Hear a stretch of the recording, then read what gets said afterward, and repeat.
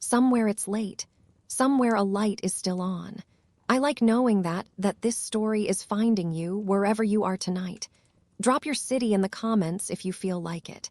And if you'd like more nights like this one, the subscribe button is how you find your way back. Now, let's begin. There is no alarm here, not in this house. You wake to wood smoke. Somewhere nearby, an animal is making its displeasure known about the hour, and around you in the long amber dark, perhaps 15 people are breathing, coughing, stirring. The beams overhead are black with soot. A fire has burned somewhere near the center of the room, and its last embers are still casting their slow red glow upward.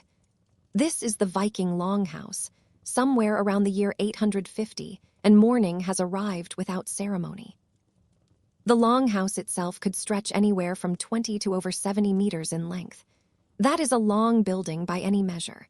But most of that length was shared, without partition or apology, between the family, the livestock, and the accumulated smell of both. The walls were made of timber or wattle and daub, depending on what the local landscape offered, and the roof was thatched or covered in turf. The turf roofs deserve a moment. They were genuinely clever, providing excellent insulation against the Scandinavian cold. They also had a tendency to sprout grass, and occasionally to host a goat, standing quite calmly on the roof above you, looking down with the mild indifference that only goats possess. This was simply part of life, apparently. Inside, the central feature of everything was the hearth. A fire pit ran down the middle of the building, and around it the household organized its evenings. Stories were told there. Equipment was mended. Disputes probably unfolded and resolved and unfolded again. The smoke from this fire had no proper chimney to escape through, so it simply rose and drifted and filtered slowly through the thatch above, creating a permanent warm haze that filled the upper third of the room at all hours. The sleeping arrangements were communal in the most complete sense. Raised platforms ran along the walls, serving as benches through the day and beds through the night. The entire household, family and servants and slaves together, lay down in what amounted to one very long dormitory. The head of the household might have a slightly more private space at one end, perhaps separated by a curtain or a wooden partition, but this was privacy in only the most technical sense. Everyone could hear everyone else. Everyone, for that matter, could smell everyone else. The Vikings apparently had a saying that you should never trust a man who sleeps alone. This was probably less a philosophical position on character and more a simple observation about economics. If you slept alone, you couldn't afford to heat a proper longhouse. That's the kind of wisdom that only makes sense from the inside. Now imagine you are that young person on one of those sleeping platforms. The fire has burned to embers. Your mother is already moving through the dim space, doing the quiet necessary work that makes households function. Your father is pulling on his outer tunic with the expression of a man who has somewhere to be. Today is different, not because anyone marked it on a calendar. Those are also roughly a millennium away from existing. But because the ice has finally released its grip on the fjord, the ship has been inspected, the repairs are done, and the sailing season has begun. Somewhere beyond the gray water and the rocky shore, there are places that haven't seen a Scandinavian ship in months. And all winter, by this very fire, you have been listening to poets recite what happens to people who sail toward the horizon. But here is the part that popular imagination tends to forget. Before any of that could happen, an enormous amount of unglamorous work had to be done first. Ships do not build themselves. Swords do not arrive from nowhere. The infrastructure that made Norse expansion possible was built and maintained by countless craftsmen whose names the sagas did not bother to preserve. The Vikings history remembers are the ones who died spectacularly or conquered enough territory to frighten monks into writing things down. The Vikings history forgets are the ones who spent their entire lives perfecting the making of nails, or who could take a lump of bog iron and produce something that would still hold an edge 1,000 years later. Those people made everything else possible. Let's begin with iron, because without iron there is nothing else. No swords, no axes, no ship rivets, no agricultural tools. Without iron, the Norse are simply people in wooden houses complaining about the weather, which, to be fair, they did also do quite a lot of anyway. But iron changed the entire shape of what was possible. Scandinavia is not a landscape rich in easily accessible iron ore. What it has in enormous abundance is bogs. Peat bogs, marshes, wetlands, the kind of landscape that would give a real estate agent a difficult afternoon. But those soggy, unpromising places contain something valuable. Over thousands of years, iron-rich groundwater had seeped into these wetlands, and bacteria in the water caused the iron to precipitate out and accumulate in deposits that could, with effort, be harvested. The result was bog iron, reddish-brown lumps that looked like dirty rock and smelled of the earth they came from. Extracting bog iron was miserable work. There is a reason this process does not feature prominently in the sagas. Nobody wanted to hear an epic poem about standing knee-deep in freezing swamp water, probing the muck with a stick to find iron nodules. But someone had to do it. Entire communities would venture into the wetlands during the appropriate seasons, gathering this vital and distinctly unglamorous resource. The nodules would be collected, dried, and then smelted in a bloomery furnace. This was a clay or stone shaft, loaded with alternating layers of charcoal and iron ore.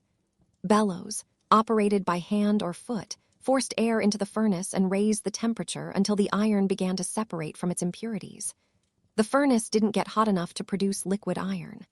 What it produced instead was a spongy mass called a bloom, iron mixed with slag, and everything else that needed to be driven out.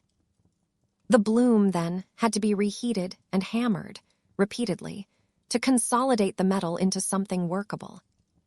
It was hot, exhausting, repetitive work, and it had to be done correctly, because the quality of everything that followed depended entirely on the quality of what came out of that furnace. The smith who performed this work occupied a singular position in Norse society. Part craftsman, part chemist, and in the eyes of neighbors who didn't fully understand the process, something uncomfortably close to a magician. Think about it from the outside.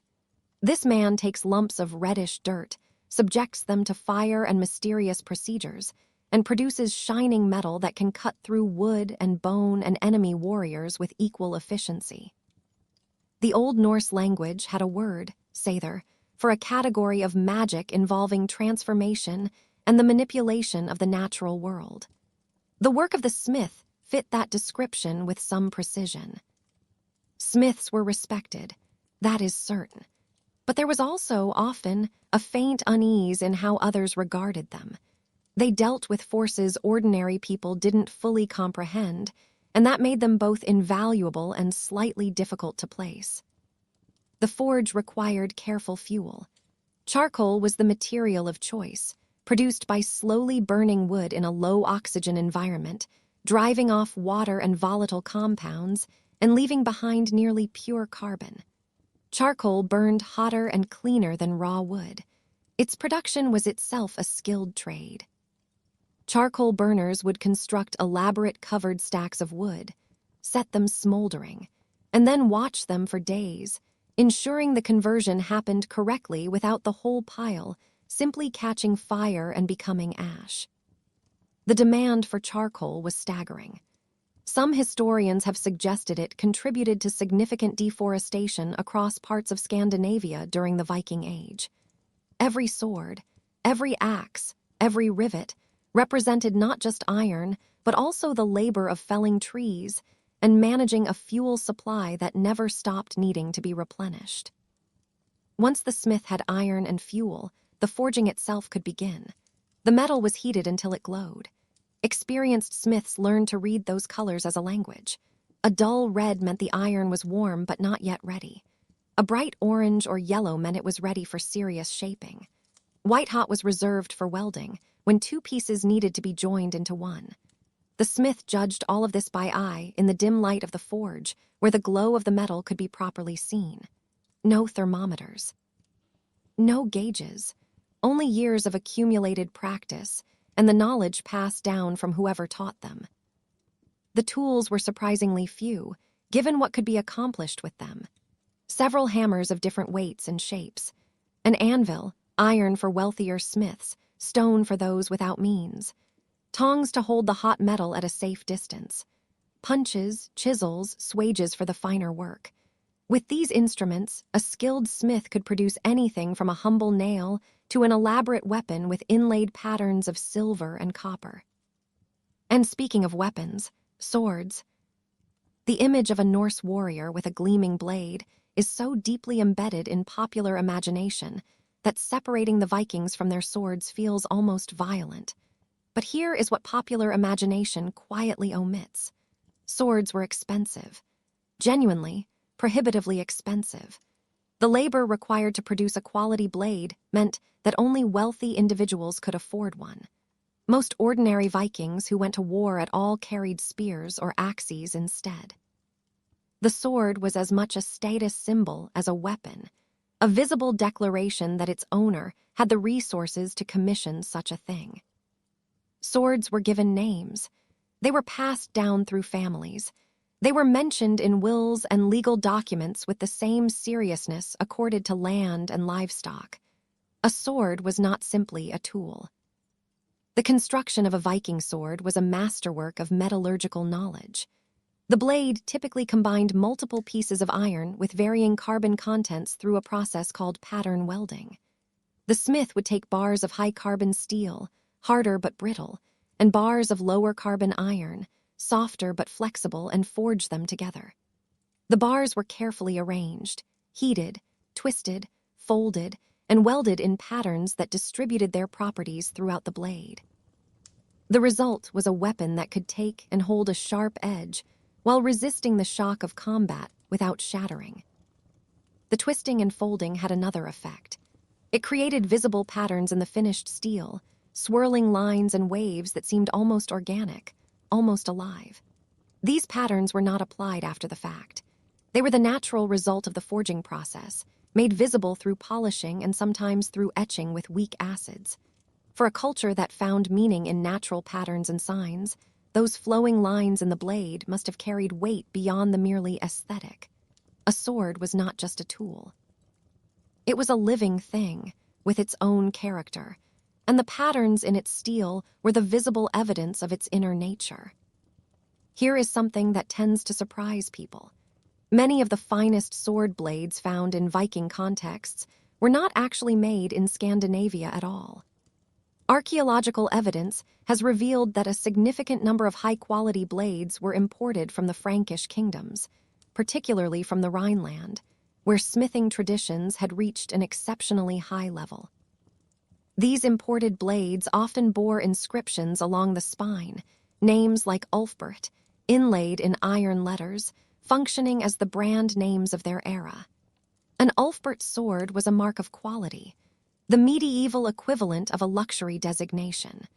Warriors paid premium prices for blades bearing that marking. The hilts and fittings would then be added in Scandinavia according to local taste. So the finished sword represented a collaboration between Frankish blade-making expertise and Norse decorative tradition. This raises a question worth sitting with for a moment. How did weapons of war flow from Christian kingdoms into the hands of pagan raiders who were actively plundering those same kingdoms? The answer, as with most things in history, involves money and the human capacity to set aside principles when profit is involved. Despite official prohibitions on selling weapons to the Norse, Frankish merchants clearly found ways to conduct this trade, perhaps through intermediaries, perhaps by exploiting gaps in enforcement. War and commerce have always made for uncomfortable companions, and the Viking Age was no exception. But swords, prestigious as they were, made up only one part of what Norse smiths produced. Far more numerous and arguably more important to daily life were the humbler objects that kept society functioning. Nails, rivets, tools, agricultural hardware. A single Viking longship might contain thousands of iron rivets, each one individually forged and shaped to secure the overlapping planks of the hull. Without rivets, no ships. Without ships, no expansion. The anonymous smiths who spent their careers producing those small metal fasteners were, in a very real sense, the unsung engineers of the entire Norse world. Agricultural tools came from the same forges. Iron plowshares allowed farmers to break heavier soils than wooden implements could manage, expanding the land that could be cultivated. Sickles and scythes made harvesting more efficient. Axes, for both combat and the endless work of forest clearance, were produced in quantities that archaeological sites continue to reveal. And nails, humble, unglamorous nails, essential for every building and every ship and every piece of furniture, poured out of those forges by the thousands. Each of these objects represented hours at the fire. Their accumulation is the material foundation upon which Viking society actually rested. And then there was chainmail. Constructing a mail shirt was an exercise in patience that would exhaust most people within the first hour. It began with drawing iron into wire, pulling heated iron rods through progressively smaller holes in a metal plate until wire of the appropriate thickness was produced. That wire was coiled around a mandrel and cut into individual rings. Each ring had to be opened, linked through 4 of its neighbors, then closed and riveted shut. A complete mail shirt might contain 30,000 individual rings or more, each one touched by human hands at least twice during assembly. The labor investment was, as with the sword, enormous. Mail shirts were prestige items, reserved for those wealthy enough to commission them, or fortunate enough to strip them from enemies who no longer had use for them. The quality of Norse metalwork varied considerably, as one would expect across a wide and varied society. Master smiths working for wealthy patrons could take their time, selecting the best materials and employing the most sophisticated techniques. Rural smiths serving farming communities might produce cruder work with whatever materials were at hand, focused on function rather than elegance. The archaeological record shows this full range, from exquisitely crafted weapons that still hold their geometry after 1,000 years in the ground, to rough agricultural tools clearly made quickly to meet an immediate need. Both tell us something important. Viking society was complex enough to support both high artistry and something approaching mass production, with specialists serving different markets and different needs. Knowledge passed through apprenticeship, as it would continue to do for centuries. A young person would attach themselves to an established smith and learn through watching and attempting and failing and trying again. The master demonstrated. The apprentice replicated. Over years, the skills transferred. This was an entirely oral and practical tradition. There were no Viking-era textbooks on metallurgy. What survives instead are the objects themselves, which archaeologists and experimental historians can study and reverse engineer. Modern smiths have reconstructed many of these techniques through careful analysis and trial and error, rediscovering knowledge that was once common and had quietly been lost. The decorative tradition that developed alongside the purely functional is worth pausing over.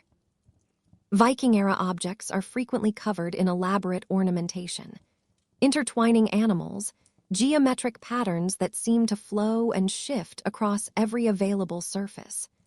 This decorative style evolved over the centuries, and different periods show distinct characteristics that allow archaeologists to date objects based on their ornamentation alone. The earliest Viking Age style is called Oseberg, named after a famous ship burial, and it features gripping beasts whose limbs intertwine in complex knots. Later styles followed in sequence: Bora, Jellinge, Mammon, Ringerike, and Urns, each introducing new motifs and new influences absorbed from contact with other cultures. These decorative elements were not merely aesthetic. Animals depicted in Viking art, dragons, serpents, fantastic beasts, connected to mythology and belief in ways that gave them power beyond their visual surface. A sword pommel decorated with intertwined serpents might invoke Jörmungandr, the world serpent, adding mythological weight to the weapon. The gripping beasts found on so many objects have been interpreted as protective figures, their clutching limbs holding the object together both physically and in some deeper sense. For a people who saw the natural and supernatural worlds as intimately connected, decoration was never merely decoration. The tools for this ornamentation included specialized punches and chisels for metalwork, as well as inlay techniques where contrasting metals, silver or copper, were hammered into grooves cut in the iron surface. Niello, a black metallic compound, was sometimes used to fill engraved lines and make the decoration stand out more clearly. The precision required was remarkable given the tools available, and what survives demonstrates craftsmanship that compares well with any metalworking tradition of the period. Norse craftsmen worked beyond iron as well. Bronze, the alloy of copper and tin, was used for decorative objects, jewelry, and fittings where its warm golden color was desirable. Silver, obtained through trade or through plundering churches and monasteries, was worked into jewelry, coins, and decorative elements. Gold, rarer still, appeared in the most prestigious objects, often as thin gilding over bronze or silver to create the appearance of solid gold at a fraction of the cost. The Norse had access to silver from various sources, including the Islamic world, whose silver dirhams circulated through trade networks stretching from the Baltic to Baghdad. Hoards of these coins have been found throughout Scandinavia, sometimes cut into smaller pieces to create convenient denominations, evidence of a sophisticated monetary economy running alongside older systems of barter and gift exchange. The workshop of a prosperous Viking Age smith would have been a busy place. Archaeological excavations at sites like Hedeby in Denmark and Birka in Sweden have revealed extensive evidence of metalworking. Crucibles, molds, waste materials, half-finished objects that illuminate the production process at every stage. These urban centers served as manufacturing hubs where skilled craftsmen could access raw materials, find wealthy customers, and exchange techniques with colleagues from different regions. The smith in such a setting was not an isolated figure working alone in a rural forge. He was part of a commercial and creative network that spanned the Norse world. The social position of smiths remained, it seems, genuinely ambiguous.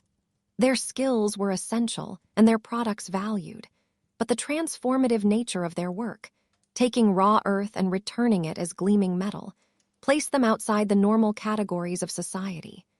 Some scholars have suggested that smiths may have been associated with Odin, who was himself a figure of transformation and concealed knowledge. Others point to the dwarf smiths of Norse mythology, supernatural craftsmen who forged the most powerful objects in the cosmos, as reflecting the liminal status of real-world metalworkers. Whatever the precise position, smiths occupied a distinctive niche, respected, but perhaps not entirely trusted. The mythology of smithing reflects how the Norse understood the craft at its highest levels. The most famous smiths in Norse legend were dwarves, beings who lived underground and possessed skill that no human could match. These dwarves created the objects of power that appear throughout the myths. Thor's hammer Mjolnir, which returned to his hand after being thrown. Odin's spear Gungnir, which never missed its target. The ship Skithblithnir, which could be folded small enough to carry in a pocket and yet was large enough to hold all the gods. And Freya's necklace Brisingamen of unsurpassed beauty. The creation of these objects often involved trickery, competition, and genuinely high stakes. One famous myth tells of dwarf brothers who crafted treasures for the gods as the result of a wager instigated by Loki. The brothers worked at their forge while Loki, having transformed himself into a stinging fly, attempted to distract them and ruin their work. Despite his interference, they produced marvels, though Thor's hammer came out with a slightly short handle because of one critical moment of distraction that could not be undone. This story captures something true about smithing. It required intense concentration, precise timing, the ability to work through difficulty without breaking focus. Even divine craftsmen, it seems, could be thrown by an annoyance at the wrong instant, and their products reflected any lapse in attention. For human smiths working with far less skill and far more primitive equipment, the challenge must have been proportionally greater. The connection between smithing and the supernatural extended to how finished objects were treated. Weapons and tools were sometimes given names, as mentioned earlier, and that naming implied a kind of personhood. A named sword had an identity, a history, a reputation that accumulated over time through the deeds performed with it. When a warrior fell in battle, his sword might be taken by the victor and renamed, beginning a new chapter in its existence. Or the sword might be buried with its owner, deliberately bent or broken, killed in the most literal understanding of that word, and sent to the afterlife alongside the dead warrior. This ritual destruction is visible in the archaeological record. We find deliberately damaged swords in burial contexts. The extra effort required to bend a well-made blade speaks to how seriously these objects were regarded. They were not merely tools. They were partners in a life, and they deserved proper treatment in death. Somewhere between the forge and the shore, between the warrior's glory and the craftsman's quiet, there is a version of Viking life that most stories pass right by. Let us pause there for a moment. Let us stay. It is worth saying plainly that warriors were not the whole of it. For every man who sailed toward a distant coastline, there were farmers who kept the soil, fishermen who read the tides, traders who moved goods along cold river routes, women who managed households, and craftsmen who worked at forge and bench through every season of the year. The smith, the carpenter, the shipwright, the leather worker, dozens of specialists whose names we will never know created the physical world the Vikings moved through. Their work was quieter than battle. It was no less essential. The shipwright deserves particular attention because the ship was the center of everything.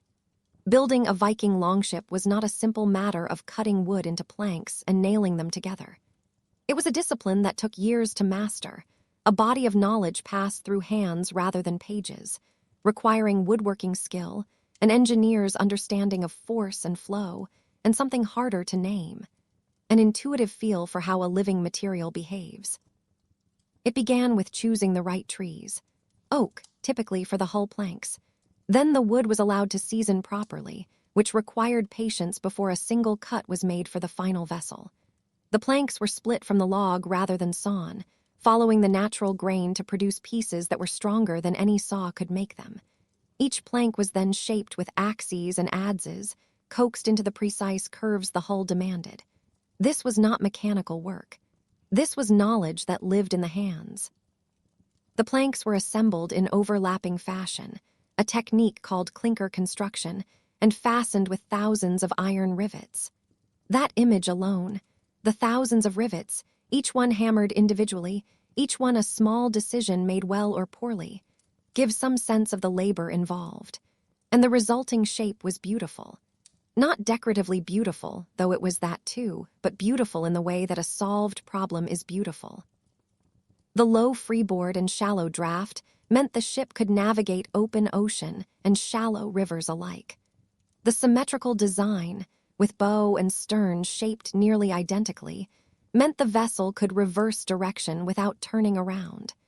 This was useful when leaving a beach in a hurry, which apparently happened with some regularity.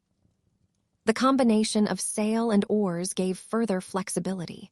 Favorable winds could be used when they came. Oars kept the ship moving when the air went still. Every element of the design was a solution. Every solution had been arrived at through generations of trial and refinement, most of it unrecorded, all of it real. The men who built these ships were specialists whose knowledge was too valuable to hazard in battle. A skilled shipwright might spend his entire working life never leaving his home region, producing vessels that others would sail on adventures he would only ever hear about secondhand. Whether this was frustrating for those with wandering hearts, we cannot know for certain. But this is how the society functioned. Different people contributed different things, and the whole depended on everyone playing their part. There is something quietly striking about that. The man who builds the ship that carries other men to glory, standing on the shore as it pulls away. You are standing near the water's edge. The air is cold and carries the smell of wood smoke and salt. Further down the fjord, a longship is being loaded. You can hear the sound of it, voices calling, the knock of wood against wood, water moving against the hull. You have never been to sea. You built that ship. The warrior's glory was real. So was the craftsman's pride in work well done, even if the sagas spent considerably less time celebrating it. Think now about that moment of departure, the morning in the longhouse when a young man prepares for his first voyage. The ship waiting in the fjord represents the labor of shipwrights who shaped its timbers, smiths who forged its rivets, rope makers who twisted its lines, sailmakers who wove its canvas. The sword at his father's side was forged by a master craftsman, its blade perhaps imported from distant Frankish workshops, its hilt decorated by local artisans. Even the clothes the young man wears were produced through labor-intensive processes of spinning, weaving, dyeing, and sewing that occupied countless hours of work, primarily by women whose contributions to the material culture were every bit as essential as the men's. The young man probably does not think about any of this. He is thinking about the sea, about adventure, about proving himself in the way that young men have always wanted to prove themselves. The infrastructure that makes his dreams possible is invisible to him, like the air he breathes or the ground beneath his feet. But it is real, and understanding it helps us see the Vikings not as simple barbarians, but as members of a sophisticated society that marshaled resources, organized labor, and produced material culture of remarkable quality. They were not just raiders. They were farmers, craftsmen, traders, poets, lawmakers, and explorers, and their accomplishments in each of these areas contributed to the whole. As the morning light grows stronger and the calls from the harbor grow more insistent, the household stirs into the practiced chaos of departure day. Food is packed. Equipment is checked. Farewells are said with the forced casualness of people who know they might not see each other again. The sea is unforgiving, enemies are dangerous, and disease can strike anywhere. But the ships are well built, the weapons are sharp, and the gods, presumably, are watching. Another sailing season begins, carrying with it all the hopes and fears that have always accompanied human ventures into the unknown. The sound of oars grows louder as the ship pulls away from shore.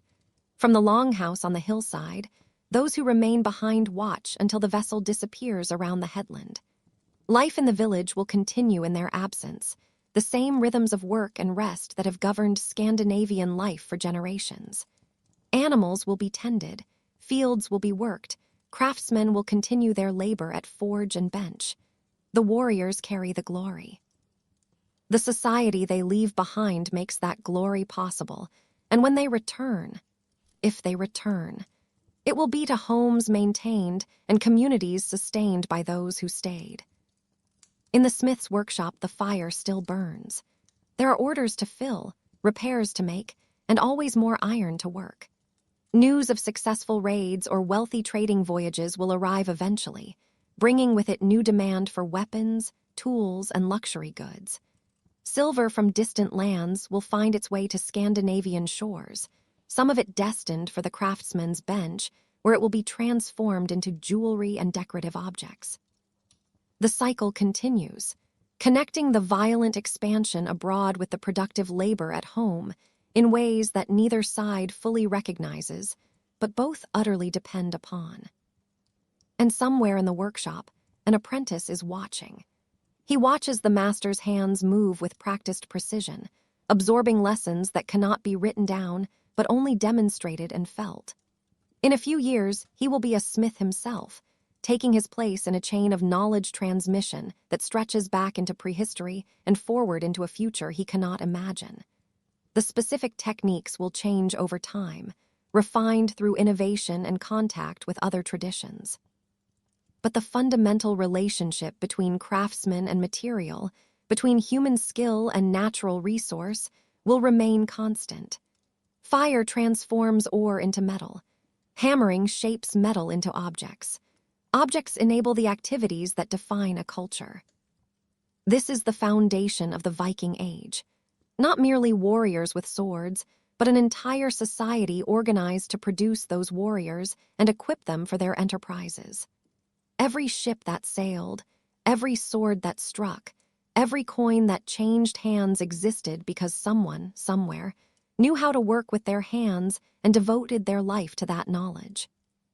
The longhouse is quieter now, the departure complete. The fire in the hearth needs tending. The animals need feeding, and life goes on. Out on the gray sea, oars are dipping in rhythm. But here in the village, another kind of destiny unfolds, equally important if considerably less celebrated. The smoke rises from the forge, the hammer rings against the anvil, and the work continues. It always continues. That is how civilizations are built, not in the moments of glory, but in the countless hours of ordinary labor that make those moments possible. But the craftsman's contribution extended beyond the physical. The objects produced in Scandinavian workshops carried cultural meaning, communicating status, identity, and belonging in ways that were immediately legible to people at the time. A man's equipment told the world who he was, his wealth, his affiliations, his place in the social order. The quality of his sword spoke to his means, while its decoration revealed his taste and perhaps his religious inclinations. The brooches that fastened his cloak, the buckle on his belt, the very rivets on his ship. All of these objects participated in a visual language that communicated complex social information. This is something modern people can find genuinely difficult to grasp. We are accustomed to mass-produced goods that carry relatively little individual meaning. When a perfectly functional knife can be purchased at any store for a few dollars, the knife becomes merely a tool, interchangeable with any other of similar design. But in a world where every object was handmade, often by a craftsman you knew personally, objects accumulated meaning and history that made them genuinely unique. Your grandfather's axe, repaired and maintained over decades, was not the same as any other axe. The sword your lord presented to you in recognition of loyal service carried that moment with it forever.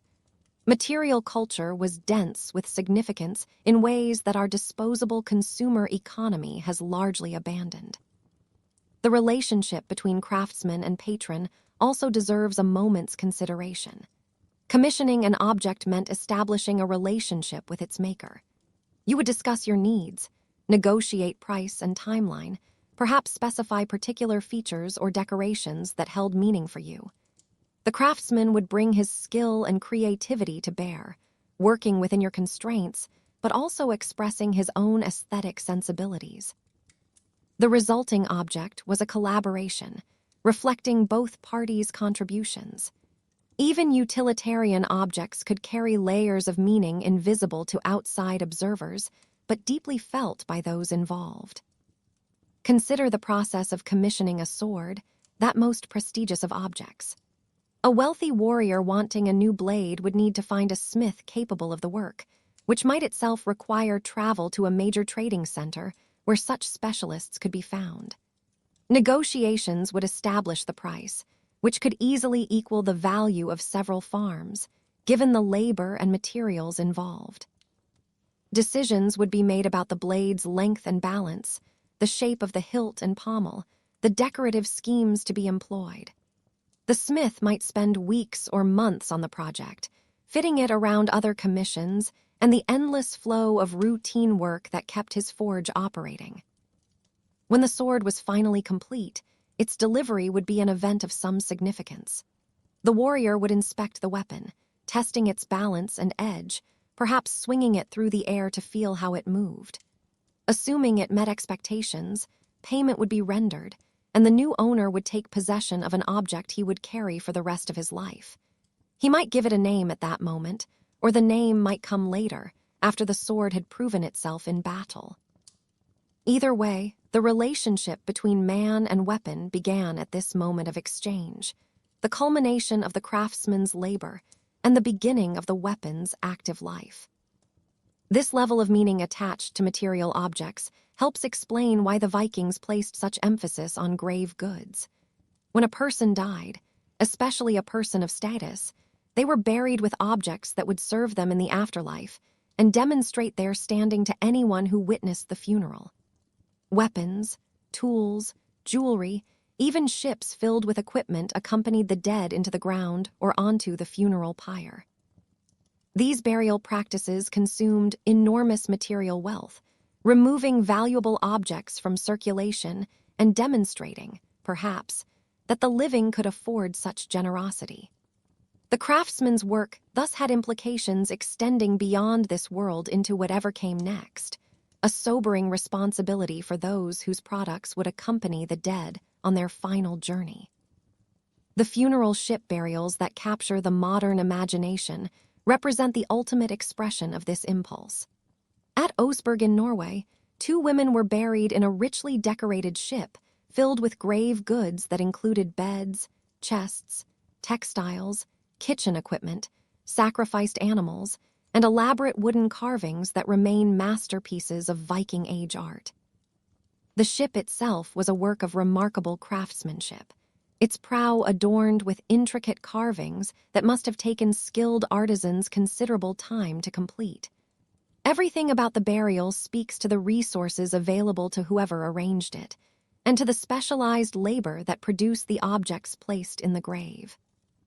The Gokstad ship, another famous Norwegian find, contained a burial that included 3 smaller boats, a tent, and various objects of daily and ceremonial use. The ship itself has served as a model for reconstructions that demonstrate its seaworthiness and performance characteristics. Reconstructed vessels based on the Gokstad ship have crossed the Atlantic, proving that Viking technology was fully capable of the ocean voyages described in the sagas. The craftsmen who built the original Gokstad ship could never have imagined that their work would be studied and replicated over 1,000 years later. But the quality of their construction ensured that the ship survived in sufficient condition to make such studies possible. Preservation, of course, was largely a matter of luck. The right soil conditions, the right moisture levels, the right circumstances of deposition that protected organic materials from the decay that normally destroys them. Most Viking Age objects have been lost to time, rotted, rusted, or recycled into other forms. What survives represents a tiny fraction of what once existed, and we must always remember that our picture of the past is shaped by differential preservation. We know more about weapons than about textiles, because metal survives better than cloth.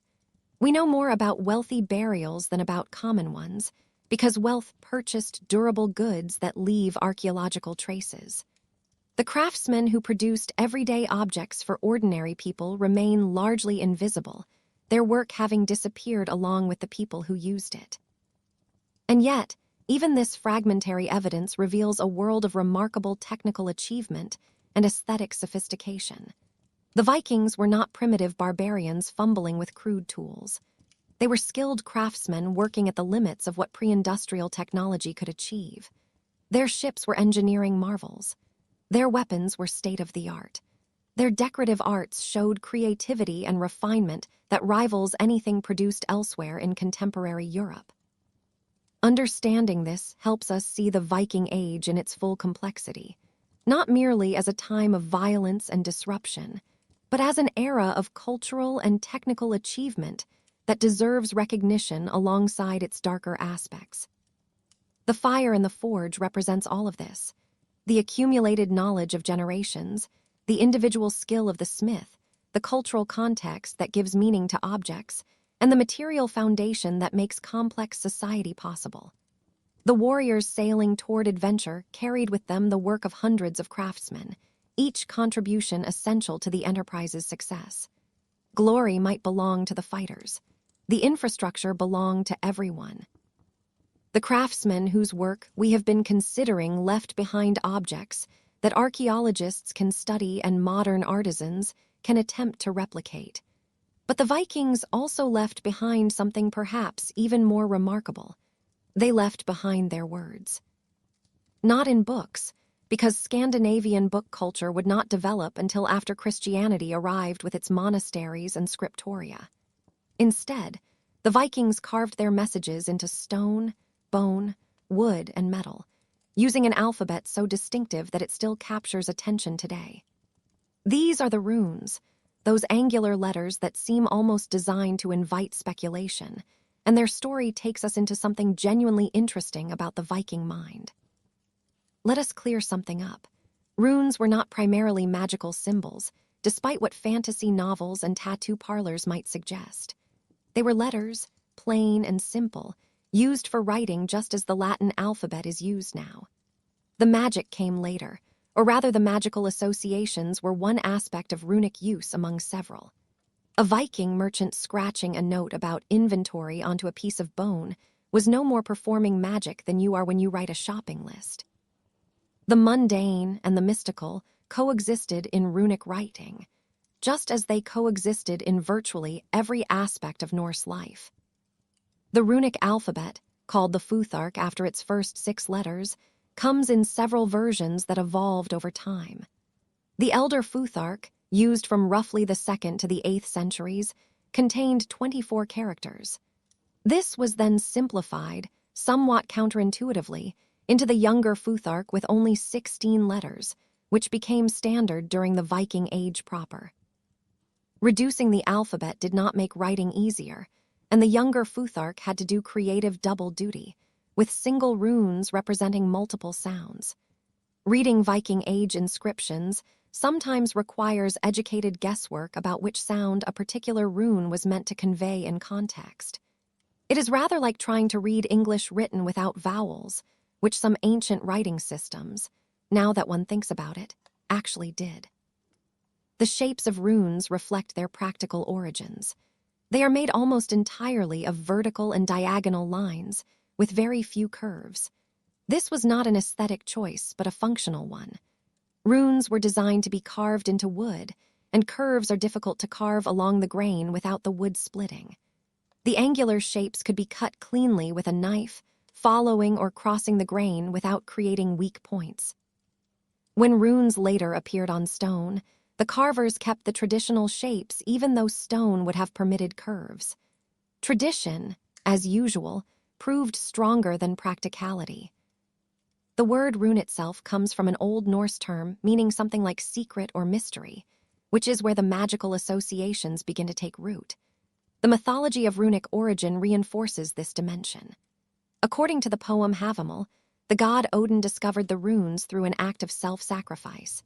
He hung himself from the world tree Yggdrasil for 9 nights, pierced by his own spear, without food or water, staring into the abyss until the runes revealed themselves to him. He then shared this knowledge with humanity. This mythological backstory gave runes a sacred dimension that ordinary writing systems lack.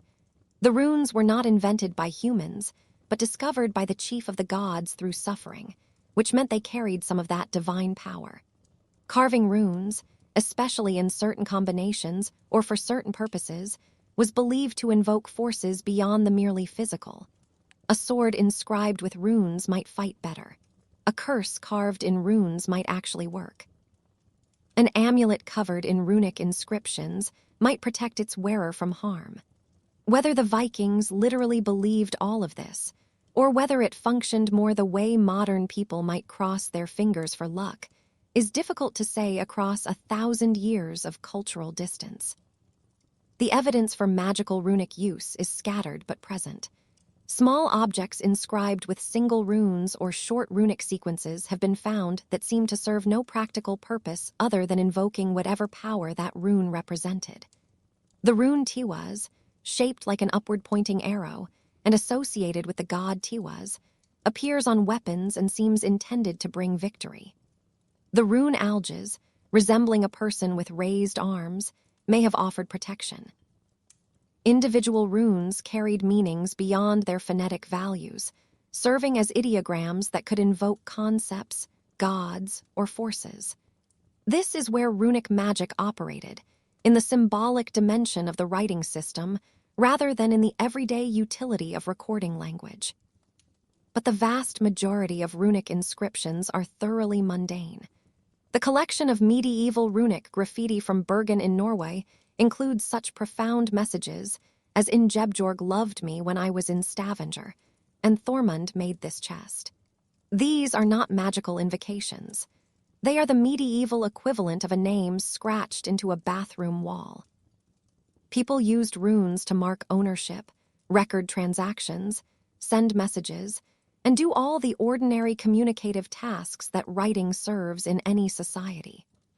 The Bergen collection also includes several rather explicit messages about romantic encounters that need not be described in detail, demonstrating that human nature has not changed significantly in the last millennium. The runic inscriptions that tend to capture the modern imagination most powerfully, however, are the rune stones, large standing stones carved with runic texts and often decorated with elaborate images. These monuments dot the Scandinavian landscape, with Sweden alone containing over 2,000 of them. They were erected primarily during the later Viking Age, from roughly the 10th to the 12th centuries, and they served as public memorials visible to anyone who passed by. Unlike the private scratches on personal objects, rune stones were meant to be seen, meant to communicate something important to the community. Most rune stones are memorials to the dead, raised by family members to honor the departed, and not incidentally to advertise their own wealth and piety. A typical inscription follows a formula. X raised this stone in memory of Y, their father or son or husband or brother who was a good man. Variations abound, of course. Some stones commemorate men who died in far-off lands, never to return home. Others praise the deceased's qualities, generosity, courage, skill in various endeavors. A few mention specific deeds or travels, providing historians with valuable detail about Viking activities abroad. The Kula stone in Sweden, for instance, mentions a man who participated in Western raids and shared treasure in England, a rather polite way of describing what was almost certainly violent plunder. The format of these memorials tells us something about Viking values. The deceased is praised not for piety or humility, but for martial prowess, generosity, and social standing. A man was good because he gave gifts freely, fought bravely, and maintained his honor. A woman might be praised for running her household well, for her wisdom, or for her family connections. These were the qualities that mattered, the ideals that the living wanted to associate with the dead, and by extension with themselves. Erecting a runestone was expensive, requiring skilled craftsmen and substantial labor, so the very existence of the stone proclaimed that the family had resources to spare for such commemorations. Some runestones carry messages that go beyond simple memorial. The rock stone in Sweden, raised around 800 CE, contains the longest known runic inscription and remains partially undeciphered after centuries of scholarly attention.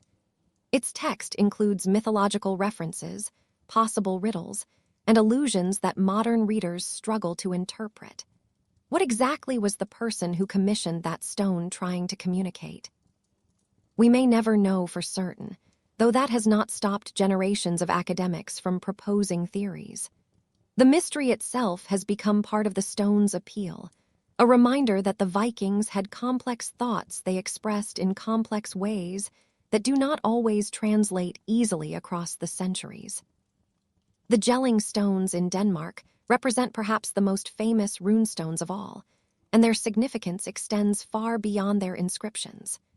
These stones were raised by the royal dynasty that unified Denmark, and they mark a pivotal moment in Scandinavian history.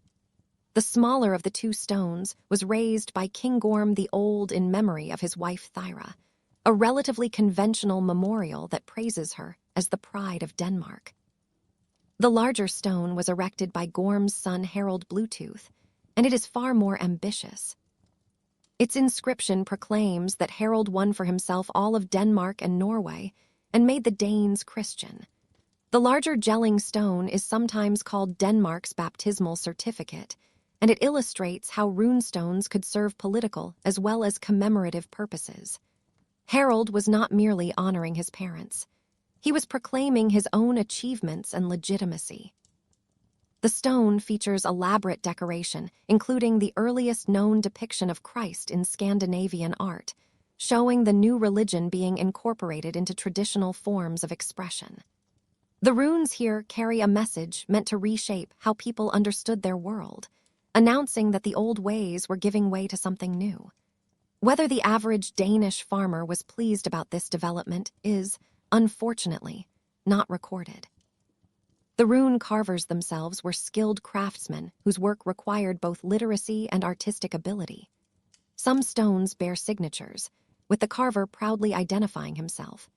We know names like Upir, who carved dozens of stones in eastern Sweden during the late 11th century in a distinctive style that art historians can recognize. These were not anonymous laborers, but recognized artists whose styles evolved over time and whose reputations attracted commissions from wealthy families. The best rune carvers combined clear, readable inscriptions with elaborate decorative programs featuring intertwining animals, serpents, and geometric patterns that transformed a memorial stone into a work of art. The decoration on runestones often included visual elements that added meaning to the inscriptions. Ships appear on stones commemorating men who died at sea or who were renowned sailors. Weapons and warriors decorate memorials to fighters.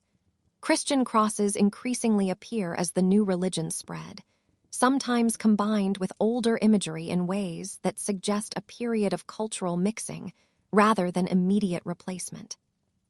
One famous stone shows a large cross alongside serpentine decorations that could easily have appeared in purely pagan contexts, a visual representation of the religious transition that was reshaping Scandinavian society.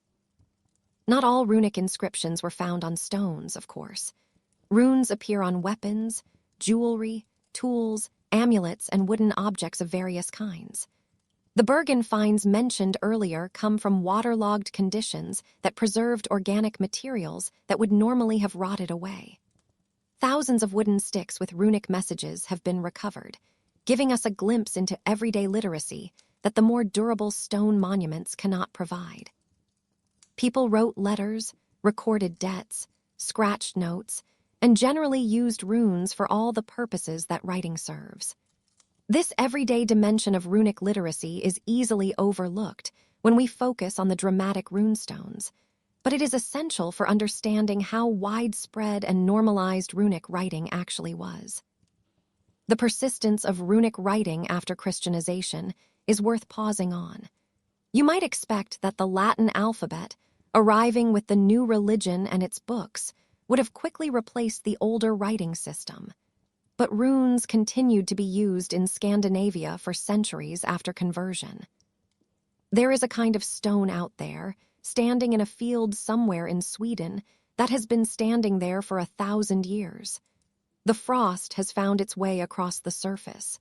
The lichen has quietly made its claim, but the letters remain, not because someone has maintained them, because the people who made them intended them to last. That thought is worth sitting with for a moment. Before the rune stones themselves, a different story was told. The story of who carved the words into them and why, and who paid for the carving to be done. But there is another story running parallel to that one, quieter and less celebrated, and it belongs to the women who were present for all of it. Rural Sweden, into the 19th century, used a simplified form of runic script called dalrunes, kept alive in ordinary daily life, in farming communities, in the practical business of getting through a winter. This is what tradition looks like when it has real roots. Not ceremony, not nostalgia, just people continuing to use something because it worked, and because it meant something to them. Latin had become the language of church and state centuries earlier, and still the runes persisted.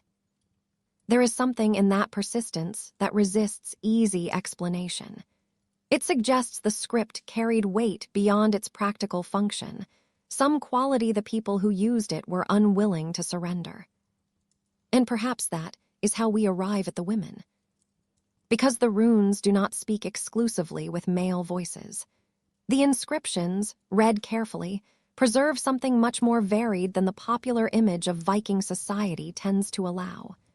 And the popular image, as popular images usually do, has squeezed a complicated reality into two shapes, neither of which quite fits.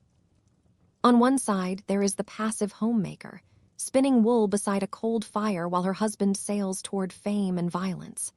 On the other, there is the shield maiden, armored and magnificent, fighting as the equal of any man. Both images are easier to hold than the truth.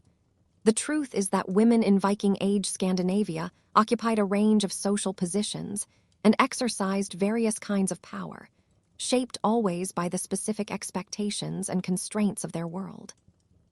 Understanding them requires looking past the dismissive version and the romantic one, and attending to what the evidence actually says. You are somewhere in late autumn in a farmstead in Scandinavia. The air is cold and sharp, carrying the smell of wood smoke and turned earth. Inside, something is being decided. A man has been gone for months. He may be back in the spring. He may not come back at all. The woman holding the keys is not waiting for instructions. She is deciding. That is where we begin. Scandinavian women of the Viking Age held legal rights and social standing that compared favorably with women in many other contemporary societies. They could own property. They could inherit from their families. They could manage their households with considerable autonomy. The word autonomy is easy to say, but consider what it meant in practice. When men left on trading voyages or raids that might last months or years, their wives became the de facto heads of household.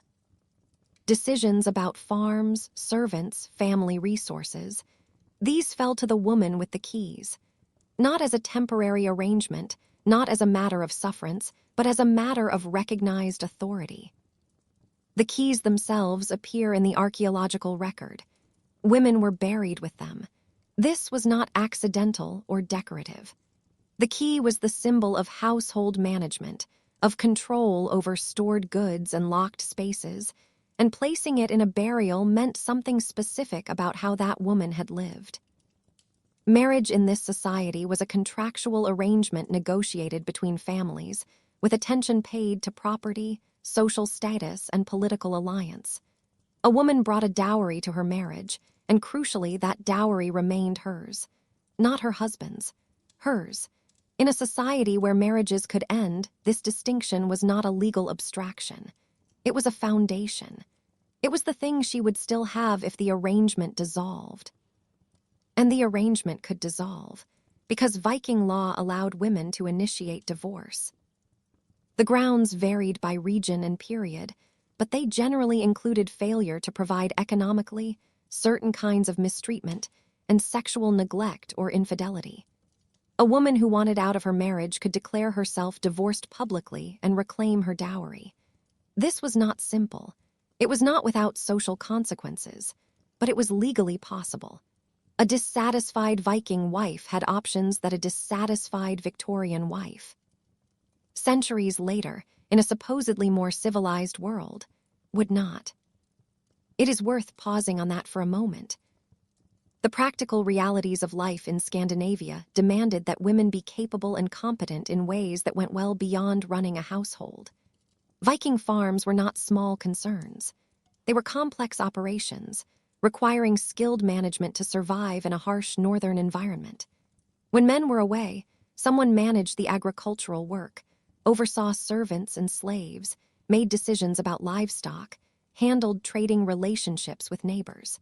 That someone was typically the wife. What she was doing was not keeping house. It was running an enterprise. The sagas, those prose narratives composed in medieval Iceland, the ones that give us our most detailed picture of Viking Age life, are filled with formidable women. They advise. They scheme. They provoke. They sometimes directly intervene in the violent feuds that drive the narratives forward. Historians rightly caution that the sagas were composed centuries after the events they describe and shaped by literary conventions. But the consistent presence of powerful female characters tells us something even so. It tells us that medieval Scandinavians found such women believable, that their audiences accepted women as people capable of affecting events rather than merely enduring them. One category of powerful women appears in both the sagas and in historical sources. The Volva, or prophetess, who practiced a form of magic called satyr.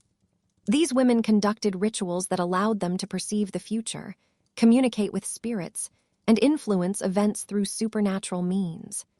The great poem Völuspá, The Prophecy of the Volva, is narrated by such a figure, who recounts the entire history and future of the cosmos to Odin himself. In historical sources, Volvas are described traveling from farm to farm, receiving hospitality in exchange for their prophetic services. They occupied a special social position, respected for their powers, somewhat marginal, existing outside the normal categories. The satyr magic was considered somewhat shameful for men to perform, though some clearly did. This gendering of magical practice reveals something about how the Vikings understood different kinds of power. Satyr involved receptivity, trance states, communication with other realms, qualities the Norse associated with femininity. A man who practiced it risked his masculine reputation. A woman who practiced it faced no such stigma. This is not gender equality in any modern sense. But it does show that women had access to forms of power that were specifically and exclusively theirs, valued by their society, even when that society was made uncomfortable by the implications.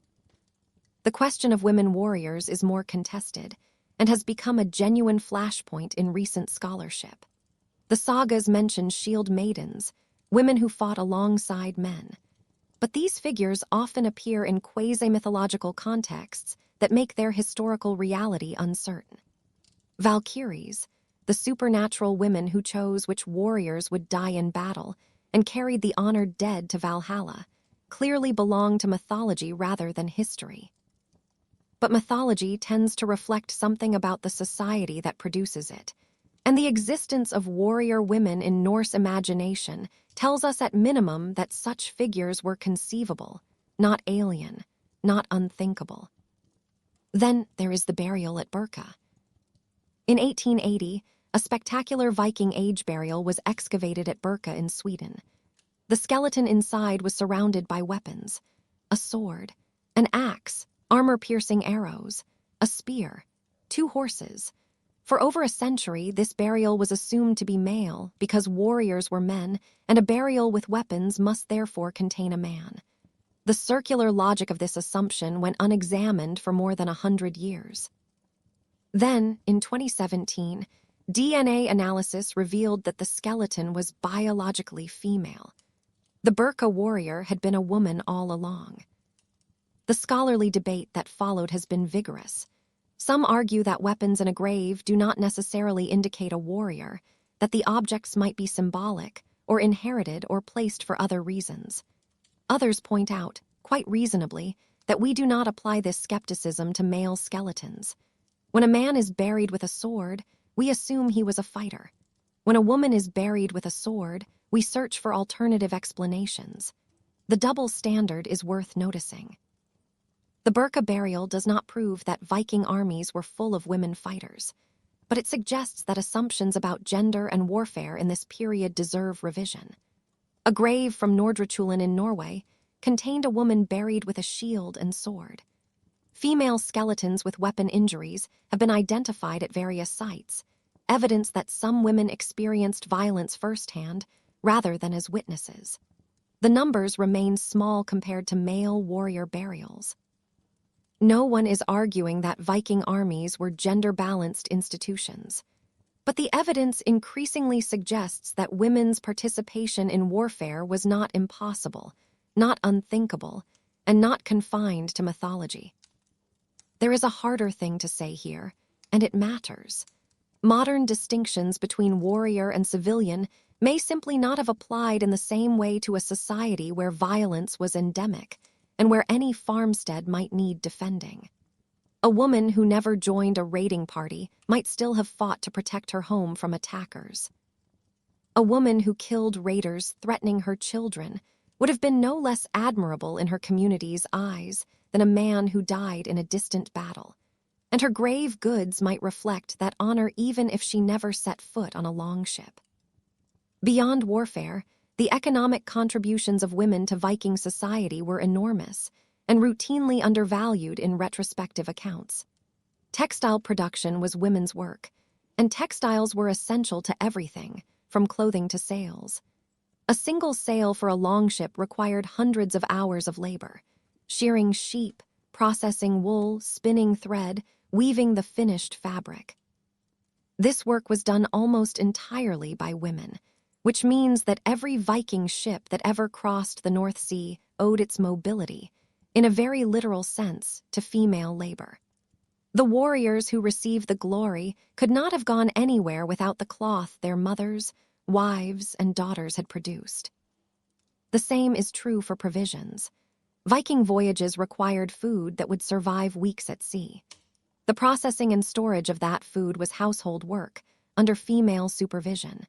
Dairy products, preserved meat, dried fish, bread, all of it required skilled preparation and careful storage.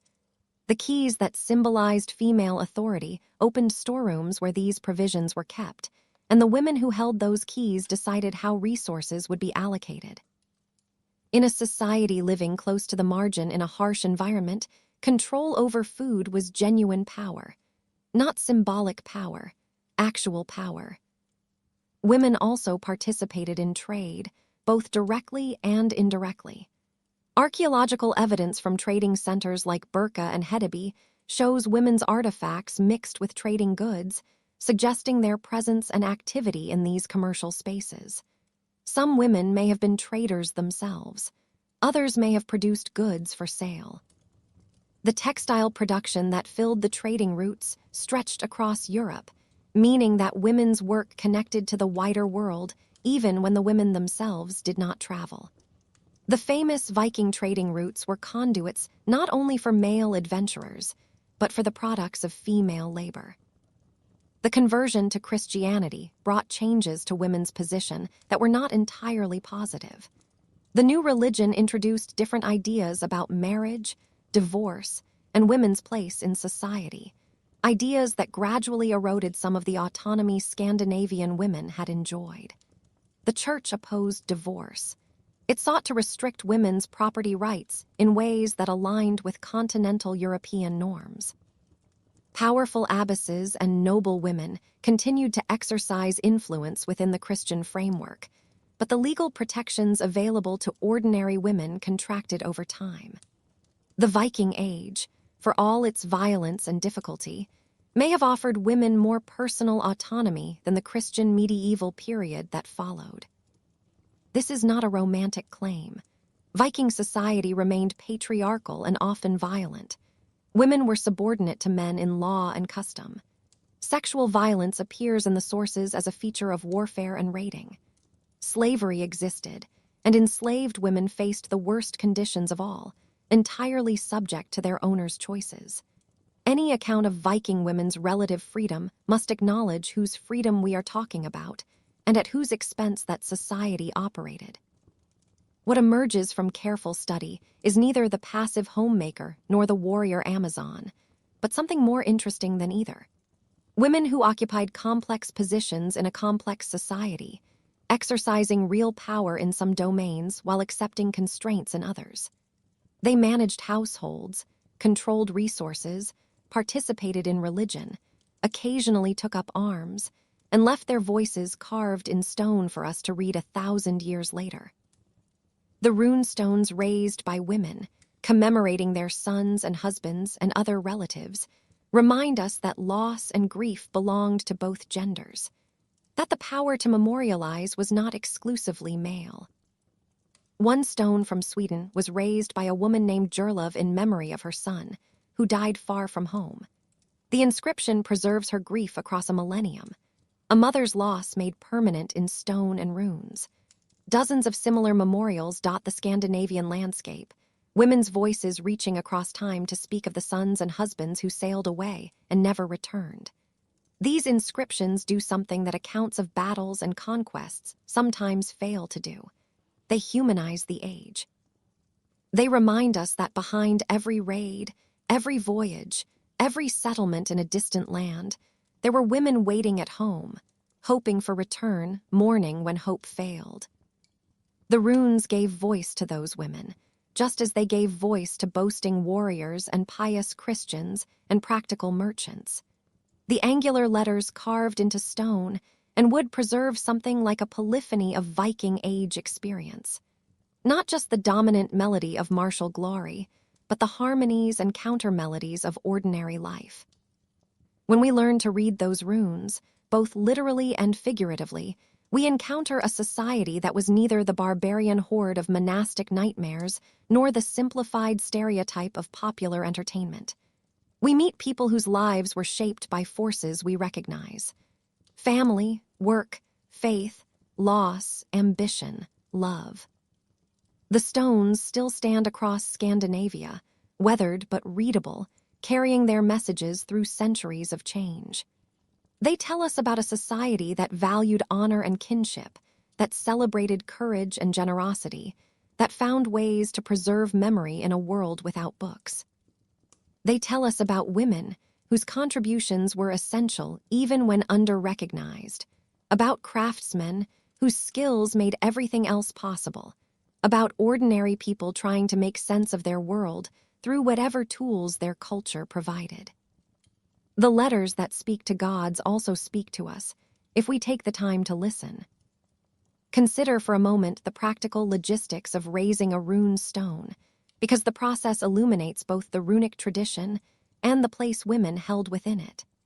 A suitable stone had to be identified and quarried first, which was no small matter in an age without explosives or power tools.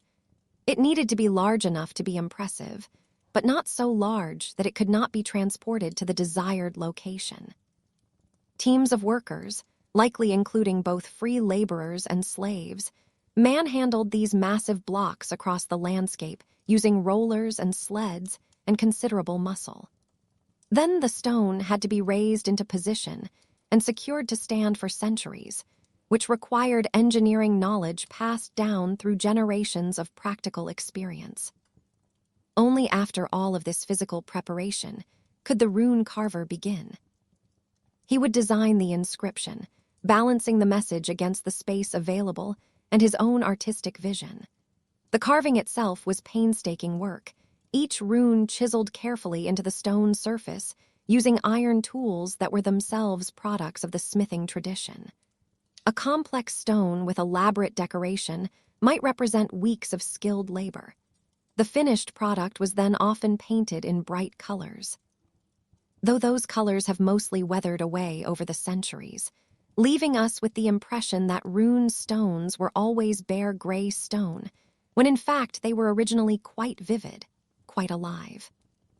The expense of all this, from quarrying to carving to painting, meant that rune stones were affordable only to those with substantial resources. This is why so many commemorate people of high status. The stone itself was a statement of affluence as much as a memorial.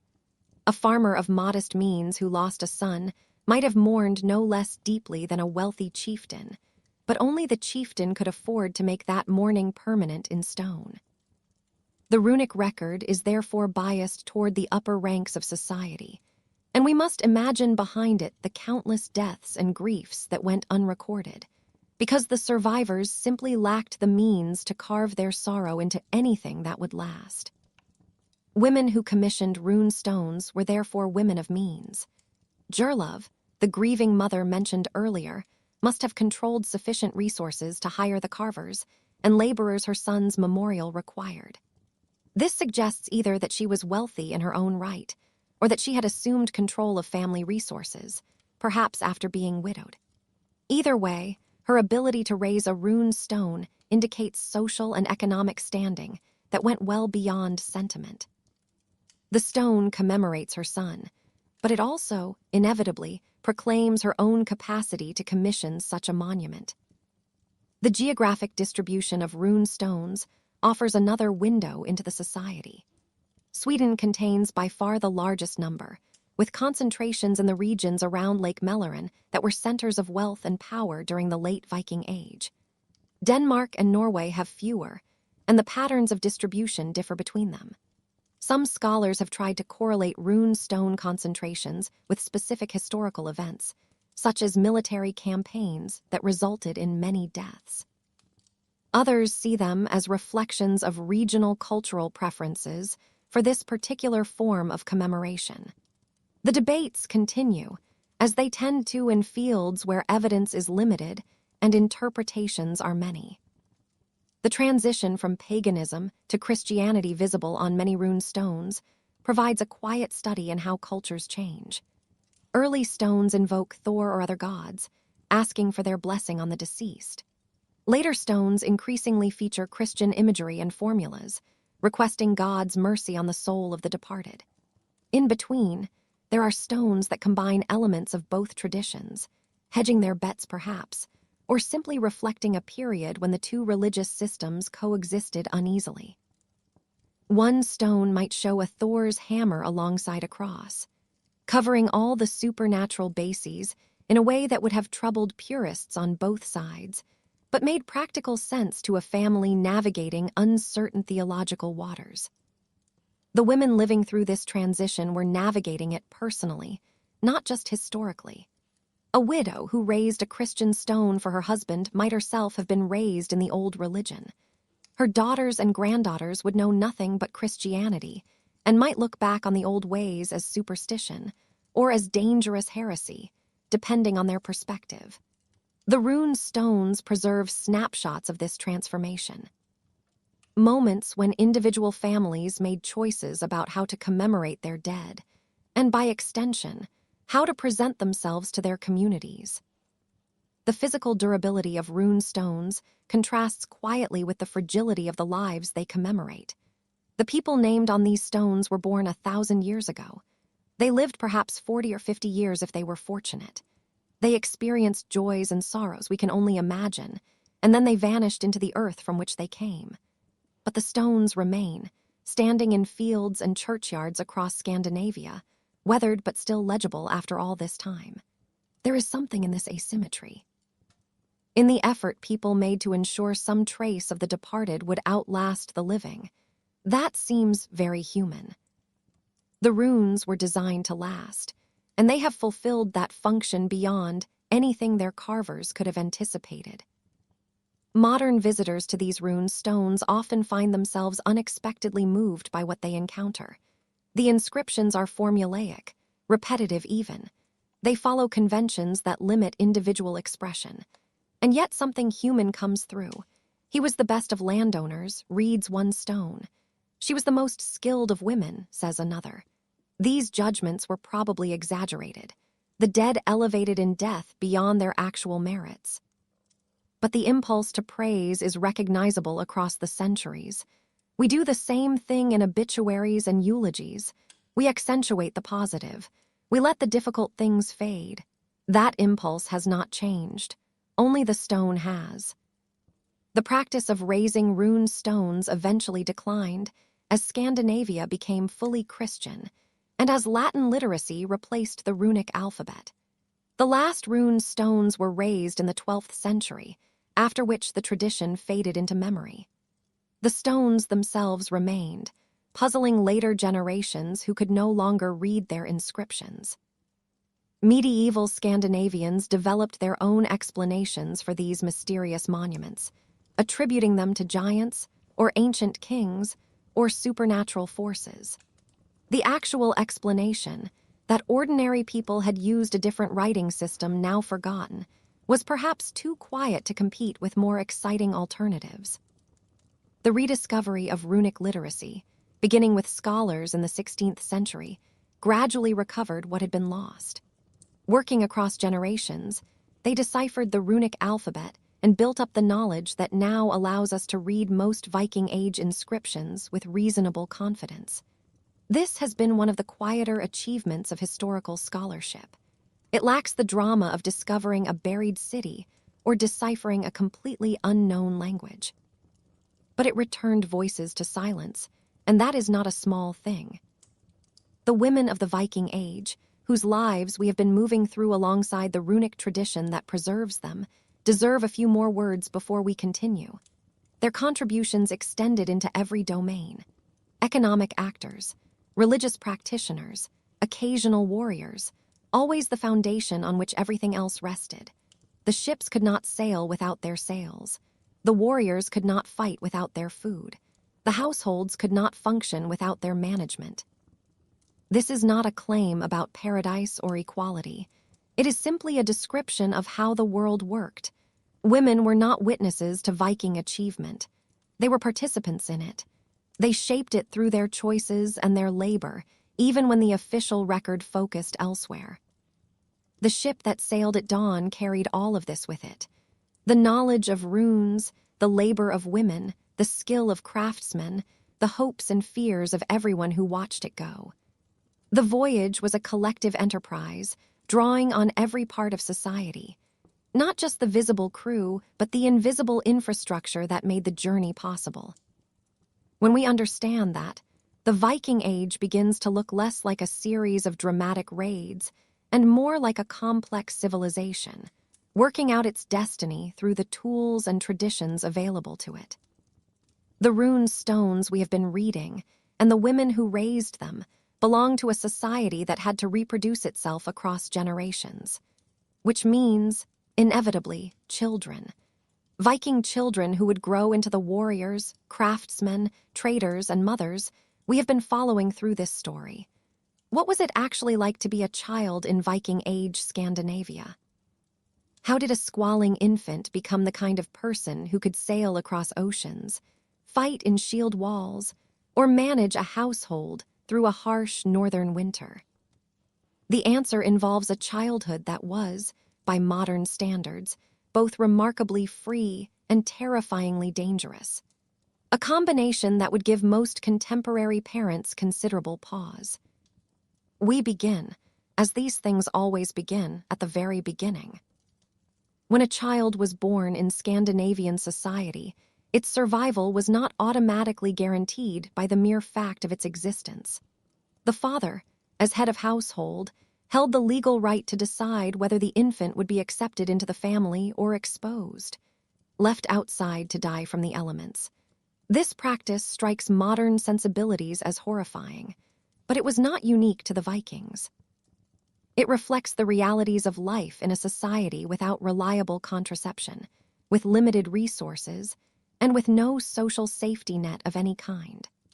A family that could not feed another mouth, or that had received a child with visible disabilities, might choose exposure rather than watch the child starve slowly, or draw resources away from siblings who needed them to survive. This was a practice found across the ancient and medieval world, in cultures we do not generally mark as cruel. The Vikings were neither uniquely harsh nor uniquely merciful in this regard. They were people making difficult decisions in difficult circumstances, decisions that most people living today are fortunate never to face.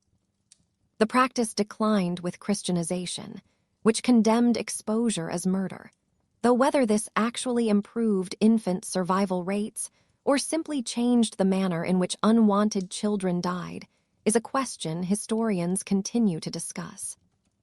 For children who were accepted, survival meant passing through the first dangerous days and reaching the naming ceremony. The naming took place roughly 9 days after birth, and it was the moment when the infant officially became a person, a member of the family, with claims on its protection and resources. The father would take the infant, sprinkle it with water, and bestow a name. Often a name that connected the child to ancestors, or that carried some hopeful meaning about the life ahead. Names like Thorstein, meaning Thor's stone, or Astrid, meaning divine beauty. These names reflected both religious belief and parental aspiration. The choice of name mattered enormously in a society that believed names carried real power, and that a person's name could shape their destiny. The water sprinkling ritual has obvious parallels to Christian baptism, which may help explain why the conversion to Christianity proceeded relatively smoothly in certain respects. Scandinavians were already accustomed to a ritual. There is something about the naming of a child that carries an almost ceremonial weight, a small body receiving a word that will follow it everywhere. Among the Norse, the naming ceremony involved water, and when Christian missionaries arrived with their baptism, the parallel was not lost. Some scholars have suggested it was deliberate. That the people bringing the new faith quietly emphasized these resemblances, hoping to ease the strangeness of conversion. Whether that was strategy or coincidence, the naming ceremony held its importance even after Christianity arrived. The Church's baptism did not replace the old ritual so much as settle alongside it, and together they marked the same passage. The moment a child moved from biological fact to social person, from a body to a name. Once named, a Viking infant faced what every infant has always faced: the simple and relentless work of staying alive. Childhood mortality in the pre-modern world was staggering by any standard we would recognize today. Perhaps a third of children, perhaps more, died before reaching adulthood. Disease took some. Accident took others. Malnutrition, the cold, infections that a single course of modern medicine would have cleared in days. These things arrived without warning and could not be argued with. A mother who bore 8 children might watch 4 of them reach maturity. The arithmetic of it sat beneath everything, shaping how parents thought about their children and how children were raised, in ways that are genuinely difficult for us to imagine now. The practical response to all of this, and here is the part that surprises people, was not more protection, but less. Children who might die anyway were not kept from the world. They were given considerable freedom to explore, to play, to fall and scrape and learn. The logic was never written down in those terms, but it can be read in the evidence. Childhood was understood as preparation for a dangerous adult world, and exposing children to manageable risks was how you built the skills and judgment they would need. The unmanageable ones came later. You could not prepare a child for those by keeping them indoors. You are 6 years old, and there is a small wooden sword in your hand. It is lighter than you expected. The yard smells of mud and smoke, and somewhere nearby a dog is barking at something in the distance. You do not know yet that the weight of a real blade is entirely different. You only know that when you swing it, something in your chest feels correct. The toys that Viking children played with were, in many cases, miniature versions of adult life. Archaeological evidence has found small wooden swords and shields, practice weapons for boys learning coordination, and the early reflexes that real combat would eventually require. Toy boats were floated in puddles and streams, the first navigation lessons for children who might one day cross the North Atlantic. Dolls and tiny household tools appeared alongside them. Objects for girls to rehearse the domestic world that waited for them. Play was not separate from learning. It was learning, wearing lighter clothes. The toy weapons are worth pausing on, because they connect to something larger about Viking childhood.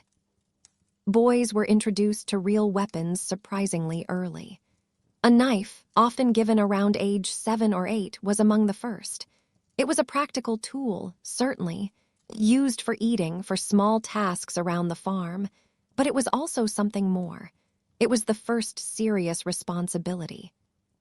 A child who received a knife was expected to learn how to care for the blade, how to carry it safely, and how to understand, in a way that a wooden sword never quite demanded, that this object could cause genuine harm. The seriousness of it was the point. From there, the progression was gradual. Fathers, older brothers, uncles, and other male relatives taught boys how to handle weapons properly, how to maintain them, how to use them. Drills gave way to sparring with padded or blunted weapons. Sparring gave way eventually to actual combat. Raids, battles, the real thing. The timeline varied depending on the boy, the family, the circumstances available. But by early adolescence, many boys had received substantial martial training and were considered capable of participating in violence alongside adults. The sagas, those medieval Icelandic narratives that give us our most detailed picture of Viking Age life, are full of young warriors performing remarkable feats at improbably early ages. These accounts deserve real skepticism. The sagas were written down centuries after the events they describe, and they were shaped by literary conventions that favored drama over documentary accuracy. But the consistent presence of very young fighters in the literature suggests something. At the very least, It suggests that medieval audiences found nothing absurd about imagining a 12-year-old on a raiding party or a 14-year-old earning his first kill in battle. The idea was plausible to them. That is itself a kind of evidence about expectations.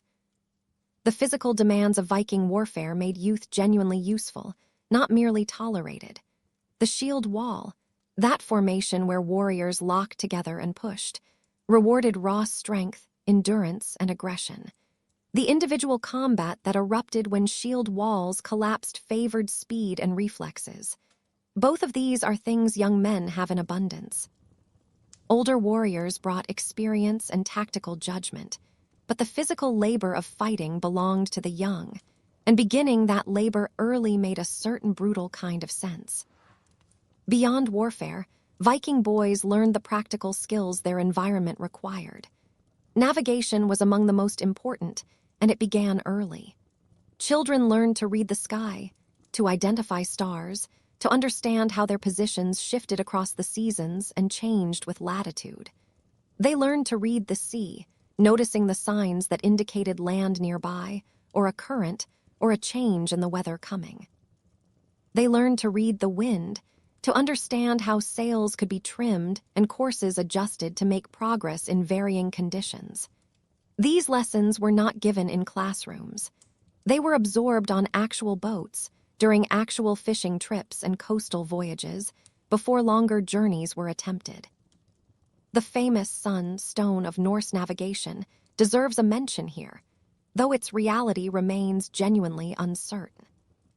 Medieval texts describe a stone that could locate the sun even on overcast days, an invaluable instrument for sailors navigating the frequently clouded North Atlantic. Some researchers have identified this with Iceland spar, a transparent form of calcite that polarizes light in a way that can, in principle, reveal the sun's position even when the sky is gray. Experiments have demonstrated that the technique works, at least under controlled conditions. Whether Viking navigators actually used it systematically is another question, and the evidence does not fully settle it. But whatever tools they used, Norse navigators clearly possessed skills that allowed them to cross vast stretches of open ocean and find their destinations with a consistency that continues to impress. Girls received a different education, reflecting the different roles they were expected to fill. The textile arts were central to this, and for good reason. Cloth production was essential both to the household and to trade, and the skills involved were harder to learn than they appear. Spinning thread from wool, drawing the fibers out, twisting them to the right tension, keeping it even, required genuine practice to master.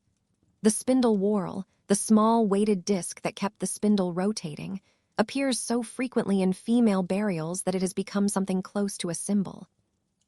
An object that speaks to how deeply spinning was woven into women's identity. From spinning, girls progressed to weaving, which combined technical knowledge with something approaching artistic judgment. Then came cooking, food preservation, household management, the layered and interdependent skills that kept a Viking farm alive across a long winter. A daughter working alongside her mother learned not only specific techniques, but the broader rhythms of that life. The seasonal patterns of agricultural work, the social skills required for managing servants, for negotiating with neighbors, for maintaining the families standing in the community. This was not a lesser education than the one boys received. It was a different one, equally demanding, aimed at equally serious ends. Both boys and girls shared one form of training above all others, and it was perhaps the most fundamental of all. In a society without widespread literacy, memory was the primary technology for storing what mattered. Children were trained to remember. They learned the stories of the gods, the tales of ancestors, the genealogies that placed their family within the larger fabric of society. They memorized laws, proverbs, and practical knowledge passed down through generations. A person who could not read needed to carry their culture inside them, and so that carrying was taught deliberately and early. The poetry we now call Eddic, the mythological and heroic poems preserved in medieval manuscripts, was very likely part of every Viking child's education. The story of Odin's quest for wisdom, of Thor's battles against giants, of the doomed hero Sigurd. These were not esoteric knowledge reserved for priests or scholars. They were common cultural property, the kind of stories that any member of society would recognize. Children absorbing these narratives were also absorbing the values encoded within them. The importance of honor, the inevitability of fate, the proper way to face death, the dangers of pride and the rewards of courage. The mythology was a kind of curriculum for living, teaching through story what direct instruction might fail to convey. The transition from childhood to adulthood was not a single moment, but a series of thresholds. For boys, the first voyage was perhaps the most significant, the point at which training became participation, where the imagined danger became actual. This might happen as early as 12 or as late as 16, depending on the boy's development, his family's needs, and what opportunities arose. A first voyage might be a relatively safe trading expedition to familiar ports. It might equally be a raiding party into hostile territory. The luck of timing and geography determined which young men received gentle introductions to the adult world and which were simply thrown in. The sources occasionally preserve glimpses of these first voyages, usually framing them as moments of exceptional courage or skill. These accounts are probably more literary than documentary, shaped by the need for a good story rather than accurate record. But they carry a cultural expectation that is real enough. Talk and training were understood as preparation, not achievement. The real test was performance under pressure. A boy who had practiced with a wooden sword for years would finally discover whether all that practice meant anything when the person across from him actually intended to kill him. For girls, the equivalent threshold was marriage. A girl became a woman when she took charge of her own household, no longer helping her mother but running her own establishment. Girls might be betrothed in their early teens and married soon after, moving from their birth families to their husbands' households. The transition involved the transfer of dowry and the establishment of new alliances between families. A bride's feelings about the arrangement were relevant, but they were not decisive. Marriage was family business. Negotiated by parents and elders, shaped by economic and political considerations that extended far beyond the couple most immediately affected. The contrast with modern Western ideas about marriage, love first, then commitment, could hardly be more complete.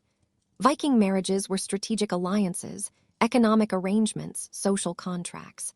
A good marriage brought wealth, connections, and security. A bad one could impoverish a family or drag it into a feud that lasted generations. Young people grew up understanding this. They absorbed from childhood the expectation that their marriages would serve purposes larger than their own happiness. This does not mean Viking marriages were without feeling. Arranged marriages can and frequently did develop into genuine partnerships, into something that looked very much like love, even if it did not begin there. But the starting point was different, and the priorities were different, and it is worth sitting with that difference rather than smoothing it away. The education of children also changed profoundly as the Viking Age wore on and Christianity moved across Scandinavia. In pagan times, children learned about the gods through stories, through seasonal rituals, through the everyday practices that wove religion into the fabric of ordinary life. They participated in sacrifices. They observed festivals. They absorbed a worldview in which the natural and the supernatural were not separate realms but continuous ones, where gods and spirits had active interests in harvests and battles and the outcomes of feuds. After conversion, the content shifted. Children learned prayers, Christian doctrine, the new moral framework the church promoted. They came to understand that the old gods were demons or delusions, that the stories their grandparents had loved were dangerous, and that a different set of beliefs now governed what it meant to live a good life. How individual children experienced that transition, caught between parents who remembered the old ways and clergy insisting on the new, must have varied enormously. The texture of that confusion is almost entirely lost to us. But it happened, somewhere, inside real children, and it was real. The physical world of Viking childhood deserves its own attention. These children grew up in intimate contact with nature in ways that have no real parallel in modern urban life. They knew the seasonal rhythms with their whole bodies, the shortening of days as winter arrived, the way certain kinds of work became impossible and others became necessary. They knew animals as individuals, not categories. The particular cattle in their family's herd, the specific dogs that slept in the longhouse, the horses whose temperaments they had learned through daily handling. They knew the local landscape the way a modern child knows a familiar neighborhood, but deeper. The paths through forest, the channels through fjords, where different plants grew and when they were ready to harvest. A boy who helped herd cattle knew those animals from birth to slaughter. A girl who gathered plants for food and medicine knew not just which species were useful, but where to find them in different seasons and how to process them for different purposes.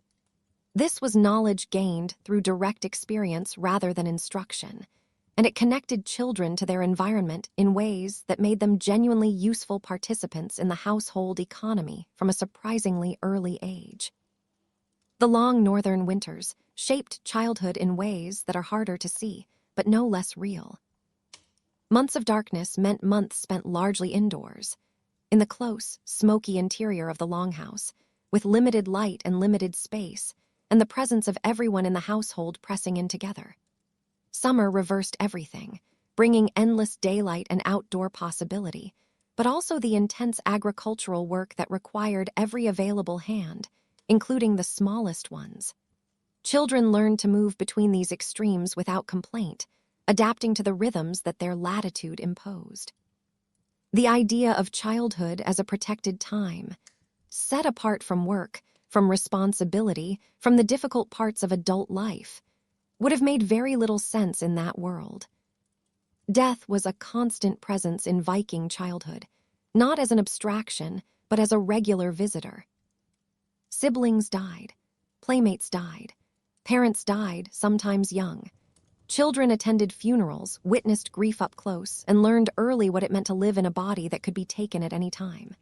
This familiarity with death shaped attitudes that are difficult for modern people to fully enter, accustomed as we are to death being managed, kept at a careful distance in hospitals and funeral homes, processed in private. For Viking children, death was simply part of the texture of ordinary life. The mythology reinforced this understanding. The concept of Ragnarök, the final battle in which the gods themselves would die and the world would end, taught that nothing lasted forever, that even the most powerful beings were subject to fate. This might seem a grim lesson to give a child, but it came wrapped in something that softened it, or perhaps sharpened it in a different direction. The gods knew their fate. They fought anyway.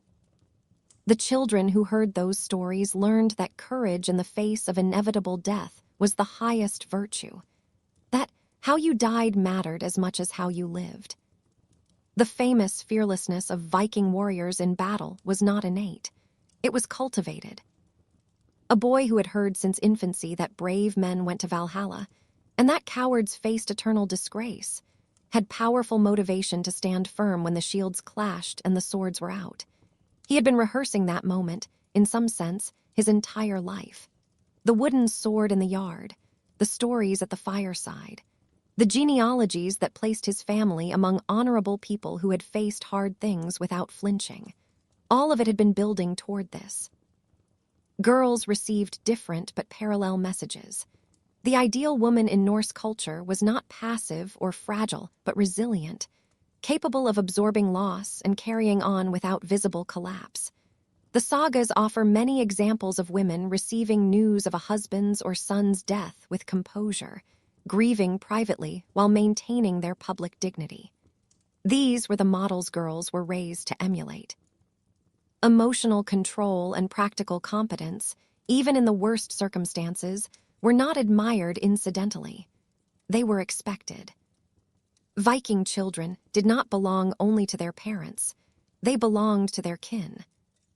That extended network of relatives, grandparents, aunts, uncles, cousins reaching out in several directions, shared a collective reputation, and the actions of one family member reflected on all of them. A boy's achievements lifted everyone connected to him. A girl's misbehavior stained everyone connected to her. This was not background pressure. It was a felt reality that shaped how children were raised and how they understood themselves. Grandparents, uncles, older cousins all played roles in socializing children into proper behavior. Extended family members had legitimate interest in how children turned out because it affected them directly. The village that raises a child was not a metaphor in Viking society. It was the actual structure of things, with kinship providing the framework for shared responsibility. Fosterage formalized some of this. Wealthy or prominent families might send their children to be raised in other households, creating bonds between families that were political, economic, and personal all at once. The foster child gained exposure to different ways of doing things. The foster family gained connection to the child's birth family, along with the expectations of reciprocity that such a connection created. Fosterage could even cross social boundaries, with the children of chieftains raised in the homes of prominent followers, cementing loyalty through the intimate bonds that only shared childhood can produce. A boy fostered with a family known for seamanship learned navigation and sailing. One fostered with skilled warriors received intensive martial training. One fostered with merchants learned the arts of trade. Fosterage was a kind of specialized education system, matching children to the skills they needed and the people who could teach them. It also created networks of affection and obligation that could last entire lifetimes. Foster siblings often remained close into adulthood, bound by something that had no precise modern equivalent. Games and competitions threaded through all of this, providing entertainment and additional preparation at once. Wrestling was popular, teaching grappling skills with obvious applications in combat. Swimming was essential for a people who spent so much of their lives on and around water. Ball games of various kinds developed coordination and the beginnings of teamwork. Horse fighting, in which stallions were goaded into combat while their owners watched and encouraged from the sides, was a spectator event that children presumably attended and from which they absorbed something, though what exactly is harder to say. These activities were enjoyable, certainly. They were also always preparation. The progression from childhood responsibility to adult responsibility was gradual rather than sudden. A boy might move from carrying water to helping with the harvest, to joining adults on fishing trips, to eventually sailing on longer voyages. A girl might move from simple household tasks to complex food preparation, to managing specific aspects of household operation, to eventually running her own establishment after marriage. At each stage, demonstrated capability earned greater responsibility. Failure meant continued supervision. The incentives were built into the structure of daily life. By the time a young Viking was ready to step into adult society, the education they had received was comprehensive in a way that is genuinely striking. Boys could handle weapons, navigate by stars, function as part of a crew, and face danger without breaking. Girls could manage households, produce textiles, preserve food through a winter, and maintain the social relationships that kept families functioning across seasons and crises. Both had absorbed the values of their culture, understood their place in the kin network, and internalized the expectations that would govern their behavior for the rest of their lives. They were, in the most practical sense, prepared. The harshness of this should not be romanticized. Children died in numbers that would constitute catastrophe by any modern measure. Those who survived often carried physical and emotional marks from experiences we would now recognize as genuinely traumatic. The freedom Viking children enjoyed came with real dangers that claimed young lives regularly. The martial training that produced fearsome warriors also produced young men who died violently before reaching full maturity. This was a system that worked. in the sense that it reproduced a successful society across many generations. But the costs it extracted were real and would be considered unacceptable today. And yet something in the approach continues to be quietly relevant, even now. The idea that children learn best through experience, that managed risk builds capability, that preparing children for a difficult world requires allowing them some contact with difficulty. These ideas have not entirely disappeared from thinking about how children develop. We will not return to giving knives to 7-year-olds or sending 12-year-olds on raiding parties, and no one is suggesting we should. But the Viking example is a reminder that childhood has been understood and arranged very differently across human history, and that our own assumptions about what a childhood should look like are neither inevitable nor necessarily complete. The children who grew up in Viking Age Scandinavia became the adults whose actions we continue to study. They were shaped by their upbringing in ways they probably never fully recognized. The warrior who held firm in the shield wall had been learning to do so since he first picked up a wooden sword. The woman who managed a farm through years of her husband's absence had been preparing for exactly that since she first worked alongside her mother. The seafarer who crossed the Atlantic had been studying the stars since childhood, building the knowledge that would eventually guide ships to shores his ancestors never imagined. The sound of oars belongs to ships crewed by people who were once Viking children, playing at battles and voyages in farmyards and puddles before those things became real. Understanding their childhood helps us understand the adults they became and the society they built together. A society that would seem alien in many ways to modern eyes, but that was by its own measures remarkably successful, expanding across vast distances and leaving marks that remain visible to this day. The children raised in a world of swords and ships and long northern winters grew up to reshape the map of Europe and reach shores their ancestors never dreamed of. That is quite an achievement to trace back to a yard, a wooden sword, and a child who did not yet know what the weight of a real one felt like. The question of how Viking children actually experienced their own childhoods, not how we interpret them from outside, but what it felt like to live inside them, is nearly impossible to answer. Children did not write memoirs. The adult accounts that survived tend toward dramatic events rather than the quiet texture of ordinary days. We can reconstruct the framework of Viking childhood with reasonable confidence. The felt experience of it, the inner life, remains largely beyond reach. What did it feel like to receive your first real knife? That small transition from play to responsibility. How did children process the deaths of siblings and playmates, events that arrived with numbing frequency? What dreams and fears filled the long winter nights in the smoky longhouse, with the fire burning low and the darkness pressing in from outside? These questions have no clean answers. They remind us only that behind the historical framework were real people, children whose inner lives were as complex and particular as our own. The archaeological record occasionally offers something that stops you for a moment. Tiny shoes found in waterlogged deposits, just the shape of small feet preserved in leather. Someone wore those. Someone ran in them, played in them, grew out of them, or didn't. Toy horses and miniature tools suggest the games that filled children's days, the imagination that turned sticks into swords and puddles into oceans. Infant burials, often without the elaborate grave goods that accompanied adult interments, speak quietly to how common early death was, and how differently it may have been processed compared to the death of someone who had reached adulthood. These small material traces do something that the larger narratives sometimes fail to do. They make it human.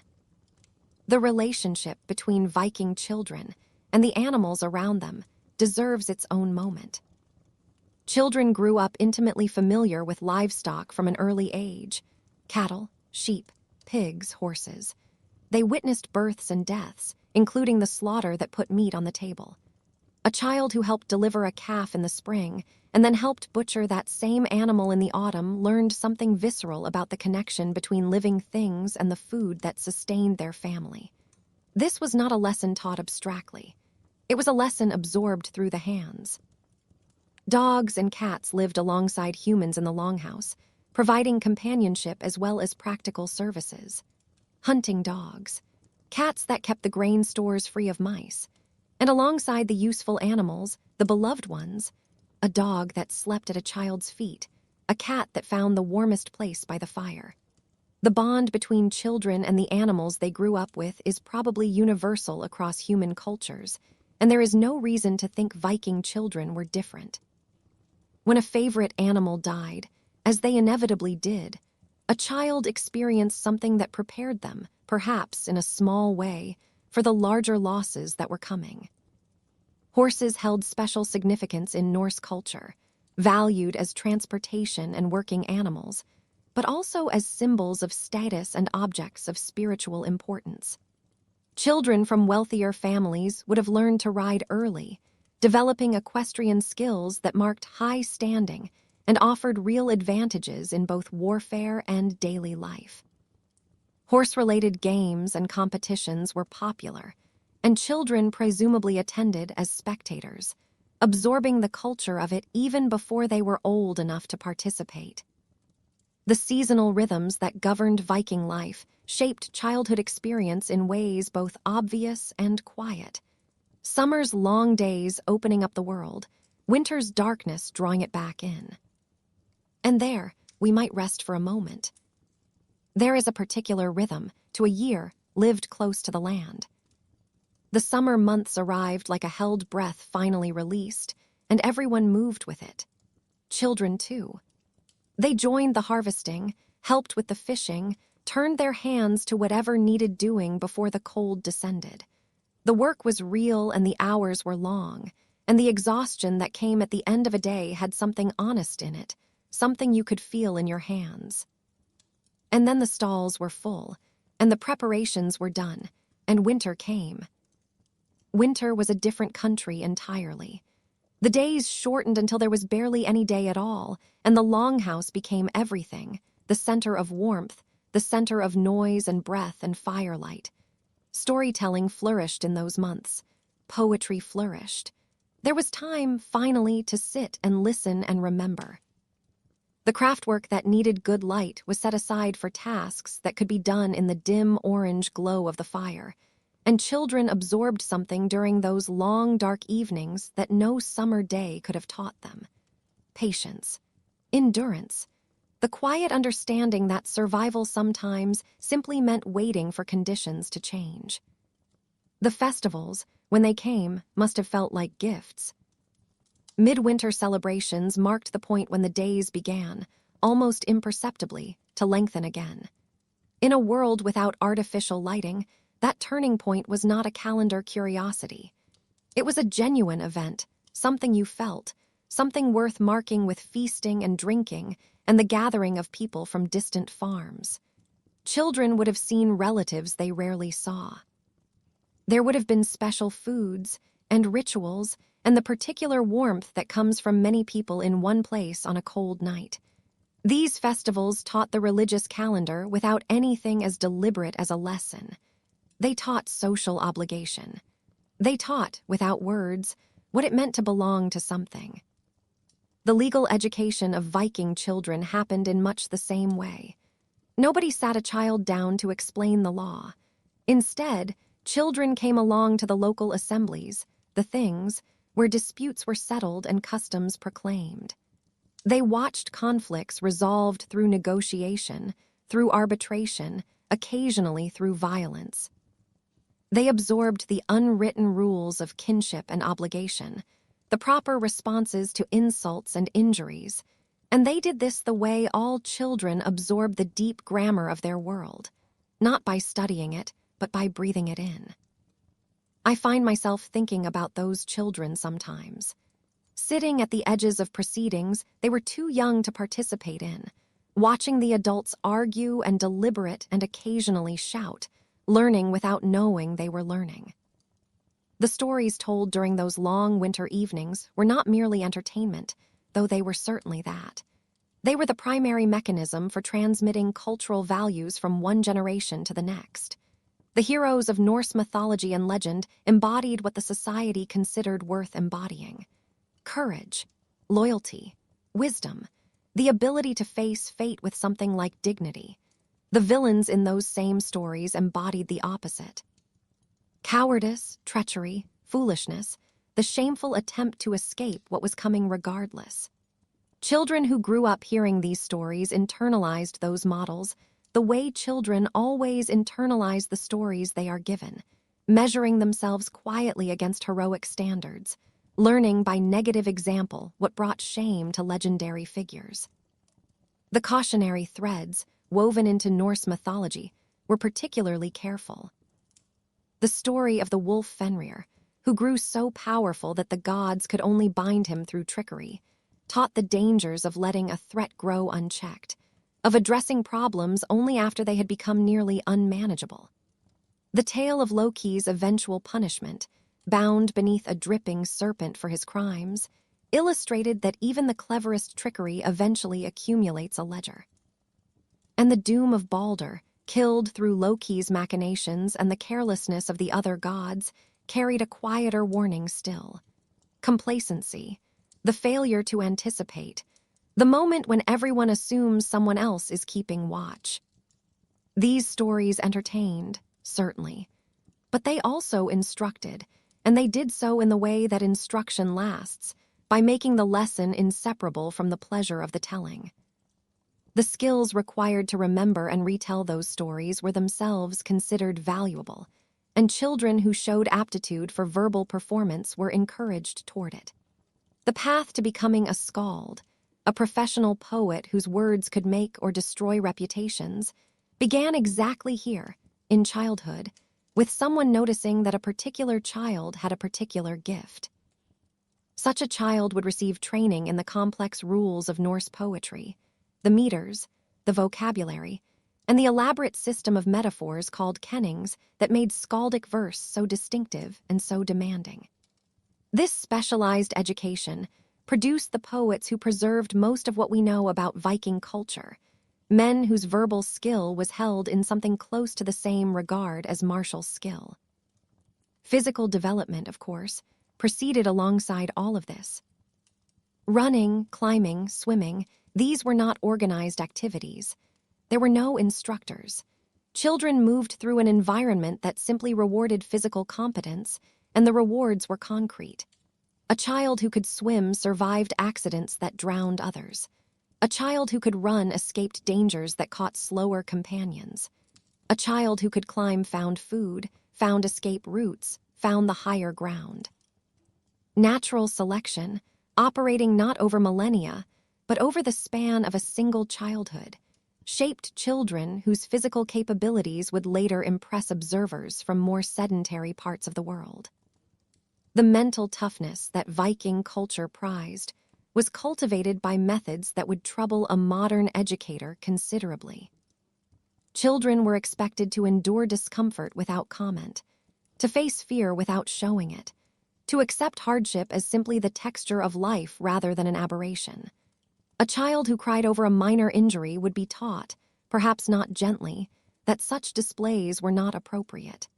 A child who showed fear would be pushed toward that fear until it subsided, or at least could be concealed beneath something steadier looking. This systematic toughening produced adults capable of enduring conditions that would overwhelm people raised differently.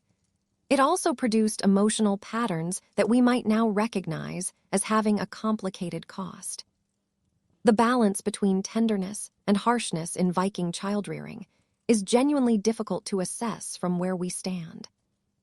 The sources do occasionally show warmth between parents and children, which suggests that love was present even inside a framework that appears cold by modern measures. A father teaching his son to fight was still a father, with all the complicated feelings that relationship contains. A mother preparing her daughter for an arranged marriage was still a mother, hoping for happiness even while preparing her child for a reality that offered limited choice. We should probably resist the temptation to assume that different social structures produced fundamentally different emotional experiences. The structures shaped how those emotions were expressed and where they could go. The emotions themselves were likely familiar. You are standing somewhere cold. The air smells of wood smoke and frost and animals, and the noise of many people carries across open ground. Something important is being decided today. You can feel the weight of it, though you are not sure yet what it is. The adults around you are paying very close attention. The gathering is called a thing. The warriors who would go on to terrify medieval Europe were once babies sleeping in someone's arms. Children playing with toy swords. Adolescents nervous about their first voyages, wondering what was out there. The continuity between those moments, between the child and the adult, between the play and the reality, was the mechanism by which Viking culture reproduced itself across the generations of the Viking Age. And those children, once grown, were being prepared for something that tends to surprise people when they first encounter it. Something that sounds almost modern. Long before the Magna Carta, centuries before the American Constitution, and roughly a millennium before anyone thought to formalize parliamentary procedure with its points of order and motions to table, the Vikings had developed a system of popular assemblies where free men gathered to make laws, settle disputes, and occasionally decide the fate of entire nations. These assemblies were called things. The word itself is Old Norse in origin and meant simply a gathering, an assembly. Over time, it evolved to mean the matters discussed at such gatherings, and then, through the long drift of language, came to mean any object or matter whatsoever. When you say the thing is, or here is the thing, you are using a word that Viking lawyers once employed during murder trials and property disputes. Language carries history in its pockets, and sometimes that history connects the most ordinary modern phrase to something ancient and rather serious. The thing system operated at multiple levels. Local assemblies handled the routine business of community life, meeting perhaps monthly or seasonally, depending on the region. Regional gatherings addressed matters too large for local resolution. And in Iceland, a national assembly served as the supreme legal and political body for the entire island. It was a layered structure, different scales of governance for different scales of problem, not quite federalism as we understand the term, but sharing some of its logic. Local things handled what local life produces, disputes over property boundaries, accusations of theft, questions of inheritance, conflicts between neighbors, which is to say, the ordinary friction of people living near one another. These assemblies were presided over by local chieftains or designated law speakers, men whose knowledge of custom and precedent qualified them to guide proceedings. The assembled free men would hear cases, debate outcomes, and reach decisions that carried the force of law within their community. The process was more informal than a modern courtroom, but it would have been recognizable as a legal proceeding. An accuser presented their case. The accused responded, either denying the charges, offering justification, or proposing some form of compensation. Witnesses were called. Character witnesses spoke to the reputations of the parties involved. The assembly deliberated and reached a verdict. The whole thing had a shape, a procedure, a set of expectations about how argument should proceed and where it should end. Compensation was the preferred resolution for most offenses, including ones that modern legal systems would treat as serious crimes. The concept of vergild, literally man payment, assigned monetary values to human lives based on social status. Killing someone obligated the killer to pay this amount to the victim's family. A thrall, an enslaved person, was worth relatively little in the law's accounting. A free farmer was worth more. A chieftain or high-status individual commanded the highest payment. This system does exactly what it looks like it does. It reduces human life to a kind of commercial transaction. But it served a practical purpose that most people, when they thought about it, were willing to value. If your brother was killed, traditional Germanic law offered two paths: accept compensation or seek revenge. Revenge meant killing the killer or one of his relatives, which then obligated his family to respond in kind, which then obligated yours, and so on, potentially for generations. These blood feuds could consume families entirely, each act of violence generating the next, no end visible from inside the cycle. Virgild offered a way out: accept the payment. Declare the matter settled. Move on. It was not justice in any transcendent sense, but it was peace, and peace had a value that everyone, even the most hot-headed warrior in the assembly, had practical reasons to appreciate. The thing provided neutral ground for exactly this kind of negotiation. The peace of the assembly was sacred, protected by both religious sanction and the hard-won understanding that without it, there was no mechanism for resolution short of violence. An attack committed during a thing was a serious offense, punished severely, because it threatened the institution that made non-violent resolution possible. Protecting the thing meant protecting the possibility of not having to fight. That was worth something real. Regional things gathered less frequently, but handled larger matters. Laws affecting multiple communities, major judicial cases, political questions that could not be resolved at the local level. These larger gatherings were where ambitious men made their reputations, where alliances formed and dissolved, where the political landscape was shaped through argument and persuasion, and the kind of social pressure that has always done as much work as formal law. The most famous of all Viking assemblies was Iceland's Althing, established around 930 CE, and often cited as one of the oldest continuously functioning parliamentary institutions in the world. The claim requires some care. The Althing was not a parliament in the modern sense, and various Greek and Roman assemblies predated it by centuries. But as a continuously functioning representative body, it has a reasonable claim to historical priority, and it represents the most fully developed form of the thing system that the Norse world produced. The Althing met annually at Thingvellir, a location where the North American and Eurasian tectonic plates pull apart from one another, creating a rift valley of striking geological character. The site was chosen for practical reasons, being roughly central to Iceland's scattered settlements and offering good grazing for the horses that attendees brought with them. But there must have been something in that landscape that added to the proceedings. The earth itself visibly divided, ancient rock pulled in two directions, and in the middle of it, people gathering to decide what they would agree to believe and how they would agree to live. Modern visitors to Thingvellir can still stand where the law speaker stood, and still walk through the same rift where Icelanders gathered 1,000 years ago. The law speaker was a figure of genuine importance in Icelandic society, combining the functions of legal expert, institutional memory, and master of ceremonies. His primary duty was to recite the entire body of Icelandic law over the course of each Althing, 1/3 per year, so that the complete legal code was proclaimed publicly every 3 years. In a society without written law, this oral recitation served the function that publication serves in modern legal systems, ensuring that the laws were known to those bound by them. The law speaker had to memorize an enormous body of material and deliver it accurately year after year. That alone is worth a quiet moment of consideration. The laws themselves were remarkably sophisticated.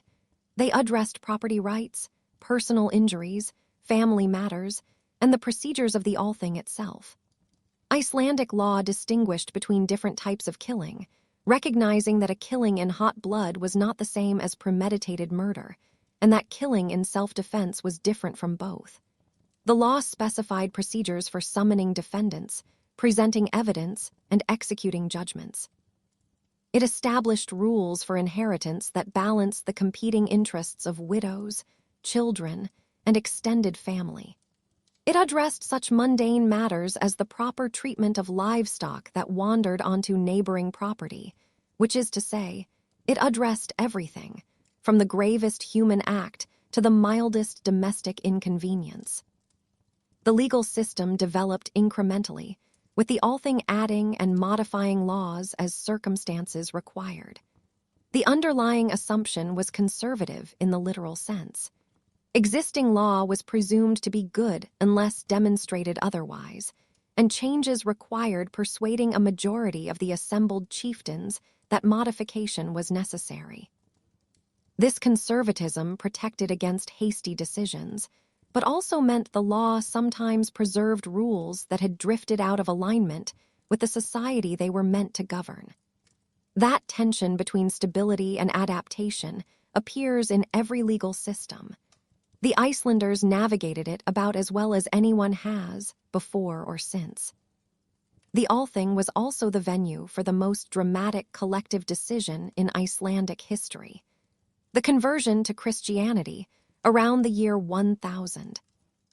According to the traditional account preserved in later sagas, Iceland was approaching civil war.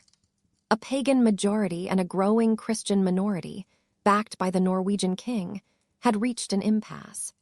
The two factions had retreated to opposite ends of Thingvellir, each proclaiming its own laws, each refusing to recognize the other's authority. The unity that had allowed Iceland to function as a coherent society was visibly dissolving. Both sides agreed to submit the question to the law speaker, a pagan named Thorgir Thorkelsson. Thorgir retired to his booth, pulled a cloak over his head, and lay in silence for a full day and night while he considered the matter. One imagines the assembly waiting outside, the noise gradually subsiding as the hours passed, people checking the booth from a distance, speaking in lower voices than usual. When he emerged, he delivered a speech arguing that Iceland must have one law and one faith, and that the faith should be Christianity. His reasoning was not theological, it was practical. The Christians had powerful backing from abroad. Continued division would lead to destruction. Better to accept the new faith on manageable terms than to fight a battle that could not be won. The assembled Icelanders, both Christian and pagan, accepted Thorgir's judgment. The transition was cushioned by compromises. The old gods could still be worshipped privately. Certain pagan practices, including the eating of horsemeat and the exposure of infants, were permitted to continue. These compromises were later withdrawn as Christian authority consolidated, but they eased the initial transition and prevented the violence that religious change so often produces elsewhere. The whole episode is, in its quiet way, a remarkable demonstration of what the Thing system could accomplish. Not just settling property disputes and setting compensation rates, but holding a society together at the moment when it might most easily have come apart. Participation in these assemblies was not democratic by modern standards, and it is worth being clear about that without letting it erase what was genuinely present. Free men could participate. Women, children, and enslaved people could not. Within the category of free men, wealth and status mattered considerably. Wealthy landowners carried more weight than poor farmers. Chieftains carried more weight than either. Modern observers might reasonably describe this as oligarchy rather than democracy, and they would not be entirely wrong. But context matters. Compared to the absolute monarchies and rigid feudal hierarchies that characterized much of medieval Europe, the Thing system was genuinely participatory. Ordinary free farmers had real voice in decisions affecting their communities. They could challenge the actions of those above them. They could appeal to assemblies against abuses of power. The chieftains ruled by consent, their authority dependent on maintaining the support of their followers rather than on divine right alone. A chieftain who alienated his supporters might find them transferring their allegiance to a rival. That is a form of accountability, imperfect and easily distorted by power, but real. The physical layout of Thing assemblies reflected their logic. Unlike the hierarchical arrangements of medieval courts, where the powerful sat elevated above the common people, Things gathered in relatively open spaces where everyone could see and hear the proceedings. The law rock at Thingvellir, where the law speaker stood, was elevated only enough to project his voice across the assembled crowd. The booths where different chieftains stayed during the assembly period were arranged without obvious hierarchy, each faction occupying its own space as nominal equals in the gathering. Social differences did not disappear, but the space created a context in which those differences could be, at least temporarily, set aside in favor of collective deliberation. Disputes could be resolved through several mechanisms beyond a simple verdict. Arbitration was common and often preferred because it allowed face-saving compromises that strict legal judgment might not permit. Oaths played an important role, with the accused sometimes clearing themselves by swearing innocence and producing oath helpers, people willing to swear to their good character. The number and status of oath helpers required varied with the seriousness of the charge, creating a system in which social reputation had concrete legal value. This could allow well-connected people to avoid consequences they deserved. It also meant that maintaining a good reputation was not merely a social nicety, but a practical form of legal protection. Ordeals also appeared in the Norse legal system, though perhaps less frequently than in some other medieval contexts. A person might prove innocence by carrying hot iron without being burned, or by retrieving a stone from boiling water. The logic held that divine power would protect the innocent and condemn the guilty through the physical outcome. Modern observers tend to dismiss such procedures as superstition, and as methods for determining factual truth, they were not reliable.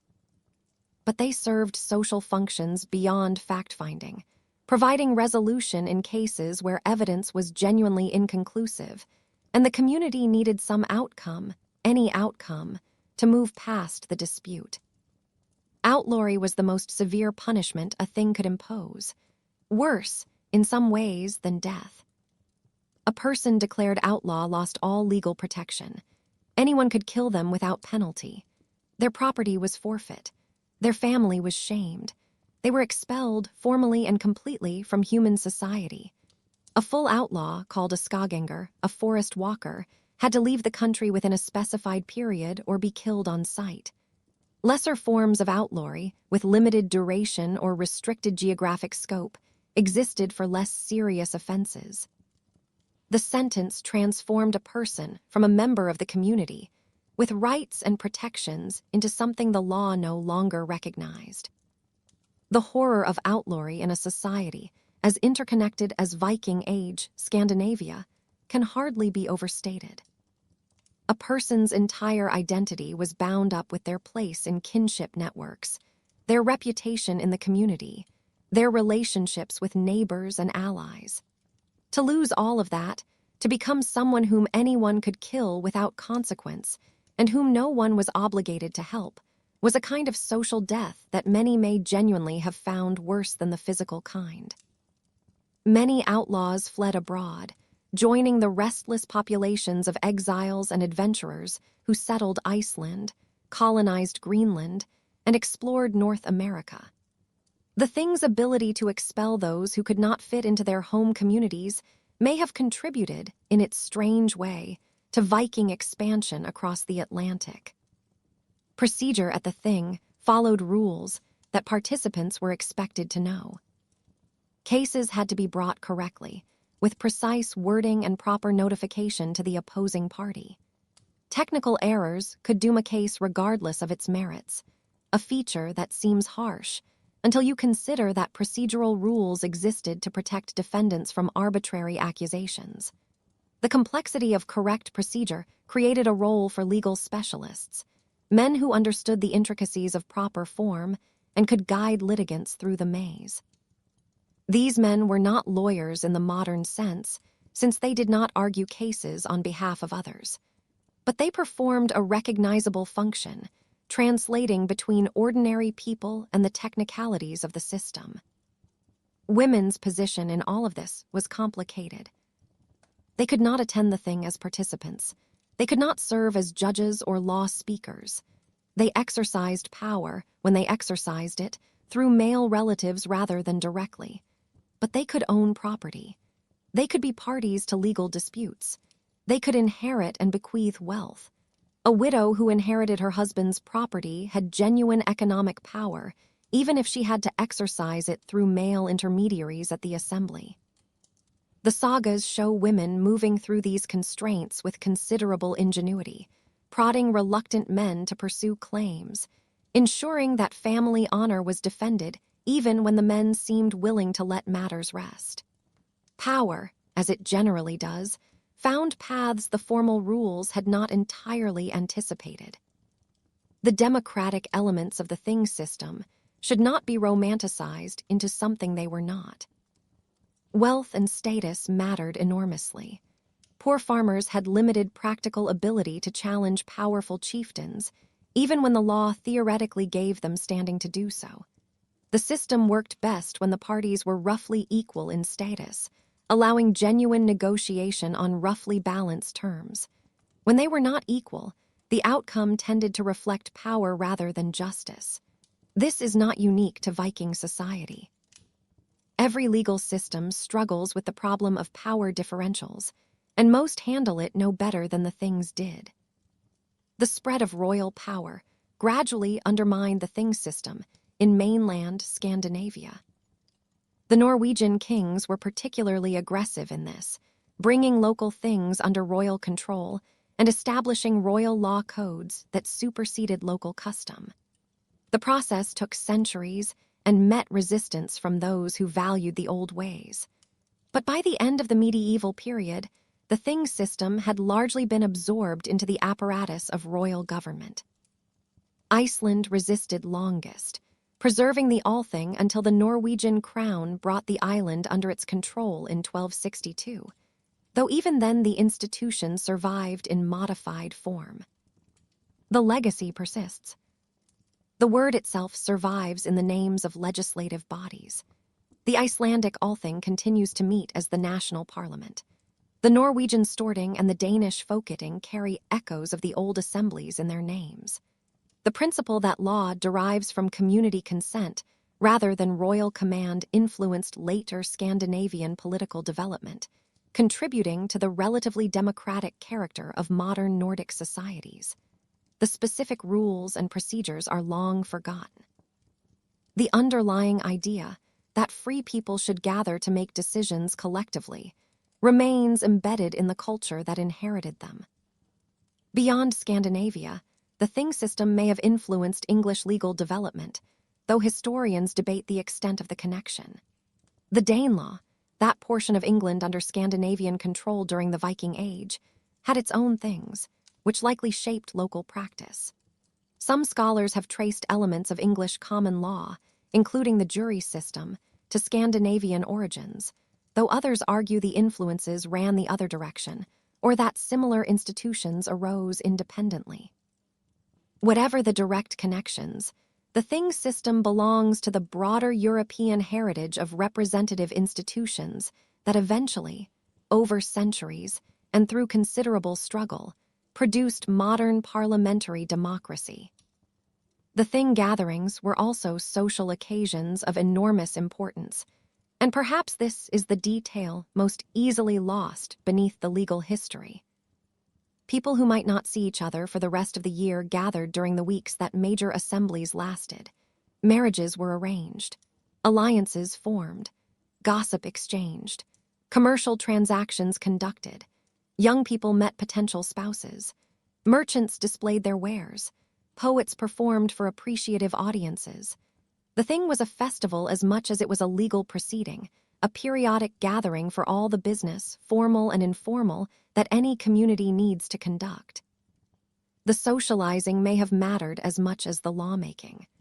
The relationships built and maintained during those weeks were the connective tissue that held society together across the long, quiet months in between. Games and competitions often accompanied the gatherings, providing entertainment and opportunities for young men to display the qualities that would make them attractive as allies and marriage partners. Wrestling, horse fighting, and various tests of strength and skill drew audiences and participants alike. These competitions could become genuinely violent, with injuries and occasionally deaths resulting from contests that moved past the boundary between sport and something more serious. That boundary was permeable, and everyone knew it. Some things happened in the morning, and some things happened the night before, and it isn't always easy to say which mattered more. The thing's peace, the formal truce that protected those gathered at assembly, was real and by most accounts genuinely observed. Weapons violence was prohibited on those grounds, but fists were apparently another matter. Wrestling, too. The line between what was forbidden and what was merely frowned upon was thin in a society where honor demanded response to insults, and where young men were constantly measuring themselves against one another. Add to that the drinking. Considerable quantities of ale and mead were consumed during these multi-day gatherings, lubricating the social machinery in the way alcohol has always done, which is to say reliably, generously, and not always wisely. The combination, competitive young men, matters of honor being aired publicly, and several horns of mead inside most of them, must have produced scenes that the sober legal proceedings of the following morning could barely contain. The serious business of law and the livelier business of human nature have always kept uneasy company. If you have ever attended a professional conference and wondered what was said in the small hours that never made it into the official record, you have perhaps a pale shadow of the idea. The religious life of the thing evolved alongside Norse society itself. Pagan assemblies opened with sacrifice and ritual, calling on the gods to bless the proceedings and stand witness to what was decided. The peace of the thing was not merely a legal arrangement, but a sacred one, protected by divine sanction as much as by human punishment for those who broke it. The law speaker's role carried something of a priestly weight. His recitation of the laws was not simply a civic act, but a kind of ritual performance, connecting human institutions to a larger cosmic order. When Christianity arrived and the old religion began to recede, these elements were adapted rather than stripped away. Christian prayers and blessings replaced pagan sacrifices. The underlying architecture remained. The same rhythms, the same seriousness, the same sense that what happened at the thing mattered beyond the immediate and the practical. The conversion of Iceland in the year 1000 CE stands as the clearest example of what that architecture could bear. The old religion was not a surface feature of Icelandic life. It was woven into identity, custom, the legal framework itself. Replacing it meant changing not just what people believed, but how they understood authority, obligation, and the meaning of law. That this transition happened through deliberation at the Althing. Rather than through conquest, through civil war, through the forced hand of a foreign king, speaks to something genuine about the institution and the people who had built it. There is something worth sitting with there. A society facing a question of ultimate concern, a question about the nature of the world and the gods who governed it, and choosing to argue about it in an orderly fashion at a rock by a river until they found something they could all live with. History offers stranger outcomes from lesser provocations. The thing system also dismantles, quietly and thoroughly, the image of the Viking as a figure of pure lawless violence. The monks who watched longships appear on their horizons had every reason to think what they thought. From where they stood, the judgment was understandable. But the violence of Viking raids tells us how the Norse treated outsiders, particularly wealthy outsiders whose treasure sat behind inadequate defenses. It does not tell us how they treated each other. Among themselves, they had rules. They had institutions and procedures for resolving disputes that compared favorably with many contemporary European societies. A Viking farmer bringing a property grievance to his local thing was participating in a legal culture of considerable sophistication. The barbarian and the litigant were, often, the same man. The label depended entirely on where you were standing. You are standing at the edge of the gathering. It is summer, the air warm enough but carrying the cool undercurrent that never entirely leaves these northern places. The smell of wood smoke drifts from cookfires. Somewhere nearby there is the low sound of voices, many of them, the particular hum of a large crowd that hasn't yet found a single focus. Booths line the field ahead of you, temporary shelters of cloth and turf, and you already know, without being told, which families claim which spots. Some things don't need to be written down to be understood. Then the narrator steps back, and the scene continues from further away. The physical infrastructure of major thing sites was not improvised. Over time, as the assemblies recurred year after year, permanent features accumulated. Booths, temporary shelters raised each season with cloth or cut turf, lined the gathering place in arrangements that reflected the social geography of those who occupied them. Chieftains and prominent families returned to the same locations year after year, and those locations carried meaning. Allies clustered together. Rivals maintained a prudent distance. To walk through a thing site during assembly was to walk through a map of political relationships, legible to anyone who knew how to read it. Feeding and housing hundreds, and sometimes thousands, of people for several days required real organization. Attendees brought their own provisions. Local resources were mobilized in support. Livestock grazed in designated areas. Water was shared according to established custom. And waste management, that unglamorous but unavoidable necessity of any large gathering, presumably followed some system, even if the sources are, understandably, too dignified to discuss the particulars. The thing was, for its duration, a small city. It required the coordination a city requires. Then it dissolved, and the land returned to quiet, and the dispersed settlement pattern of ordinary Scandinavian life resumed until the following year. Trade came naturally. A concentrated population with time between legal sessions and money, goods, or barter at hand makes commerce almost inevitable. Merchants arrived with fine weapons, jewelry, and exotic imports, things that might not reach rural areas through any other means. Craftsmen offered their skills to customers who rarely visited trading towns. People came for the law and discovered the market, or came for the market and stayed for the law. The two were never really separate. The entertainment ran alongside all of this.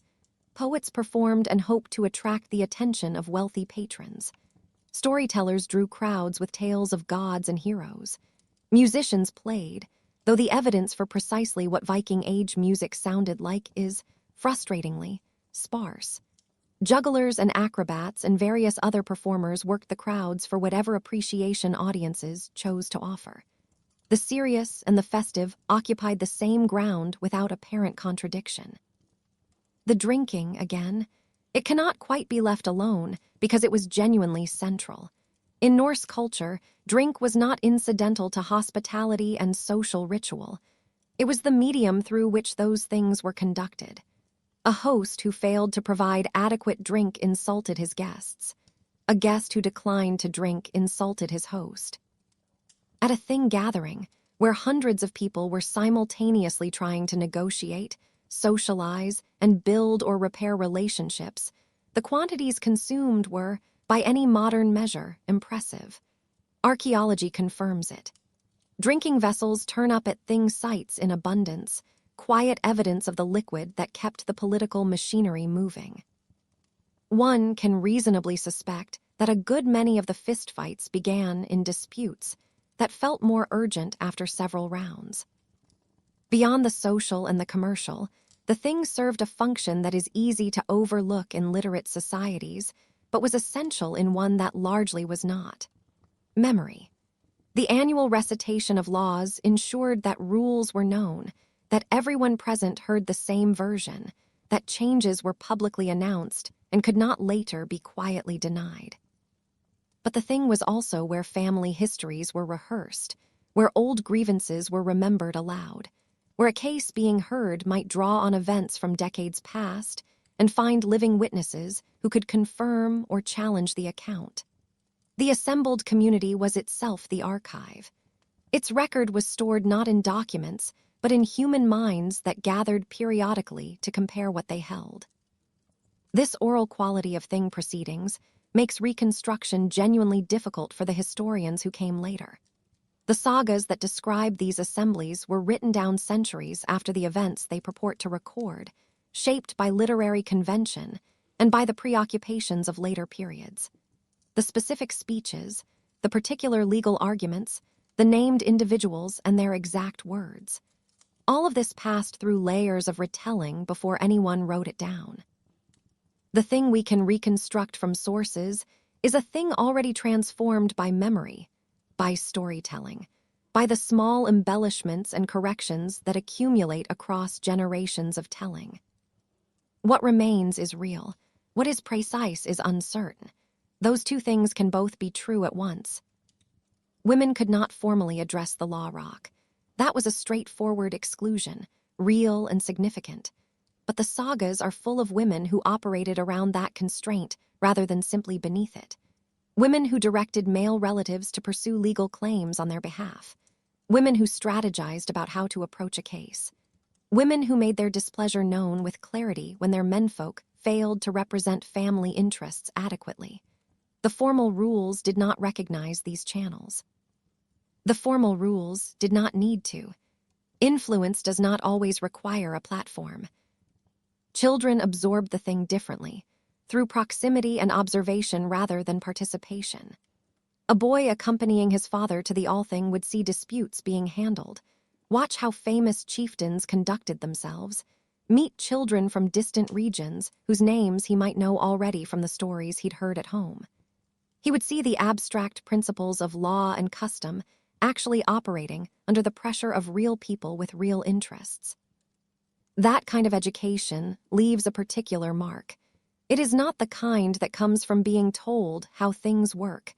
It is the kind that comes from watching. The seasonal timing of these assemblies was not arbitrary. Major gatherings happened in summer, when travel was easiest, and when the agricultural calendar permitted a family to be away from their land. But that permission was not equally available to everyone. Weeks spent at the thing were weeks not spent farming. Only those with enough wealth to sustain the absence, or enough family members to cover the work left behind, could reliably attend. This practical constraint reinforced the property qualifications that already shaped formal participation.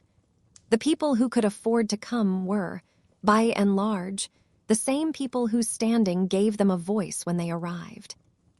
The thing's authority rested entirely on consent. There was no police force, no standing army, no mechanism of compulsion. What existed instead was the weight of collective expectation, the knowledge that defying a thing decision meant defying the community and accepting the consequences that followed. A man who refused to pay compensation ordered by the assembly would find himself isolated. Neighbors unwilling to deal with him, family shamed by association. In a world where survival depended on cooperation, on mutual aid, on the good opinion of people who lived close enough to matter, that isolation was not a minor inconvenience. It was a serious threat.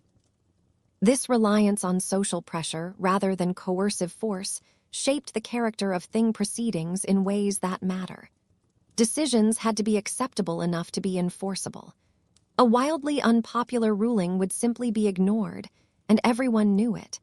That created pressure toward compromise, toward outcomes both parties could carry home without feeling wholly defeated. The adversarial model of modern courts, where one side wins completely and the other loses completely, was poorly suited to a system that needed the loser to accept the outcome. The thing worked best when it produced results that no one loved but everyone could call fair enough. The decline of the thing system was slow, uneven, and varied from one region to another. In some places, expanding royal power co-opted the assemblies, preserving their outward form while filling them with new content. In others, royal courts simply drew litigants away by offering more powerful remedies, more certain enforcement. The process played out across centuries. By the end of the medieval period, the independent thing had largely been absorbed into the emerging state structures that would go on to organize European political life in the centuries that followed. But the idea did not vanish entirely. It persisted in local practice, in folk memory, in the institutional forms that successor states quietly carried forward. The Scandinavian countries that emerged from the medieval period retained stronger traditions of popular participation than many of their European neighbors. Some scholars trace the roots of that tradition back to the Thing assemblies, though the connections across 1,000 years of history are necessarily speculative. Whether the modern Nordic emphasis on social solidarity and democratic participation owes something to those ancient gatherings is a question that cannot be answered with certainty. It is, however, a question worth carrying. The contrast with the rest of contemporary Europe is instructive. Much of medieval Europe was organized around kingdoms where power flowed downward from divinely anointed monarchs, where legitimacy was a matter of inheritance and divine sanction rather than negotiation. The Norse world retained something different, a tradition where authority flowed upward, where leaders derived their position from the ongoing consent of those who followed them. This was not egalitarianism. Hierarchy was real and it mattered enormously. But it was a different kind of hierarchy, one where position had to be earned repeatedly, not merely inherited once. The Icelandic decision of 1000 CE that managed conversion to Christianity through deliberation rather than bloodshed stands as perhaps the most striking example of what this system could accomplish.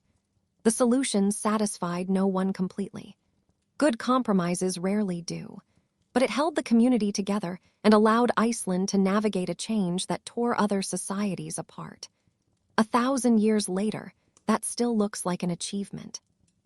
The Thing, in all its smoky, alcohol-fueled, legally intricate, socially complex reality, was a genuine piece of political craftsmanship. It demonstrated that sophisticated legal thinking did not require Roman precedent, that representative institutions did not require the Renaissance, and that people could govern themselves through discussion and deliberation without waiting for a philosopher to tell them it was permissible. The democracy of the barbarians was real, flawed, as all democracies are, but real, and its legacy reaches further than the label ever suggested. The practical wisdom embedded in Thing procedures had not been designed. It had been accumulated. Rules about proper notification, about evidence, about the roles of witnesses and oath helpers. Each of these represented a solution to a problem the community had encountered before, had gotten wrong once or more than once, and had eventually learned to address. The Thing system evolved through iteration, each generation refining what had worked and quietly discarding what had not. No single mind built it. Centuries of conflict resolution did. Archaeology gives material weight to what might otherwise feel like literary construction. Excavations at known Thing sites have uncovered booth foundations, artifacts left behind by assembled crowds, and modifications to the landscape that accommodated regular and repeated gatherings. At Thingvellir, the law rock can still be identified. The configuration of the site matches saga descriptions closely enough to suggest that those accounts carried genuine geographic memory forward through the centuries. The Thing was not a fiction. It occupied real ground. Its presence is still legible in the land. The dispersal at the end of each assembly must have had its own particular feeling. The intensity of a gathering that large, all those people, all that news, all those deals and arguments and reunions and small pleasures, gave way suddenly to the long road home and the quiet of a farm that had carried on without you. The relationships formed or renewed during assembly would have to sustain themselves through months of separation. The news absorbed, the gossip exchanged, the deals struck. All of that became material for the quiet months, something to think about during the long dark of a Scandinavian winter, while the next gathering was still half a year away. The Thing was a periodic peak of social intensity in lives that were otherwise relatively solitary. Its rhythms shaped how people experienced time and community, and its absence between assemblies was as much a part of its meaning as its presence. Understanding the Thing helps us understand how the rest of Viking civilization functioned at all. Ships could cross oceans because a legal system protected the property rights that made the investment in those ships worthwhile. Warriors could cooperate in the shield wall because the same institutions that handled civil disputes also coordinated military ventures. Traders could operate across vast distances because the legal frameworks they knew from home had recognizable counterparts in other Scandinavian communities.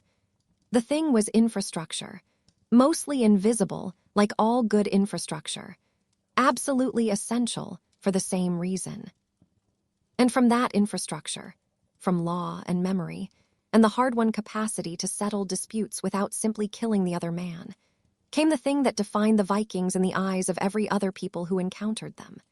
The ships, the open ocean, the willingness to sail beyond the edge of what was known, using nothing but observation, memory, and a kind of accumulated wisdom that had no instrument to hold it except the mind of the man standing at the prow.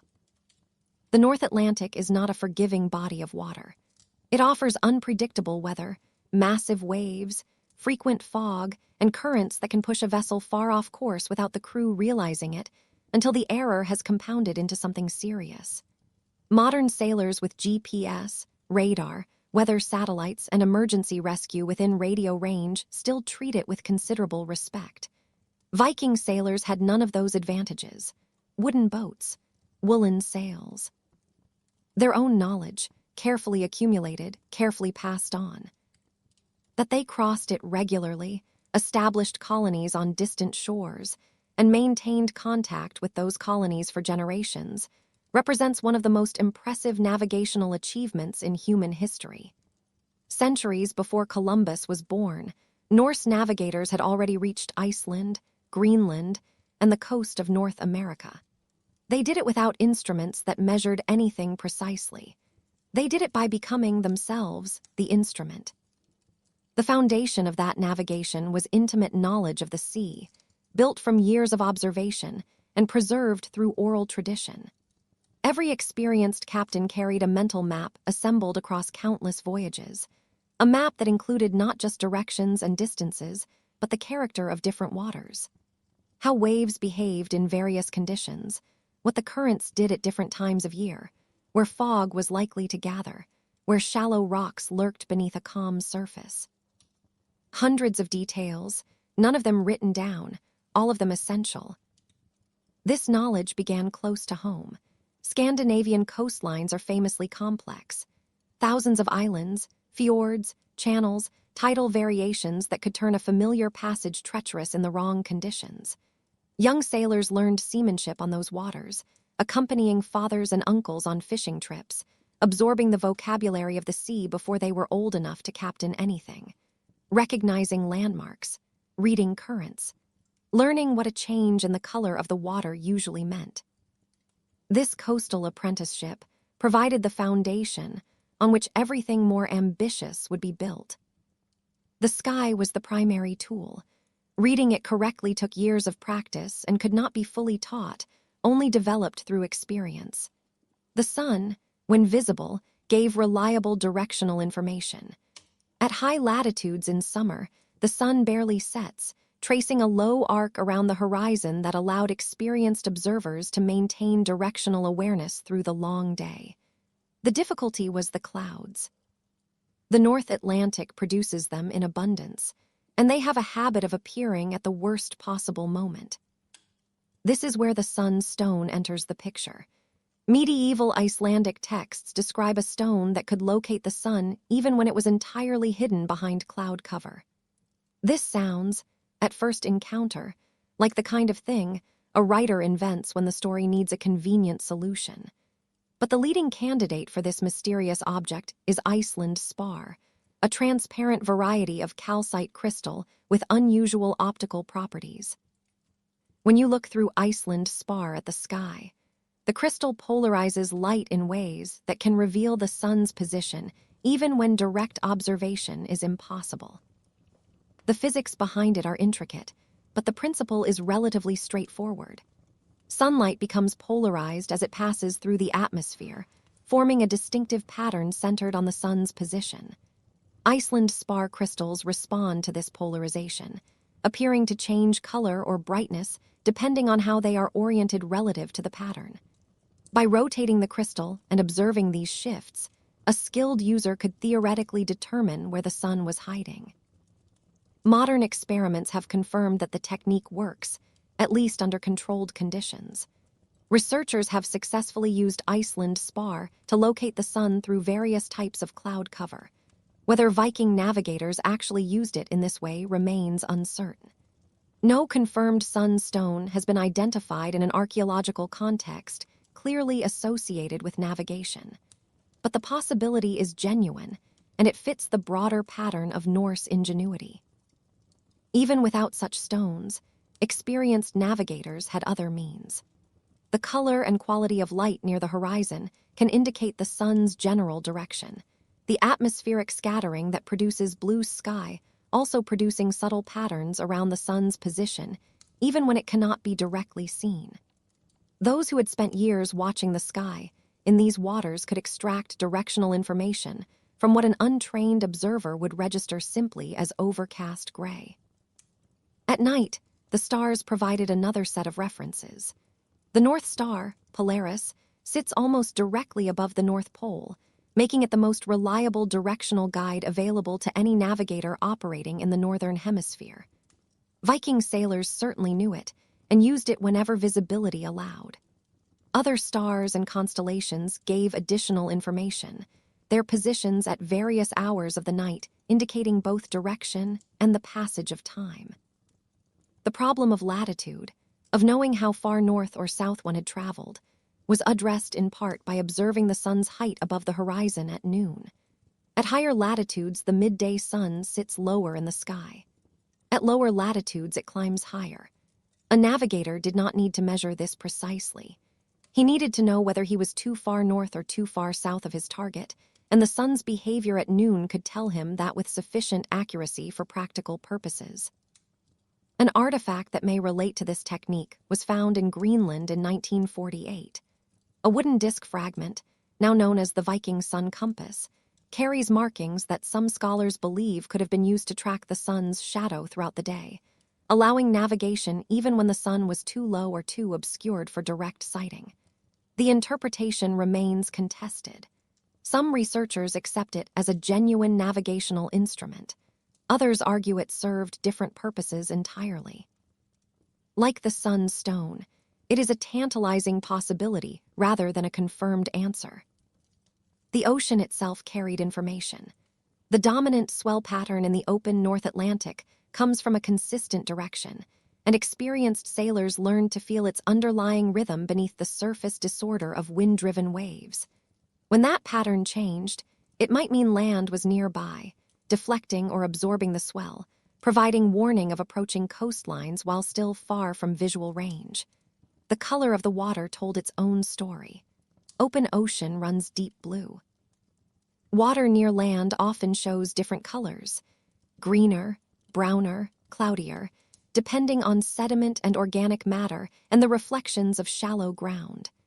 The boundary between water types was sometimes visible from a considerable distance, alerting navigators to the presence of land before it appeared on the horizon. Marine life was read in the same way. Certain birds range far from land while others stay close to shore, and observing which species were present gave an approximate sense of distance from coastlines. The direction birds flew in the evening, returning to their roosts, pointed toward land. Whales gathered in particular feeding grounds, and knowing those grounds helped navigators fix their position. Fish populations varied by location and season, and their presence or absence carried meaning to those who knew the patterns. The Vikings also released birds deliberately to find land.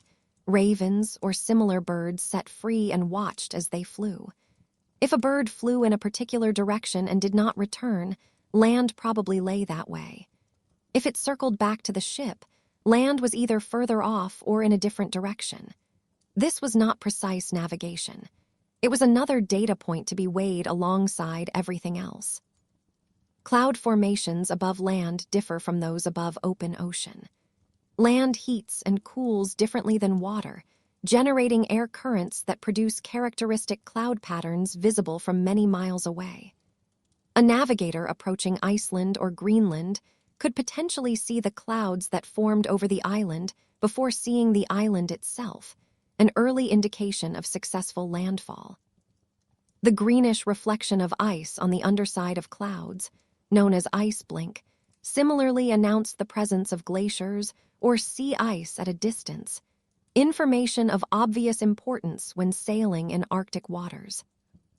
All of this, sky and swell, bird and color, cloud and light, and the behavior of the sea beneath the hull, had to be integrated in the navigator's mind into a coherent picture of where the ship was and where it needed to go. That integration required both knowledge and judgment, the ability to weigh conflicting signals and make decisions when the evidence pulled in different directions. Modern navigators have instruments that produce definitive answers. Viking navigators had to become instruments themselves. Their senses and their accumulated experience were the only chart they had. There is something particular about the moment a ship passes beyond sight of land. The horizon closes behind you, and the world becomes water in every direction. You have what you know and what you carry with you, and that is all. That is where we find ourselves now, in these last hours before sleep, following the thread of how Viking sailors moved across an ocean that offered no landmarks, no charts, no instruments that could tell them where they stood with any certainty. What they had instead was something quieter, and in its own way, more extraordinary. The knowledge that guided Viking ships across the North Atlantic did not live on paper. It lived in people. In the memory of a captain who had made the crossing 3 times, and his father before him, and his father's father before that. Every piece of navigational information had to be remembered and passed on, from experienced sailors to their successors, absorbed through years of apprenticeship, through shared voyages, through the slow accumulation of things you cannot write down because language barely contains them. The feel of a certain swell against the hull, the smell of ice on a western wind, the particular quality of light that suggests land is somewhere just beyond the curve of the world. Medieval Icelandic texts preserved fragments of what this oral tradition contained. Sailing directions, practical and exact, describing routes between Scandinavia and Iceland, Iceland and Greenland and beyond. Not coordinates, not charts. Sequences of landmarks and observations, distilled from countless voyages into formulas a sailor could hold in his mind. One of the most famous describes the route from Norway to Greenland. Sail west from Bergen. Pass north of Shetland, close enough to see it in clear weather. Pass south of the Faroe Islands, close enough to see their mountains. Pass south of Iceland, close enough to see its glaciers and the birds that circle above them. Then continue west until the Greenland coast appears. That is thousands of miles of open ocean, rendered as a sequence of sightings. Not a map, a memory. It assumes a great deal, of course. The ability to hold a westerly course without compass or fixed landmark for days at a stretch. Knowledge of what birds indicate which waters. An understanding of cloud formations above land that has not yet appeared above the horizon. But for someone who possessed that knowledge, who had sailed beside someone who possessed it and absorbed it over years, these directions were workable. They were enough. Forgetting could be fatal.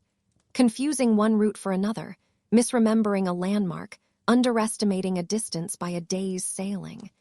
Any of these could mean the loss of a ship and every person aboard. The Viking mind had powerful reasons to remember accurately, and oral cultures have always developed memorization techniques that literate cultures tend not to cultivate. When you write something down, you can afford to half remember it. When the knowledge lives only in your head, you remember it completely, or you do not come home. The timing of voyages was not arbitrary. Summer passages maximized daylight, reduced the frequency of Atlantic storms, and provided the calmer conditions that open boats required to cross safely. The ideal window ran from late spring through early autumn. Winter voyages were avoided not simply because of rough weather, but because short days and frequent storms stripped away the celestial observations and natural signs that navigators depended upon. The sky closes in winter. The tools go dark. The sagas record what happened when things went wrong. Ships that sailed into fog and were never seen again. crews that reached land only to die of cold or starvation before they could establish themselves. These are not embellishments. They are the other side of every successful crossing, the accounting that balanced the ledger of achievement. For every ship that reached Vinland, how many vanished without a trace? We will never know. This uncertainty shaped where Vikings settled and where they did not. Once a route was established and proven, subsequent voyages followed it rather than striking out into the unknown. Iceland was settled rapidly once its route was known. Greenland's settlement was smaller, more precarious, because its route was harder. The route to North America was apparently never routinized. The Vinland ventures remained sporadic rather than becoming regular traffic. Each step farther west pushed against the limits of what navigational knowledge could reliably achieve. The ships themselves were inseparable from all of this. Navigation and vessel design were not separate problems. They were one problem, answered together. Viking ships were built with shallow drafts that allowed flexibility in landing, with construction robust enough to handle North Atlantic storms, and with a combination of sail and oar that allowed progress in a wide range of conditions. A vessel that could not survive rough weather would never give its navigator a chance to matter. The sail changed everything. Earlier Scandinavian vessels had relied primarily on oars, which limited range to what human endurance could sustain across open water. The efficient square sail, probably adopted from other European seafaring traditions during the early Viking Age, made long ocean crossings possible in a new way. A crew that would have rowed themselves to exhaustion within a few days could instead rest while the wind did the work, conserving their strength for the demanding business of managing the ship through difficult conditions. That shift in what was possible is difficult to overstate. The sail did not merely change the technology. It changed what the ocean was. Knowing when to sail and when to row, when to press on and when to wait, was itself a navigational art. A captain who drove his crew to exhaustion through poor judgment would eventually face an emergency his exhausted crew could not meet. The management of human energy was as important as the management of course and direction. There is a psychological dimension to all of this that deserves a moment's pause.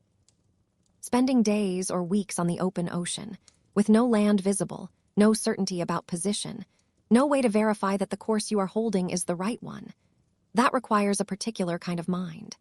Modern people tend toward discomfort with uncertainty. We want confirmation, coordinates, something external that tells us where we stand. Viking navigators had to make peace with not knowing, to continue making decisions based on incomplete information, and to live inside the consequences. That tolerance for ambiguity was itself a trained skill, developed over years, part of the broader psychological preparation that seafaring life demanded. Religion touched this too. Before Christianity, Norse sailors invoked the gods for favorable winds and safe passage. Njord, the god of the sea, and his son Frey received particular attention from sailors. Thor, whose dominion over storms made him obviously relevant to anyone venturing onto the North Atlantic, was invoked as well. Offerings were made, rituals observed. Whether these practices changed the weather is not the point. They provided a sense of agency in situations that could otherwise feel overwhelming, a framework for making peace with risk. After Christianization, the practices changed, but the underlying need did not. Christian sailors prayed to saints associated with the sea, carried relics and blessed objects, and read their voyages through the lens of divine providence. A successful crossing demonstrated God's favor. A disaster might be understood as divine punishment, or as the inscrutability of a will beyond human comprehension. The religious framing did not alter navigational technique. It altered how sailors understood what they were doing and how they bore it. The knowledge passed between teacher and student carried weight beyond information. A young man who learned navigation from an experienced captain owed a debt that economic exchange alone could not settle. The knowledge that might one day save his life came as something close to a gift, creating obligations that bound individuals across generations and reinforced the kinship and patronage networks that Viking society depended upon. Women were largely excluded from ocean navigation, though they participated fully in the settlements that successful navigation made possible. The wives who remained behind while husbands made dangerous crossings lived with a particular kind of uncertainty, waiting for news that might never come. The women who emigrated to Iceland or Greenland or the shores of Vinland undertook voyages whose risks they understood, even if they did not control the navigation. They went anyway. That deserves to be said. The decline of Viking long-distance navigation came not from technological failure, but from changing circumstances. As Scandinavian societies became more integrated into the broader European world, the need for independent navigational expertise diminished. Contact with other maritime cultures introduced new techniques and instruments, including eventually the magnetic compass, which made celestial navigation supplementary rather than essential. The Greenland colony, which had always depended on regular contact with Iceland and Norway, withered as that contact grew less frequent. By the 15th century, it was gone entirely. Columbus crossed the Atlantic using dead reckoning and latitude sailing, techniques not fundamentally different from what Vikings had practiced centuries earlier, though he had the advantage of lower latitudes and generally better weather. The Norse priority in reaching North America remained a historical fact, even when it was forgotten by almost everyone. It was not forgotten everywhere. Medieval Icelandic sagas preserved memories of the Vinland expeditions, and those memories proved to be accurate. Excavations at Elant's Ox Meadows in Newfoundland uncovered unmistakably Norse buildings and artifacts, confirming that Vikings had reached North America around the year 1000. The navigation that made this possible, the accumulated knowledge that guided ships across thousands of miles of open ocean, suddenly seemed more remarkable than even generous estimates had assumed. Modern attempts to replicate Viking voyages have confirmed what historical sources described. Reconstructed Viking ships have crossed the Atlantic using traditional navigational methods, proving both the seaworthiness of the vessels and the viability of the approaches. These experimental crossings also revealed how demanding the original voyages were, because even modern sailors with considerable advantages found them genuinely difficult.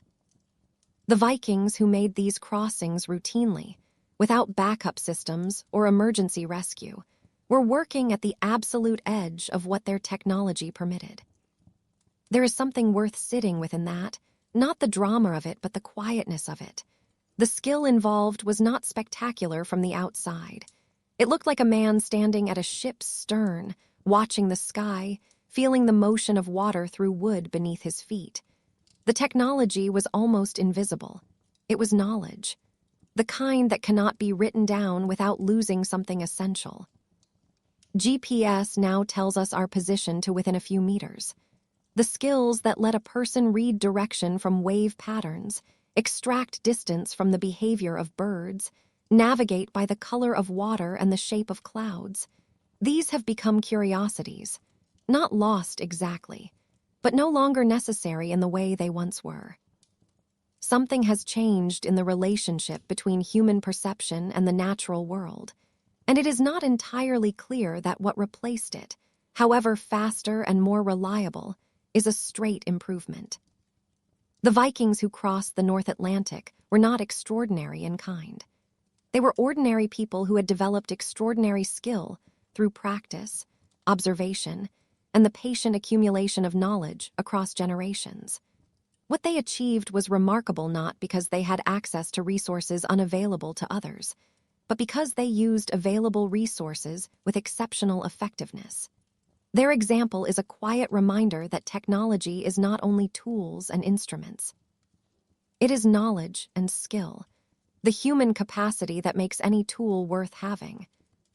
The invisible roads they followed across the ocean were real in the most meaningful sense. They existed in the minds of experienced sailors as patterns of knowledge connecting departure points to destinations across vast stretches of open water.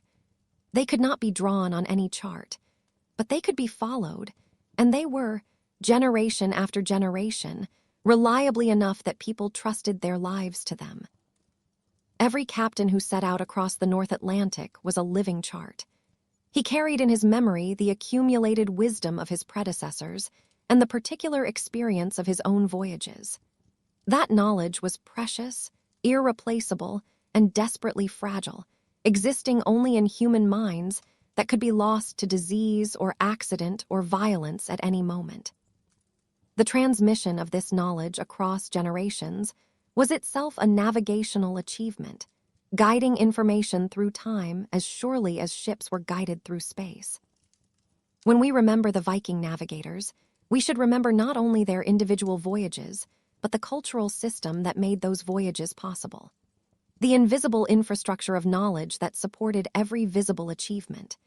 The ship that set out at dawn across waters that would seem impossibly daunting to most modern sailors carried that infrastructure with it, in the person of its captain and crew. The skills they possessed, the knowledge they carried, the judgment they exercised. These were the products of centuries of accumulated experience, refined through countless voyages, transmitted through chains of teaching and learning that stretched back beyond any individual memory. They were navigating by invisible roads because they had learned where those roads led, how to stay on them, and how to recognize when they had arrived. That learning was their true technology, more important than any single instrument or technique, and it connected them to everyone who had sailed before and everyone who would sail after. A community of knowledge spanning the generations. The practical business of actually managing a voyage deserves a closer look, because navigation was not a solitary act. It was a collective one. The captain held primary responsibility for directional decisions, but he relied on his crew for the constant observations that informed those decisions. Lookouts scanned the horizon for signs of land, weather changes, or other ships. Experienced sailors monitored the waves and currents, noting any shift that might affect the ship's course. Everyone contributed to the continuous process of information gathering that made navigation possible. No single mind could attend to everything at once. Beyond the captain, the crew included specialists who contributed particular expertise. Some men were especially skilled at reading weather signs, predicting storms or calms before they arrived. Others excelled at identifying birds or marine life and translating those observations into estimates of distance from land. Still others had a particular talent for steering, the ability to hold a ship on its intended course through hours of repetitive and demanding work. A well-functioning crew combined these specialties into a navigational system more capable than any individual could achieve alone. Steering itself was accomplished through a side-mounted rudder, the famous steerboard that gave us the word starboard for the right side of a ship. This rudder was controlled by a horizontal tiller, and the steersman stood or sat near the stern, watching the sail, the waves, and the stars, making constant small adjustments to keep the ship on course. Good steering was both art and physical intuition, requiring a feel for how the ship responded to helm movements, combined with the discipline to maintain attention through long watches. At night, when visual references were limited and fatigue was at its peak, experienced steersmen relied on the stars when they were visible and on sensation when they were not. The feel of wind on the face, the pattern of waves against the hull, the motion of the ship through the body. There is something almost meditative about this, the way consciousness can learn to hold a course not by thinking but by feeling. And after long enough, barely even that, just the automatic response of a body that has learned what steady feels like. Watch systems divided the crew into shifts, ensuring that fresh eyes and rested bodies were always available. Men finishing a watch would eat, rest, and prepare for their next turn. This rhythm of work and rest, maintained for days or weeks at a time, was itself a navigational requirement. Exhausted crews made poor decisions and missed important observations. Managing human energy across the length of a voyage was as important as managing course. Fresh water was the limiting factor for most voyages. It could not be replenished until land was reached. Ships carried water in barrels or skins, and careful rationing extended those supplies across the crossing. Running out of water before reaching land was simply a death sentence, which meant that the captain's estimate of voyage duration directly governed provisions planning. A navigator who consistently underestimated travel times would eventually kill his crew through inadequate water supplies. The arithmetic was unforgiving. The food carried on voyages had to survive without refrigeration. Dried fish, smoked meat, hard bread, and various preserved foods provided sustenance that was adequate but monotonous. Nobody was expecting luxury. The sameness of the diet was simply endured as part of the voyage's necessary discomforts. Successful arrival at a destination with fresh food available must have been a considerable relief after weeks of salt fish and stale bread. Seasickness affected many sailors, especially early in voyages before their bodies adjusted to the ship's constant motion. The Vikings had no effective treatment for this condition. Affected individuals simply suffered until their symptoms subsided or the voyage ended. A crew with multiple seasick members was handicapped in its ability to work the ship and maintain watches, so experienced captains preferred sailing with proven seamen. Yet everyone had to start somewhere, and the misery of initial seasickness was simply the price of admission to the seafaring life. Days without sight of land, the ocean the same in every direction, the horizon a circle that moved with you but never changed. This produced psychological effects that ranged from boredom to genuine disorientation. The sameness of the ocean, the absence of landmarks, the uncertainty about position, created a particular kind of stress that some people handled better than others. Selection for ocean crews likely favored psychological stability alongside technical skill, because a sailor who panicked in open water was a liability the crew could not afford. Small spaces and extended confinement created their own pressures. Personality conflicts that would be minor inconveniences on land could become serious problems at sea, where there was no escape from disagreeable companions and where cooperation was essential for survival. Captains had to manage these interpersonal tensions while maintaining the discipline the ship required. A crew that could not work together was a ship in trouble, regardless of how skilled its navigator might be. The arrival at a destination, after days or weeks of open ocean, must have been a moment of profound relief. The first signs of land, birds changing, water color shifting, clouds building above something solid just beyond sight. These marked the beginning of the end of a journey that might easily have ended differently. Navigators who brought their ships safely to port earned the respect and gratitude that came with demonstrated competence, building reputations that attracted crews for future voyages. Approaching an unfamiliar coast presented its own dangers, distinct from those of the open ocean. Rocks, shoals, currents, hazards that could wreck a ship within sight of safety. Experienced navigators approached coastlines cautiously, reading the water and the land for warnings, looking for the safe harbors and beaches where ships could be brought ashore.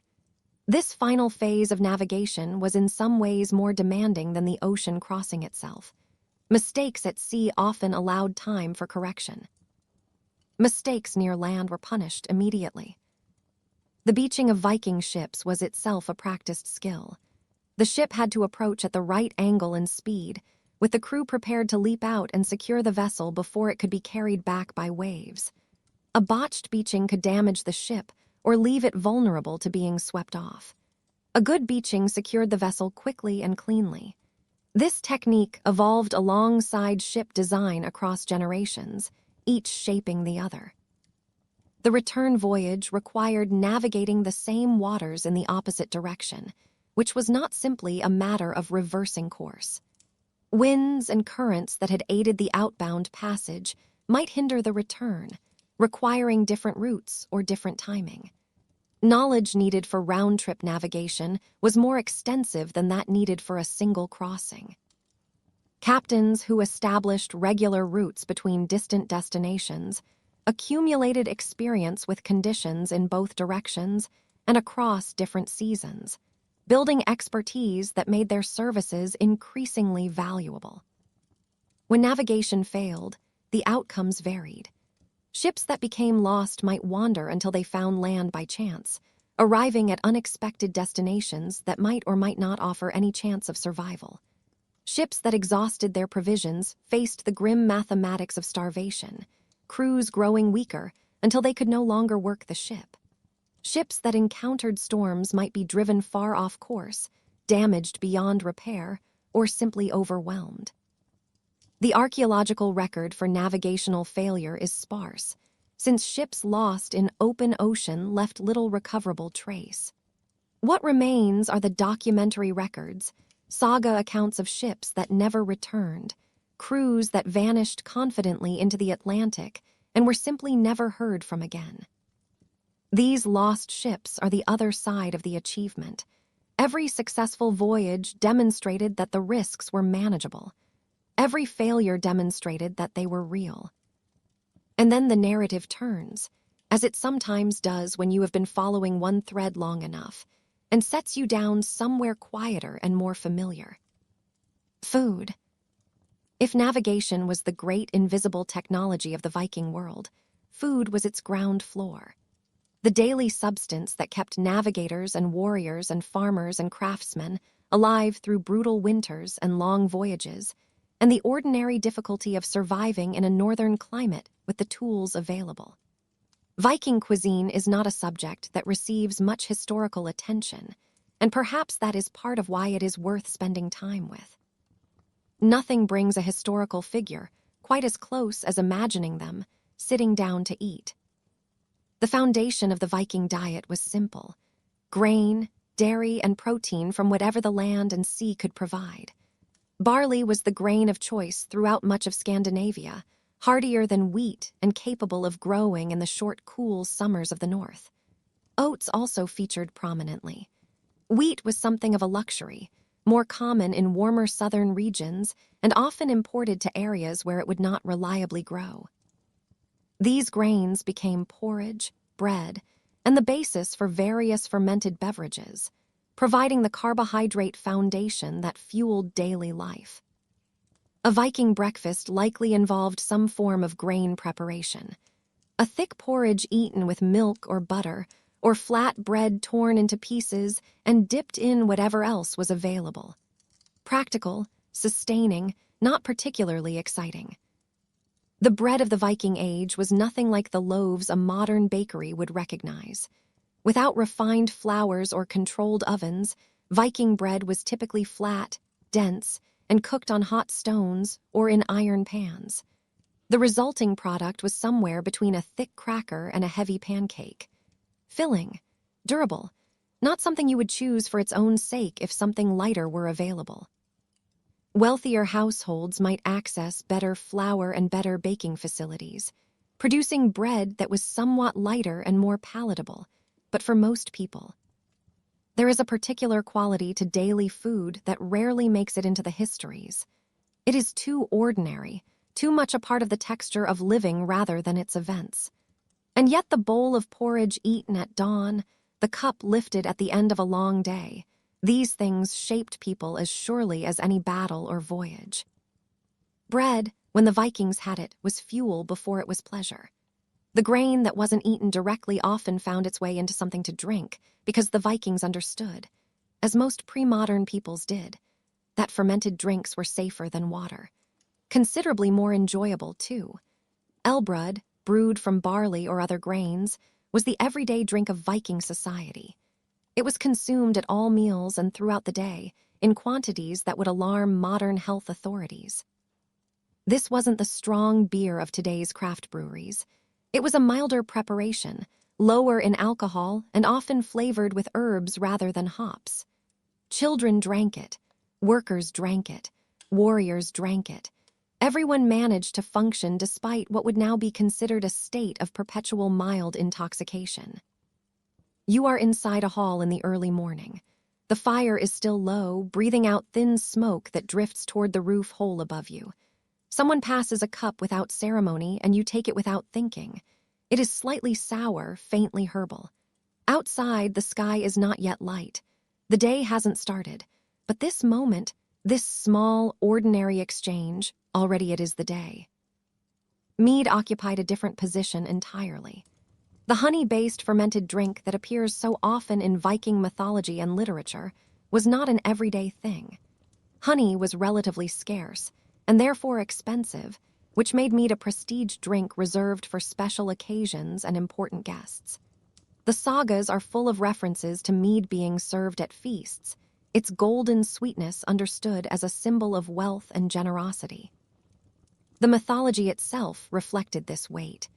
There was a magical mead of poetry, brewed from the blood of a wise being, and said to grant the gift of eloquence to anyone who drank it.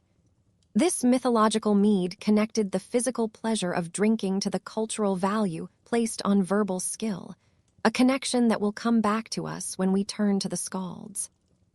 Wine was the ultimate luxury. Grapes don't grow in Scandinavia, and every drop had to be imported from southern Europe. Only the wealthiest Vikings could afford to serve wine, and its presence at a feast announced the host's resources and connections in ways that mere ale never could. The trade networks that brought wine north also carried other Mediterranean goods, creating a flow of luxury items that moved in exchange for northern products.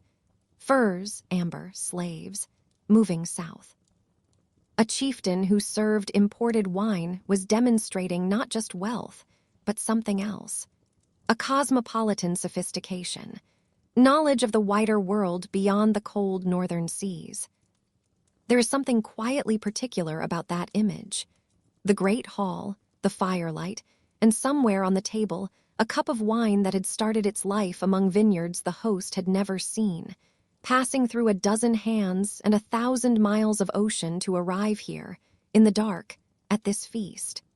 The world was always larger than it seemed. Turning from beverages to solid food, fish dominated the Viking diet in ways that modern Scandinavians would still recognize. The seas around Scandinavia teemed with cod, herring, and other species that provided reliable protein throughout the year. Fresh fish was available seasonally, but the real skill of Viking fish consumption lay in preservation techniques that extended the catch across months when fresh fishing was impossible. Drying, smoking, and salting transformed perishable fish into durable provisions that could sustain families through winter and cruise through long voyages. The iconic stockfish, cod dried in the cold northern air until it became board-like in texture, could last for years without spoiling.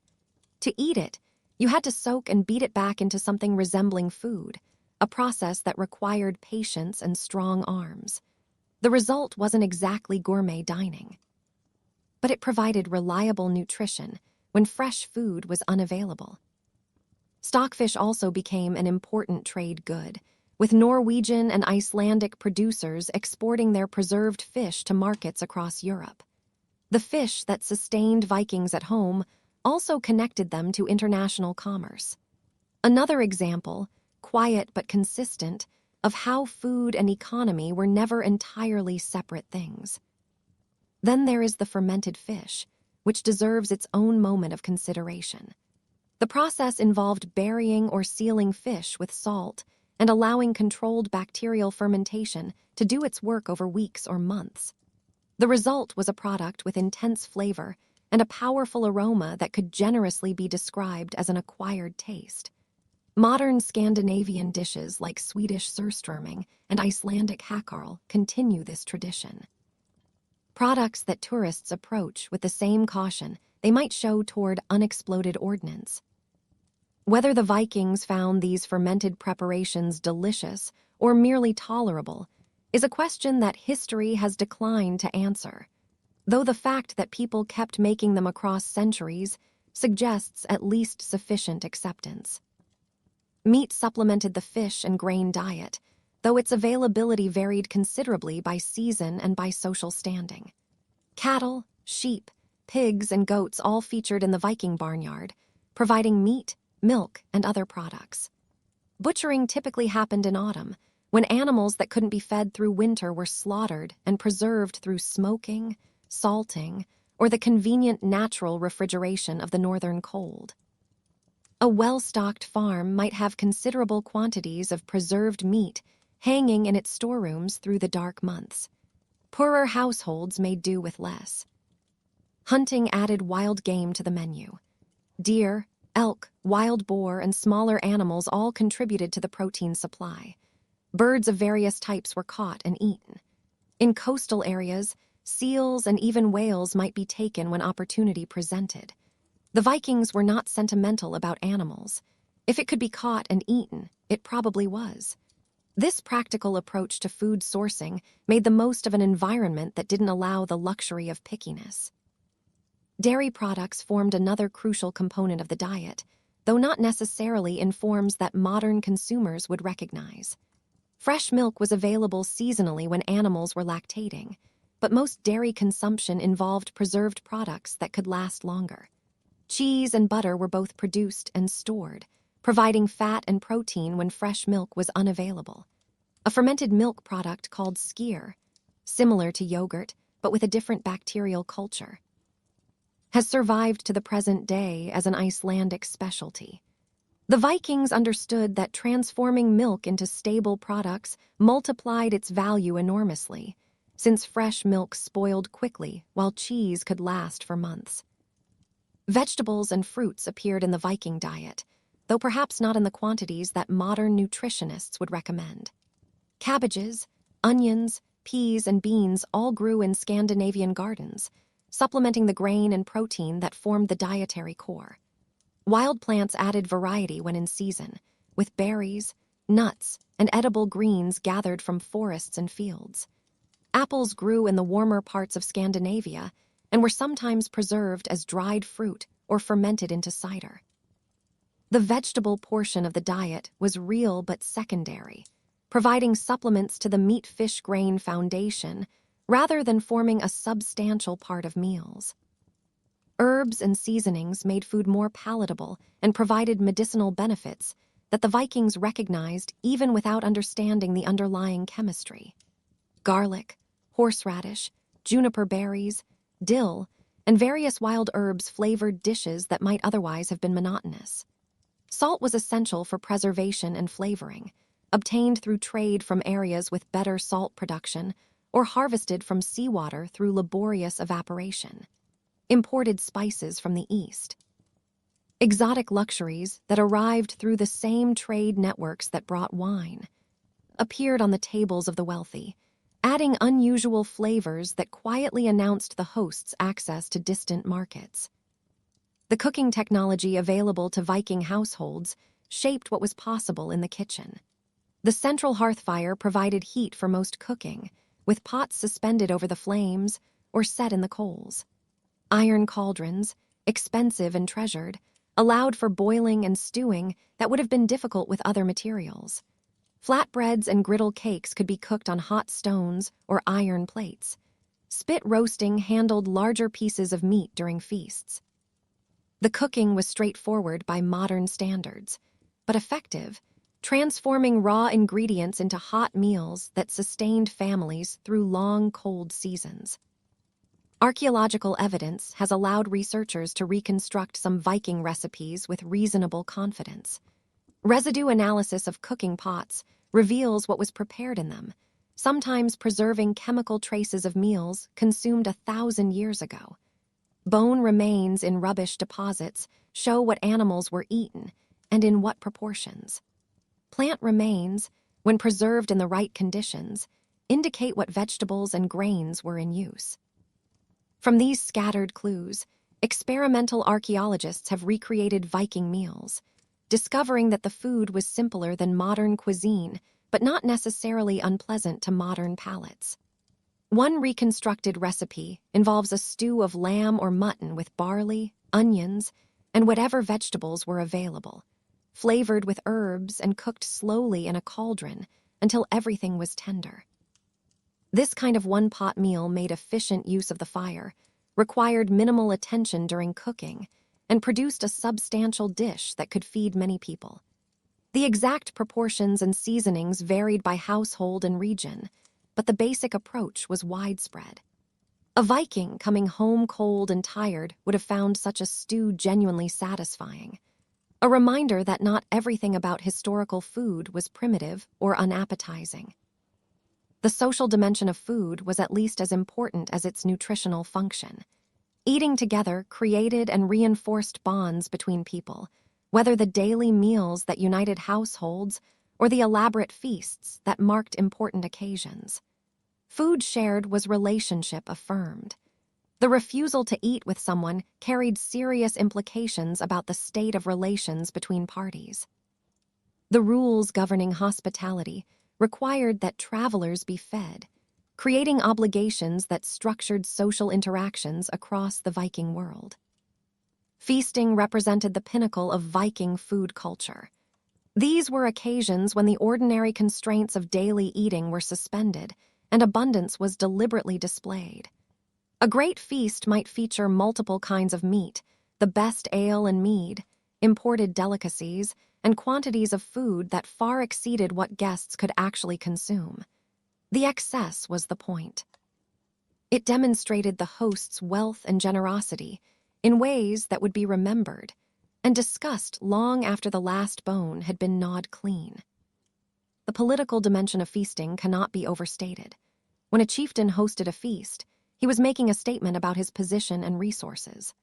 The quality and quantity of food, the number and status of guests, the entertainment provided. All of these elements contributed to an impression that could strengthen or weaken his standing in the community. Guests who accepted feasting hospitality were in some sense acknowledging the host's status and accepting an obligation to reciprocate or support. The feast was a political tool as much as a social occasion, a display of power dressed up as generosity. The seating arrangements at feasts reflected and reinforced social hierarchies. The host occupied the high seat, the position of honor at the center of the hall. Guests were arranged according to their status, with the most important seated closest to the host and the least important relegated to the periphery. Where you sat announced where you stood in the social order, making seating a potentially contentious issue that hosts had to manage with care. Placing someone lower than they expected was an insult that could create lasting enmity. Placing them higher was a compliment that created gratitude and obligation. The distance between your chair and the host's chair was, in a very precise and understood way, a measure of your standing in the world. The entertainment at feasts typically included performances by skalds, the professional poets we will come to shortly. But before leaving the subject of feasting entirely, there were other entertainments as well. Music, storytelling, games, and sometimes competitive displays that demonstrated the skills Viking culture valued. Wrestling matches, displays of strength, verbal wit competitions. These entertained guests while reinforcing cultural values. The feast was not just about eating, but about experiencing Viking culture in its most concentrated and celebratory form. The drinking rituals that accompanied feasts followed elaborate protocols that modern partygoers might find either charming or exhausting, depending on their tolerance for ceremony. Toasts were made in specific order to specific recipients, with the horn or cup passed in particular patterns that reflected social relationships. Refusing a toast was a serious breach of etiquette that could be interpreted as hostility. Failing to reciprocate hospitality with appropriate drinking was equally problematic. The consumption of alcohol was not just recreational, but ritual, loaded with social meaning that had to be navigated carefully. The symbolic significance of particular foods and drinks deserves a moment. Mead carried associations with poetry and divine knowledge, through the mythology of Odin's mead of poetry. Pork connected to fertility and to the god Frey, whose sacred animal was the boar. The sacrifice and consumption of horses, controversial and eventually prohibited by the Christian Church, seems to have carried particular religious significance, making it a target for missionaries seeking to stamp out pagan practice. What people ate was never just about nutrition. It was also about identity, belief, and belonging. The brewing of ale and the making of mead were specialized skills that required knowledge, equipment, and patience. The fermentation processes involved could go wrong in various ways, producing beverages that were undrinkable or even dangerous, rather than pleasant and safe. Skilled brewers were valued members of households, their expertise contributing to the success of feasts and the daily comfort of everyone who ate there. The seasonal rhythms that governed food production also shaped the timing and character of feasts. Autumn was the great feasting season, when the slaughter of animals that couldn't be fed through winter provided an abundance of fresh meat that couldn't be preserved all at once. This was the time for major gatherings, when communities came together to eat, drink, and celebrate before the long isolation of winter. The feasts of autumn had a particular character. A sense of plenty mixed with the awareness that the easy months were ending and the hard months beginning. Winter feasts, by contrast, celebrated survival and the slow return of light after the darkest days of the year. The midwinter celebration, which later merged with Christmas after Christianization, marked the turning point when days began to lengthen again. This was a time for drawing on stored provisions, for gathering around fires, for telling stories and reciting poetry through the long, dark nights. The feast became a way of defying the darkness, asserting human community and warmth against the cold emptiness outside. Spring brought its own celebrations as the agricultural year began again. Summer feasts might mark successful trading voyages or the return of raiders with their plunder. Each season had its appropriate occasions for communal eating and drinking, creating a calendar of feasts that structured social life throughout the year. A Viking's year was punctuated by these gatherings, moments when ordinary time was suspended and the special time of celebration began.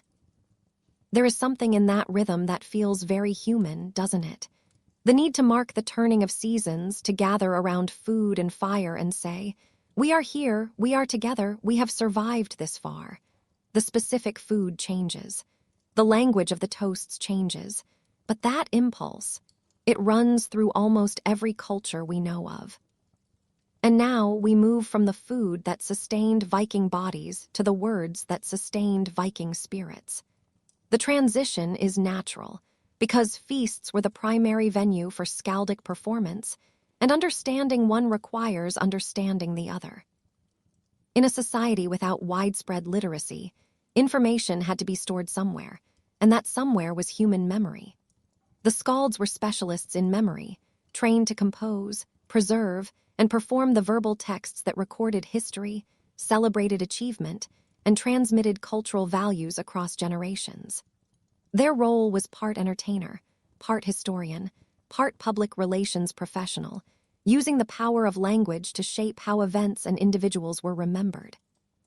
A favorable poem from a skilled skald could enhance a reputation for centuries. An unfavorable one could damage it permanently. The skald who stood to recite his verses at a feast was as essential to the occasion as the meat and mead. His words preserved memory, distributed praise and blame, and connected the present gathering to the heroic past. These were not decorative figures. They were living archives. The training of a skald began in childhood, when a boy showing verbal aptitude might be encouraged to develop his talents further. This involved memorizing the vast body of existing poetry, learning the complex rules that governed composition, and practicing the art of performance until it became second nature. The process took years and produced specialists whose skills were genuinely rare, commanding respect and compensation commensurate with their abilities.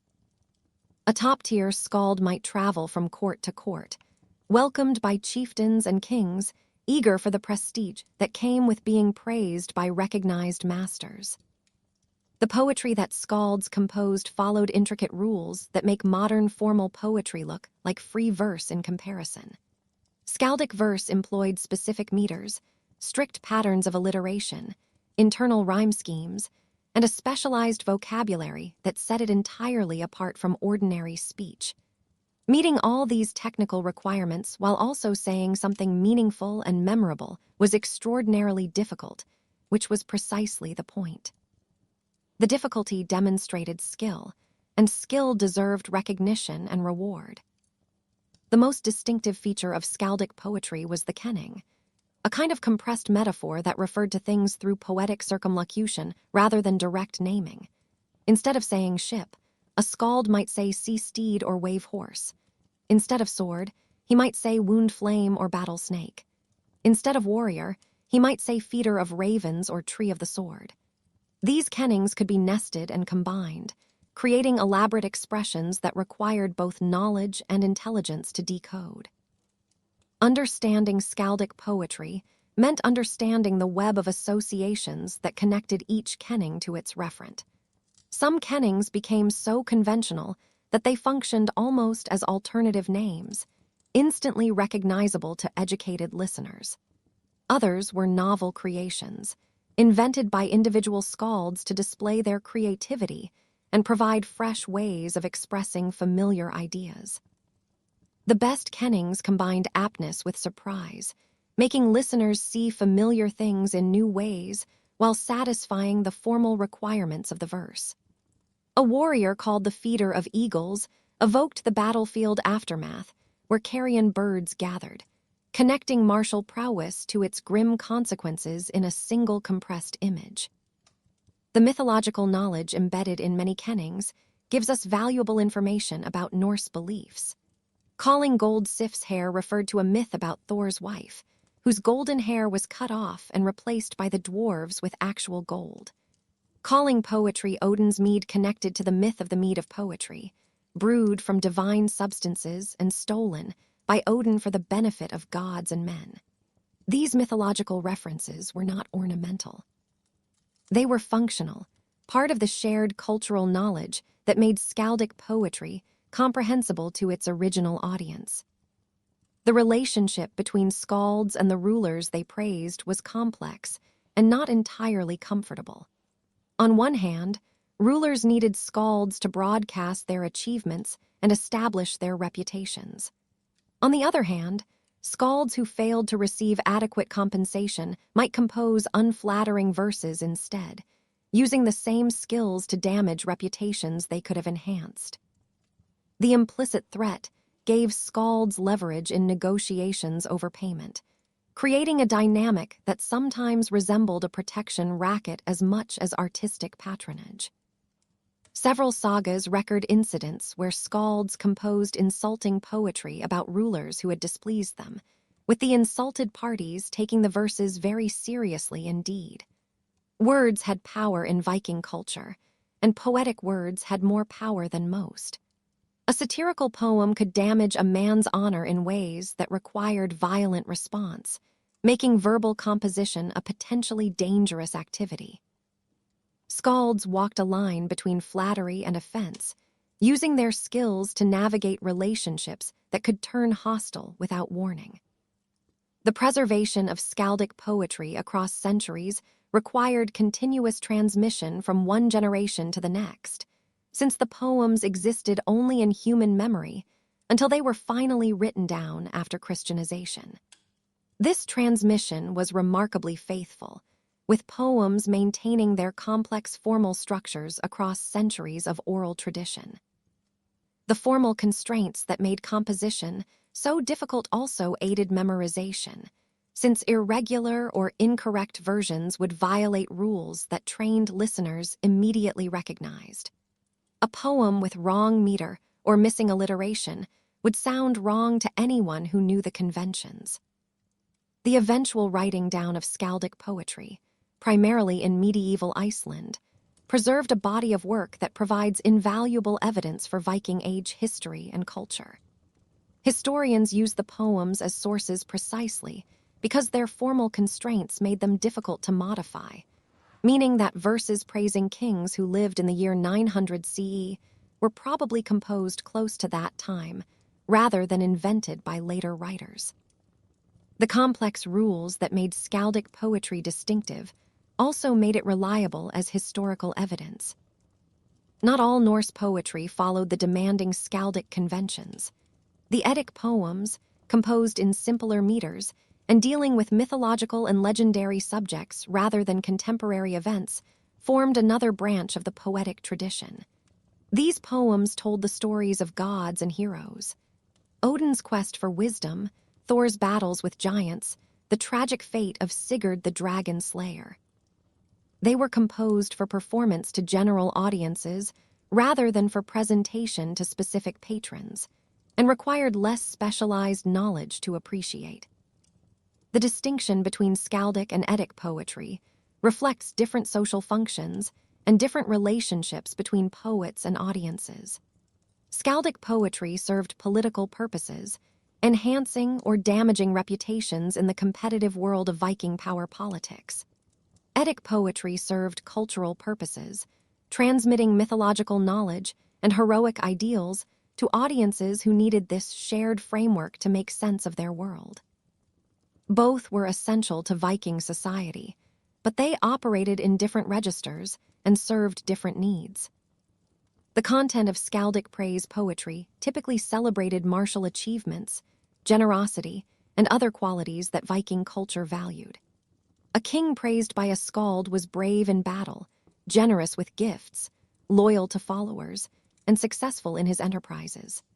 The poems often described specific battles or raids in terms that allowed historians to reconstruct what actually happened, though the praise format naturally emphasized the positive and minimized the negative.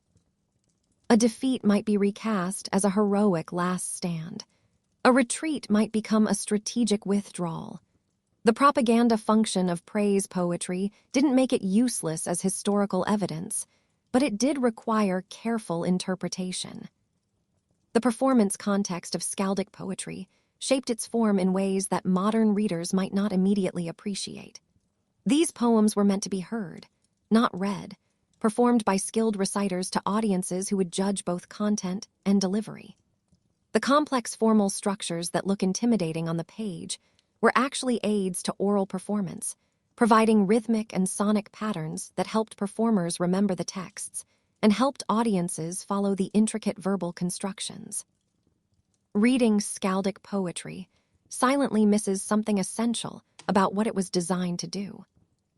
The skalds themselves appear in the sagas as vivid and sometimes turbulent figures, stories of poets who insulted kings and escaped punishment through verbal cleverness, poets who won their lives through improvised composition, poets who loved and lost and memorialized their grief in verse.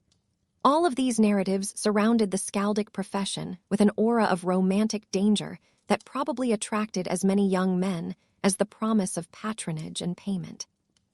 Some skalds achieved such renown that their names and works remain known 1,000 years later. Egil Skallagrimsson, whose saga provides detailed information about the life of a Viking Age poet, was famous both for his verses and for his violent, contentious personality. His poem Head Ransom, composed to save his life when he fell into the hands of an enemy king, demonstrates the kind of high-stakes improvisation that the best skalds could manage. Whether the story is literally true or not, it captures something genuine about how Viking culture understood the power of poetic skill. There is something worth sitting within that image, a man in mortal danger composing verse, not pleading, not fighting, composing, the poem itself as the argument for his survival. That is a culture that took language very seriously. The relationship between skaldic poetry and the broader phenomenon of Viking literacy deserves a moment. The skalds composed and preserved verbal texts of remarkable complexity without writing them down, demonstrating that sophisticated literature doesn't require writing. At the same time, the runic literacy explored elsewhere in this series shows that the Vikings weren't entirely without written forms. The two systems coexisted, with runes serving practical purposes and oral poetry serving artistic and political ones. This division of labor between written and oral traditions was common in many cultures, and it reminds us that literacy and literature are not the same thing. The decline of skaldic poetry came gradually with Christianization and the spread of Latin literacy. The new religion brought new forms of verbal art, hymns, prayers, and eventually written texts, that competed with traditional oral poetry for cultural prestige. The conversion also disrupted the patronage systems that had supported skalds, since Christian kings had less interest in the pagan mythology that pervaded traditional verse. Skaldic poetry continued to be composed for some time after conversion, adapting to new circumstances, but the tradition eventually faded as written literature took its place. The legacy of the skalds lives on in the texts that were eventually written down, preserving voices from a world that would otherwise be silent. When we read a skaldic verse praising a king who died 1,000 years ago, we are hearing something close to what his contemporaries heard. Words shaped by the same formal constraints and cultural assumptions that governed the original composition. The skalds achieved what they set out to do.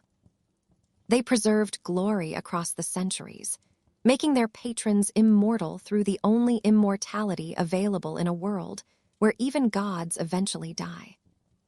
The connection between feasting and poetry, between consuming food and consuming words, reflects something fundamental about Viking culture.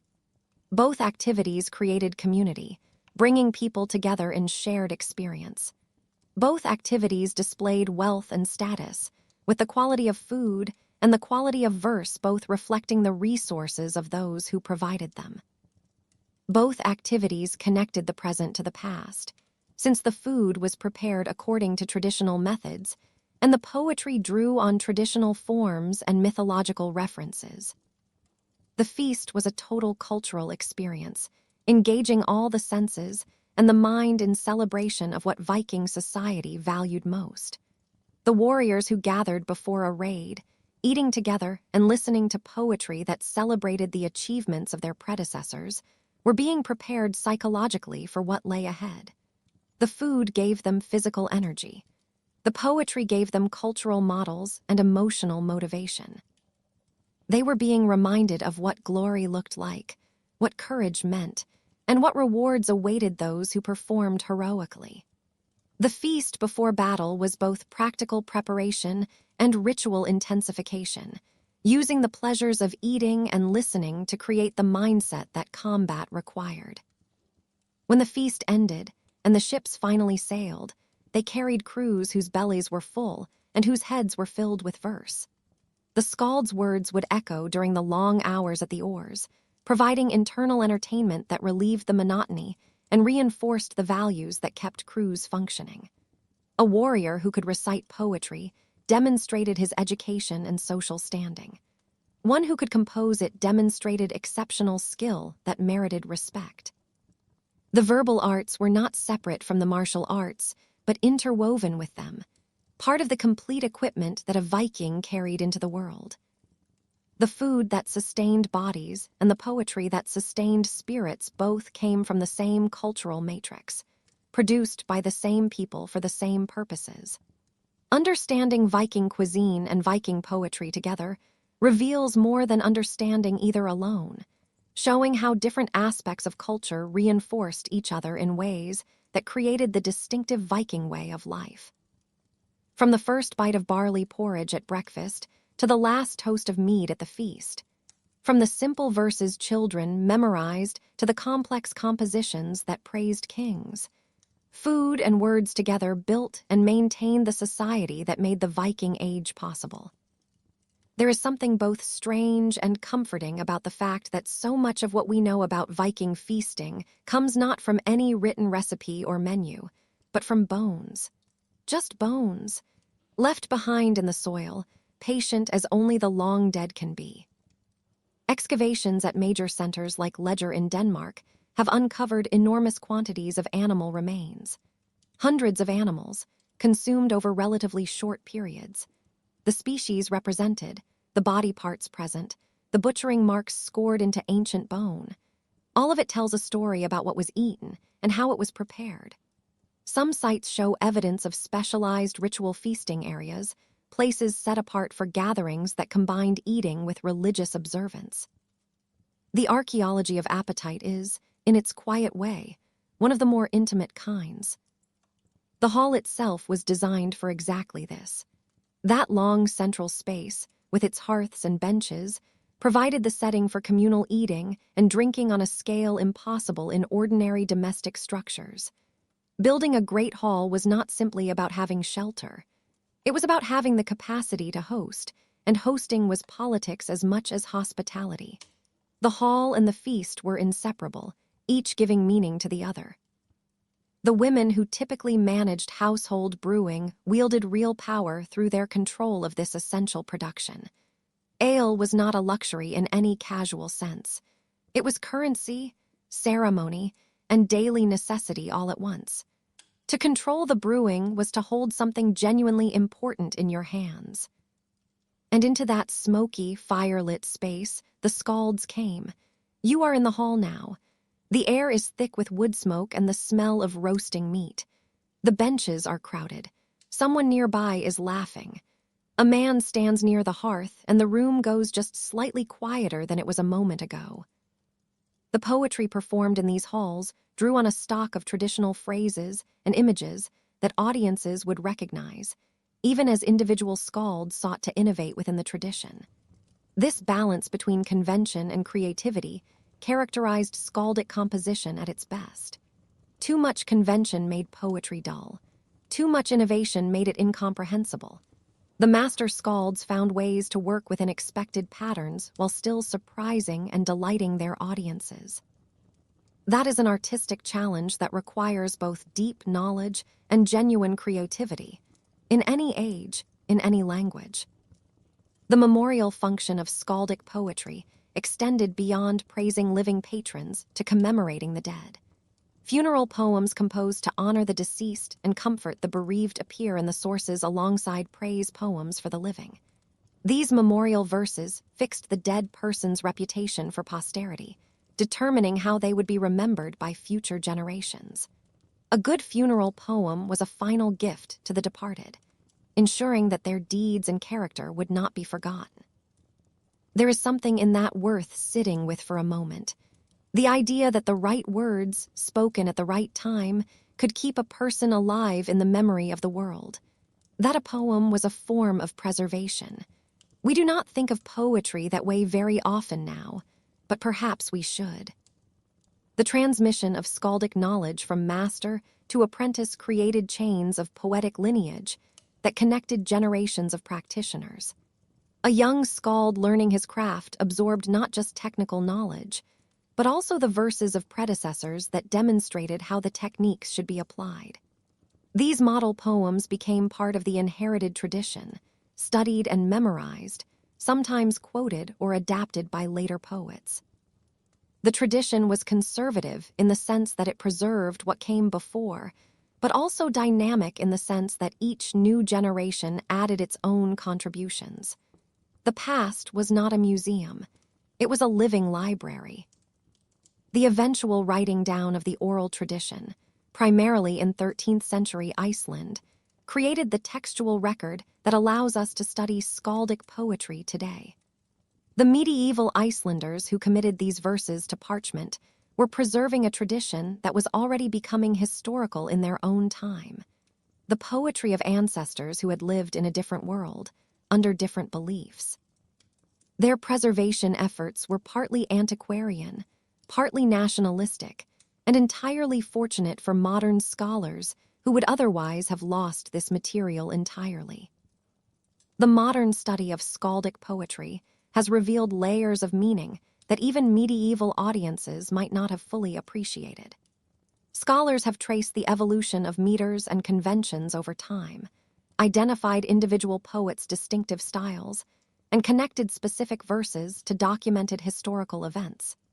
This work continues, with each generation of researchers contributing new insights to our understanding of this literary tradition. The connection between skaldic poetry and the sagas themselves remains a subject of scholarly investigation. Some sagas quote skaldic verses as evidence for the events they narrate, creating a relationship between prose, narrative, and poetic testimony that complicates interpretation.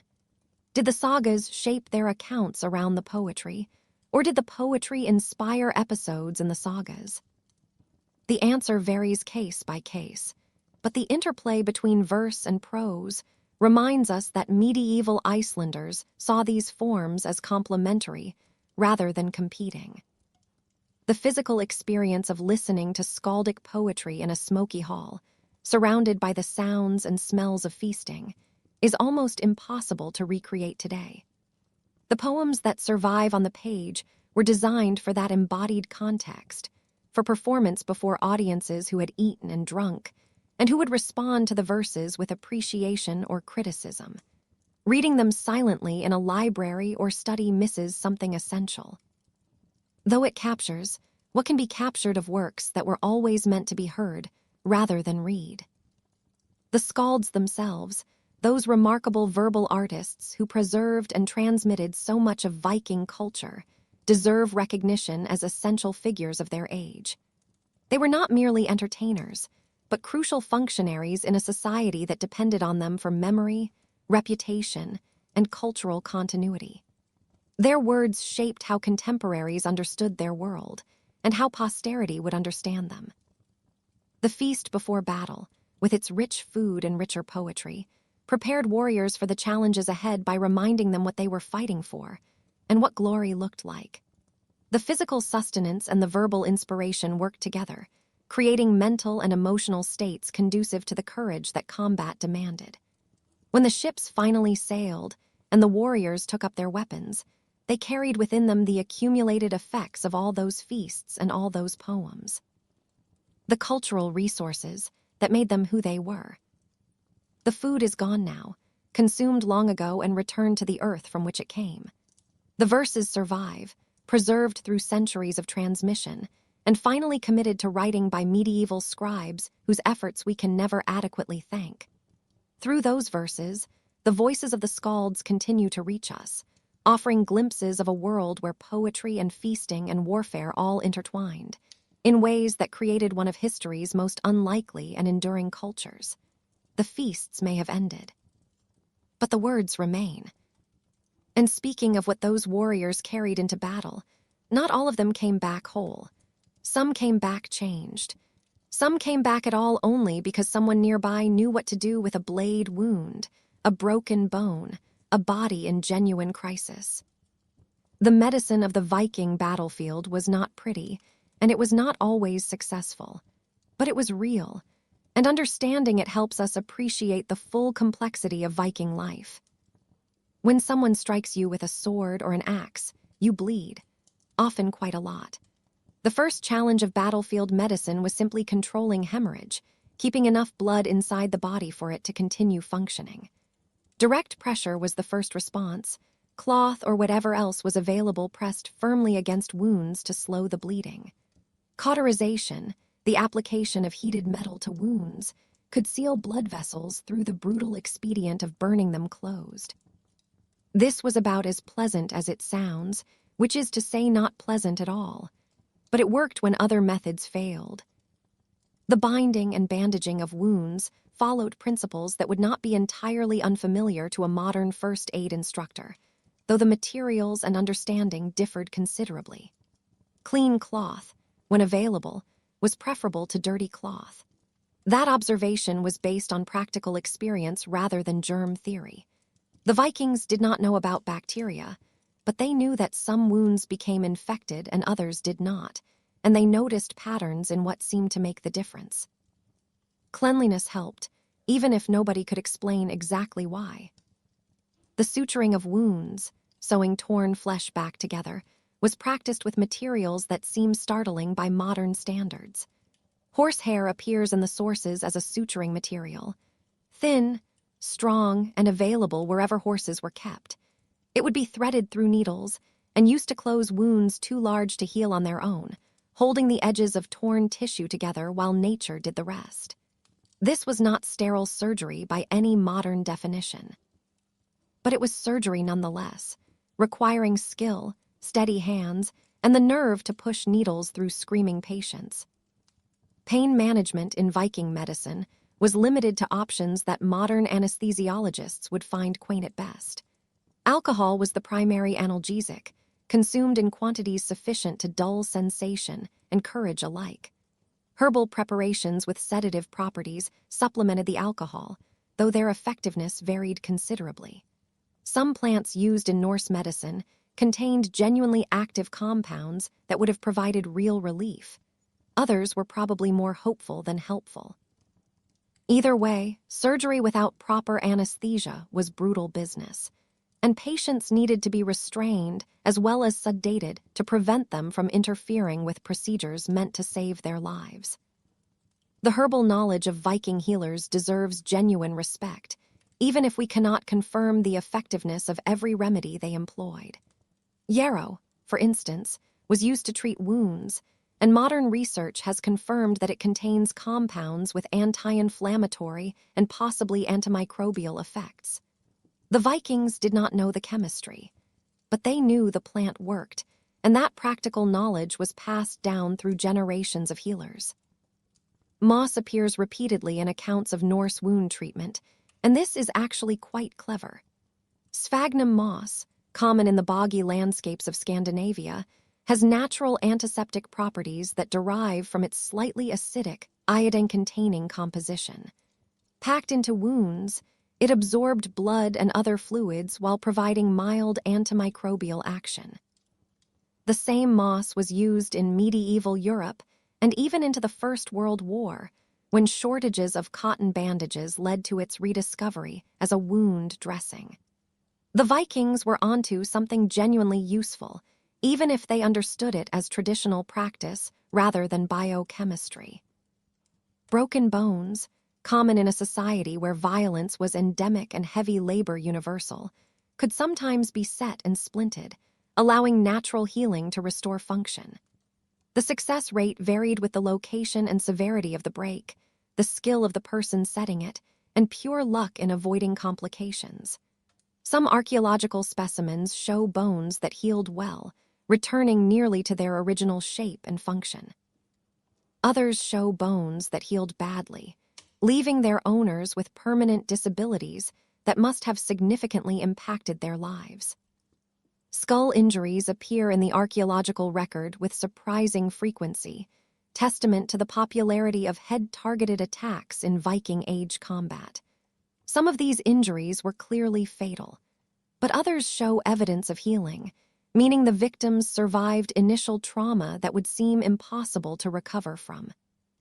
One famous example from Gotland shows a skull with a wound that penetrated into the brain cavity, yet the bone shows clear signs of healing indicating the individual lived for years afterward. How this person functioned with such an injury is hard to imagine, but function they apparently did. The onion test, mentioned in some sources, represents a diagnostic technique that was rational given available knowledge, even if its implications were grim. A wounded person would be fed a strong-smelling broth made with onions or similar aromatics. If the smell subsequently emerged from the wound, this indicated that the digestive tract had been penetrated, meaning the weapon had reached internal organs. In an age without surgical repair of gut wounds, this was essentially a death sentence, and the test allowed healers to allocate their limited resources to patients who might actually survive. The cold triage logic makes sense even as we recoil from its implications. The role of women in Viking medicine appears significant, though the evidence is frustratingly incomplete. The sagas mention wise women who practiced healing arts, and the archaeological record includes burials of women with medical equipment that suggests professional healing practice.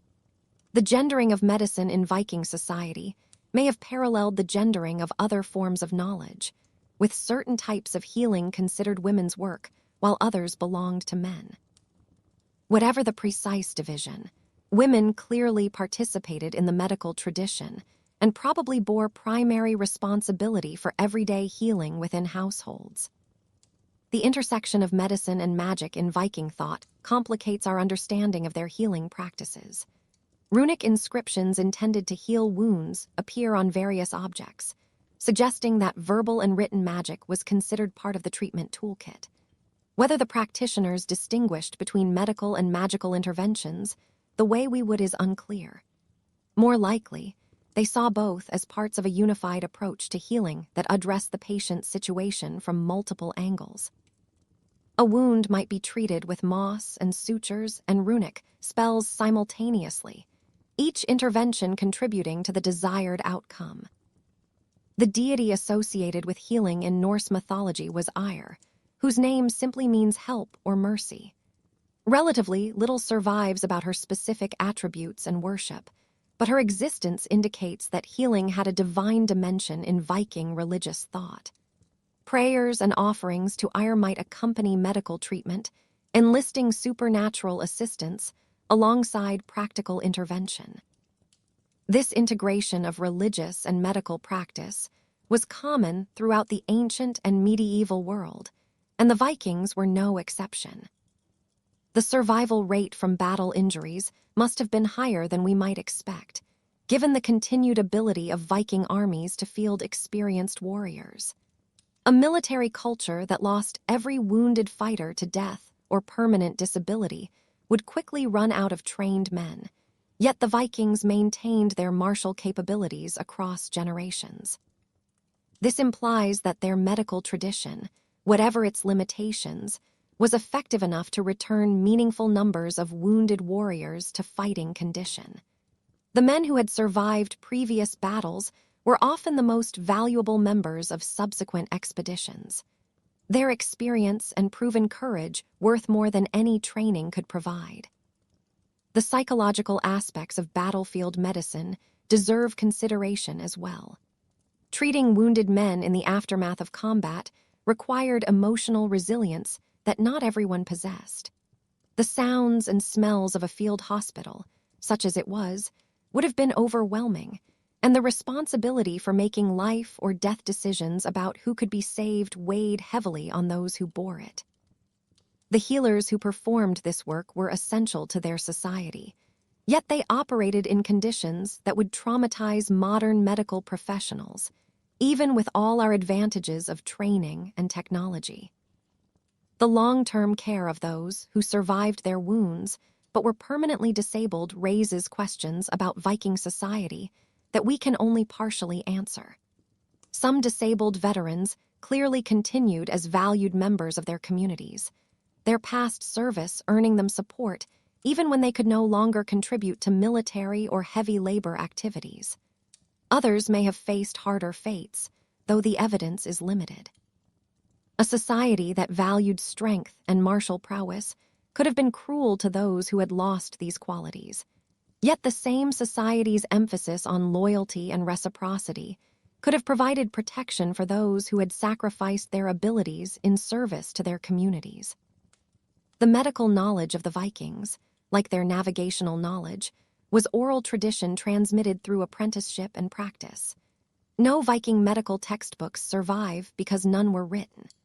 The knowledge existed in the minds and hands of practitioners rather than on any page. When Christianization brought literacy and new intellectual frameworks, some of this traditional knowledge was recorded, though filtered through the perspectives of those doing the recording.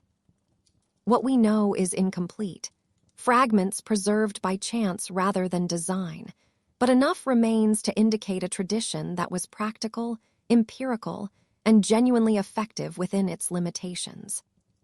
There is something worth pausing on in that. All that knowledge, held in hands and voices and memory, passed from one person to the next across generations, and then one day the chain breaks or bends and some of it is lost. We will never know exactly what was lost, only what survived. The transition from battlefield medicine to trade might seem abrupt, but the connection is real and important. The Vikings who survived their wounds often sailed not to war, but to commerce, and the trading networks they developed were as impressive in their way as any military achievement. The image of Vikings as pure warriors, motivated solely by plunder and glory, obscures the commercial sophistication that made their society function. Behind every raid stood trading relationships that sustained the Scandinavian economy, and those relationships spanned distances that would be impressive even by modern standards. Scandinavia, for all its virtues, lacked certain things that its inhabitants wanted: Precious metals were scarce. The silver and gold that symbolized wealth throughout the medieval world had to come from elsewhere. Fine textiles, exotic spices, and manufactured goods from more developed regions were available only through trade or theft, which in Viking practice often amounted to the same thing at different points on a continuum. The need to acquire what the homeland could not produce drove Scandinavians outward in search of trading partners, creating networks that eventually spanned from the Arctic to the Mediterranean. The eastern route down the rivers of what is now Russia and Ukraine connected Scandinavia to the Byzantine Empire and beyond to the Islamic world. This was the path that brought Arab silver to northern markets, silver that has been found in extraordinary quantities throughout the Viking world. The dirham coins minted in distant caliphates traveled thousands of miles to end up in Scandinavian hoards, testimony to trade connections that bridged cultural and religious divides. The Vikings who traveled this route were called the Rus, and they gave their name to Russia, one of the more lasting geographical legacies of Norse expansion. The trading centers along this eastern route became prosperous entrepots where goods changed hands and cultures mixed. Staria Ladoga, near present-day St. Petersburg, was an early hub where Scandinavians encountered Slavic, Baltic, and Finnish peoples in a commercial environment that transcended political boundaries. Archaeological excavations have revealed a cosmopolitan settlement where Norse artifacts mingle with objects from many other cultures, reflecting the diverse population that commerce attracted. Further south, the Dnieper River route led to the Black Sea and Byzantine Constantinople, that legendary city of gold that the Vikings called Miklagard, the Great City. Byzantine chronicles record the arrival of Norse merchants and mercenaries, some of whom entered imperial service in the famous Varangian Guard. The commerce was lucrative enough to justify the dangerous journey through territories where hostile peoples controlled key portages and rapids. The treaties between Rus leaders and Byzantine emperors, preserved in Byzantine sources, show formal commercial arrangements that regulated this trade and provided protections for merchants operating far from home. The Islamic connection extended even further, through the Caspian Sea region to Baghdad and beyond. Arab geographers and travelers recorded their encounters with Norse merchants, providing descriptions that complement the archaeological evidence. Ibn Fadlan, whose account of a Viking funeral is one of our most vivid sources for Norse practices, met Rus traders along the Volga River in the early 10th century. His descriptions, colored by cultural differences and occasional incomprehension, nonetheless capture something of the commercial energy that drove Scandinavians to these distant markets. The goods that flowed through these eastern networks included slaves, one of the most lucrative and morally troubling aspects of Viking commerce. Captives taken in raids or purchased from other peoples were transported to markets where demand was high, and prices reflected the human cargo's value. The Arabic word for Slavic peoples gave rise to the English word slave, reflecting the predominance of Slavic captives in the medieval slave trade that the Vikings helped facilitate. This commerce in human beings connected northern raiders to Mediterranean and Middle Eastern economies in ways that generated enormous profits for those willing to engage in it. Furs were another major export from the north, luxuries that commanded high prices in markets where cold winters made warm clothing essential for the wealthy, and where the status associated with fine furs created demand beyond mere practicality. Arctic foxes, sables, martens, and other fur-bearing animals were trapped in Scandinavian forests and traded southward to customers who valued both their warmth and their prestige. The fur trade connected the most remote northern regions to the most sophisticated southern markets, creating economic incentives for exploration and settlement in otherwise marginal territories. Amber, the fossilized tree resin found along Baltic shores, was another distinctive northern export. Valued for its beauty and associated with magical properties in many cultures, amber traveled from Scandinavian beaches to markets throughout Europe and beyond. The Amber Road had existed since prehistoric times, but Viking commercial networks integrated it with broader trading systems that moved amber alongside other goods in complex webs of exchange. A piece of amber picked up on a Danish beach might eventually adorn a Byzantine aristocrat or an Arab merchant's wife, its journey illustrating the connectivity of the medieval world in the most quiet and ordinary way.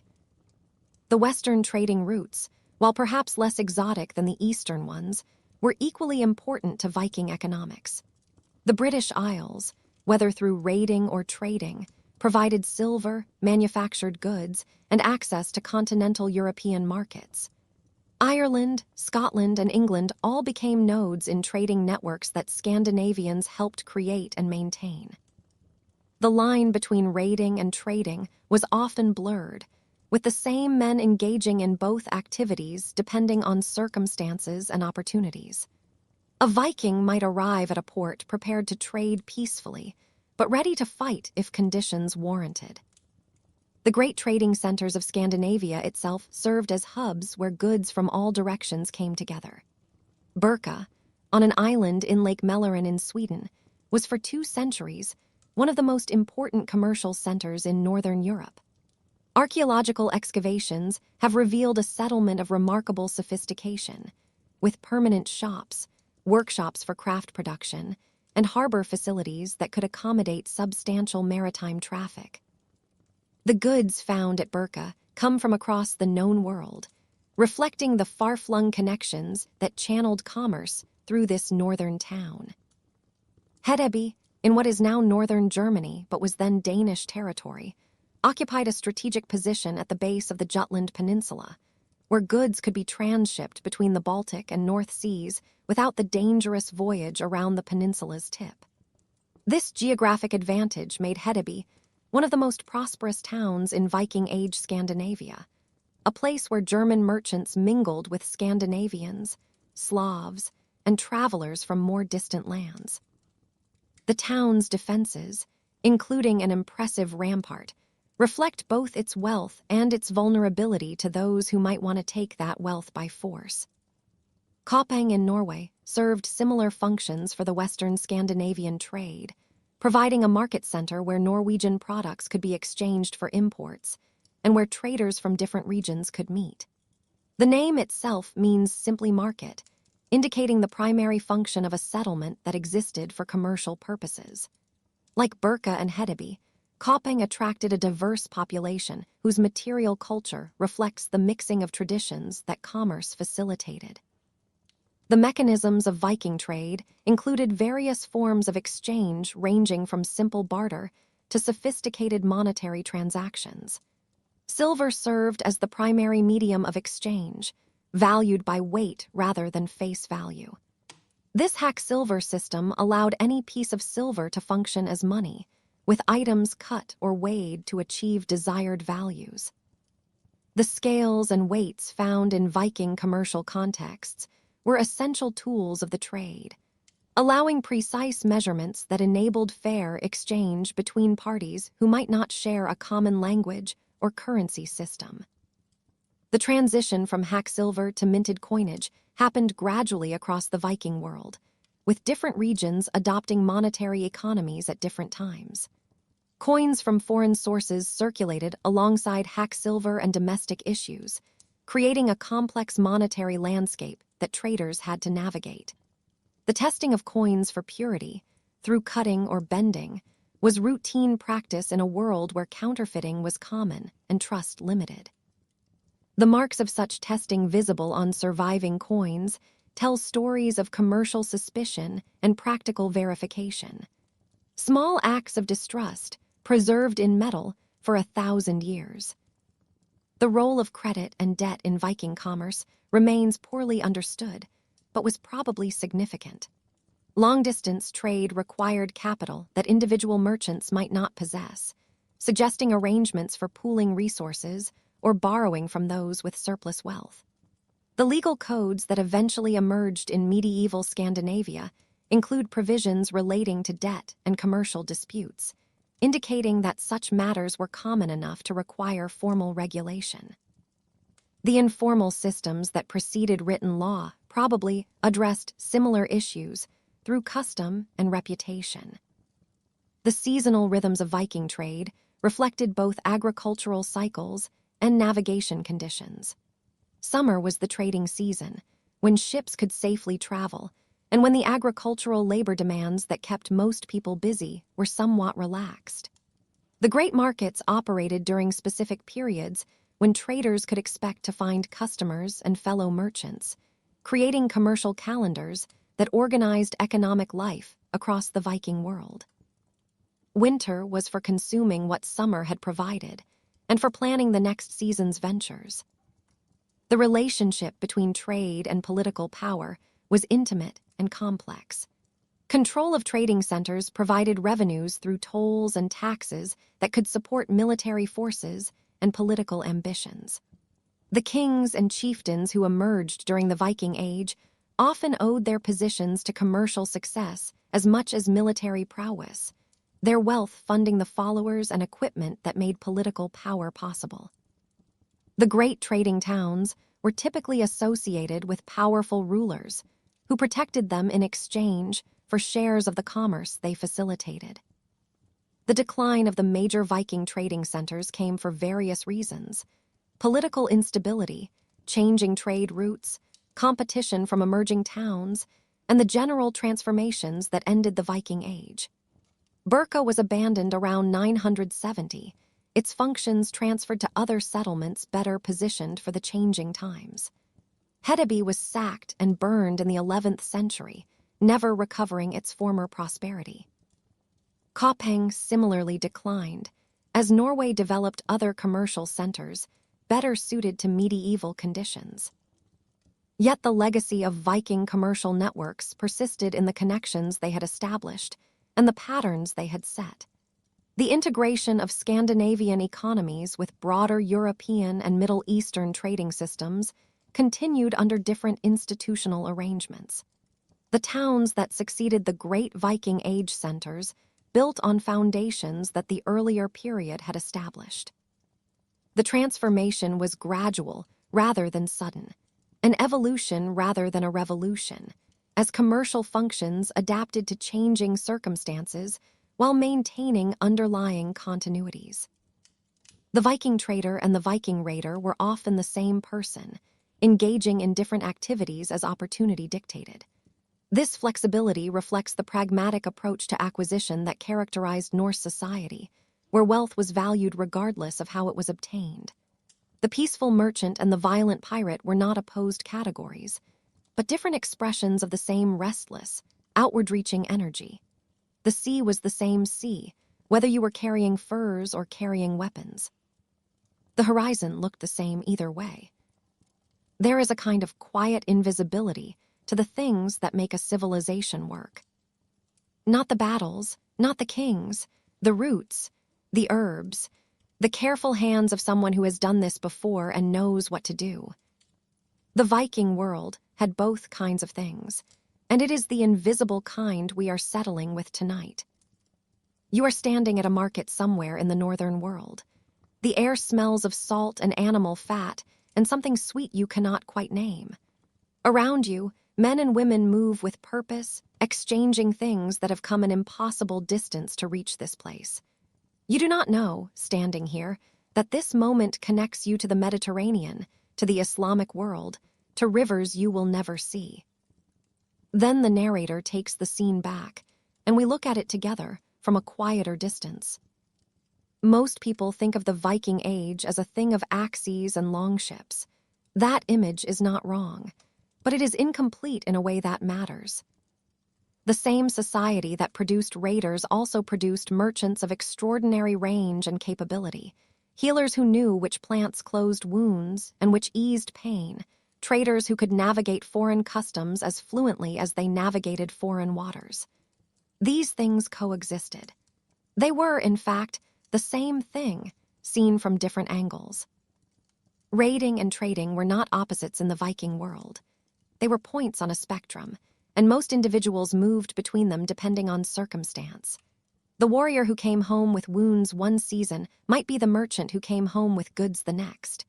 The ship that carried raiders to foreign shores might carry traders on its following voyage.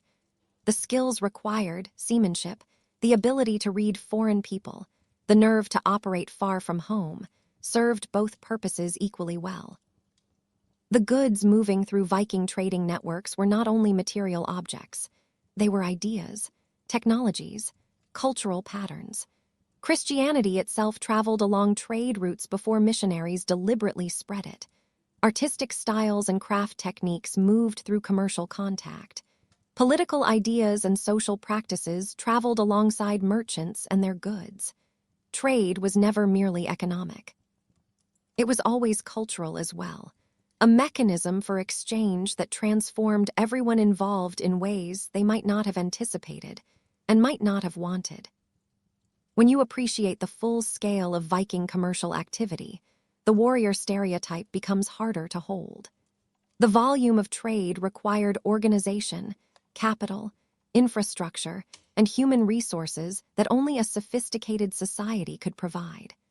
The merchants who traveled thousands of miles to conduct business in foreign lands needed skills and knowledge and courage comparable to those required of any military expedition. The trading networks connecting the Arctic to the Mediterranean were engineering achievements, invisible but essential, comparable to the ships that made them possible. The blood that flowed on battlefields and the goods that flowed through markets were both expressions of the same expansive energy, the same restless drive that pushed Scandinavians beyond their homeland in search of wealth, fame, and opportunity. The silver that rewarded successful raiders often ended up in trading centers, where it lubricated further commerce. The medicine that patched up warriors returned them to activities that might be commercial as readily as military. Understanding the Vikings requires seeing both dimensions together: the violence in the commerce, the blood in the silver, the sword and the scale. Neither the medicine nor the trade was written down during the Viking Age. The healer who knew which plants eased pain and which closed wounds, the trader who knew the routes to distant markets and the customs of foreign peoples, both carried their knowledge in memory, in apprenticeship, in the careful passing of hard-won understanding from one person to the next. That knowledge was not considered worthy of formal documentation. It simply existed, practiced and transmitted, as long as the people who held it survived. This is a fragile way to carry something important.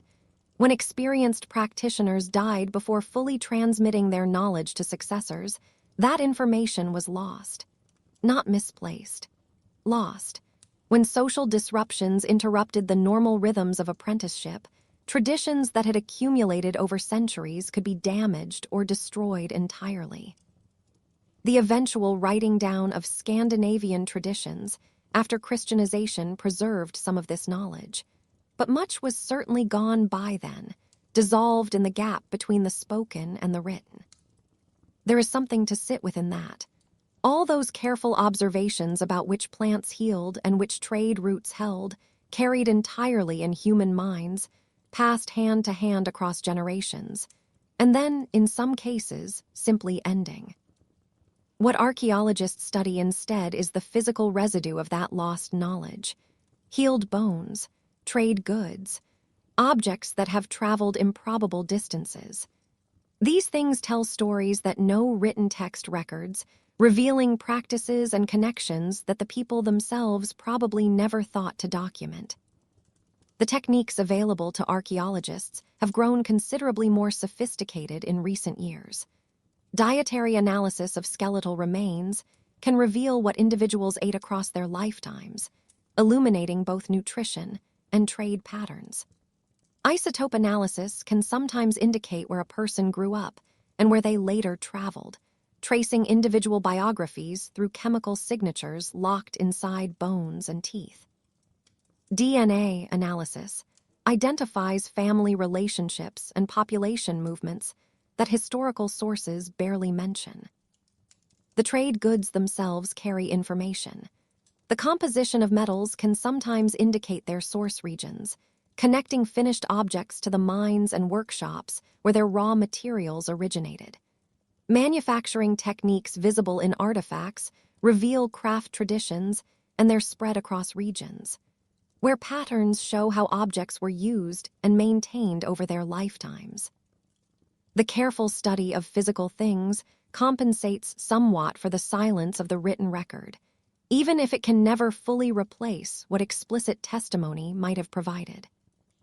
The networks that Viking traders created had implications that extended far beyond the immediate participants. When Scandinavian merchants connected Baltic and Mediterranean economies, they created pathways that others could follow and build upon. The commercial integration of medieval Europe owed something to Viking pathfinders who had demonstrated that long-distance trade was viable, and who established relationships that survived the Viking Age itself. The eastern routes carried equally significant consequences. Viking traders helped create connections between Slavic, Byzantine, and Islamic worlds that would continue to matter long after the Scandinavian presence diminished. The Kievan Rus state that emerged from Viking commercial activity became a major power in medieval Eastern Europe, eventually evolving into the Russian Empire that would dominate the region for centuries. The traders who came seeking silver and slaves could not have imagined the political structures that would grow from their commercial ventures.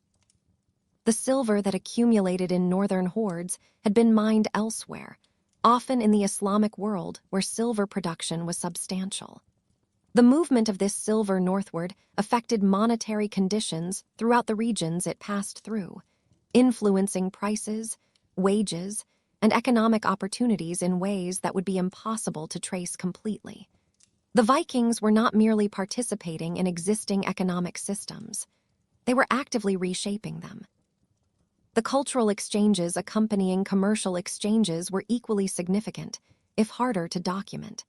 The Vikings who traded in Constantinople encountered Byzantine art, architecture, and religious practice, some of which influenced Scandinavian culture in ways both direct and subtle.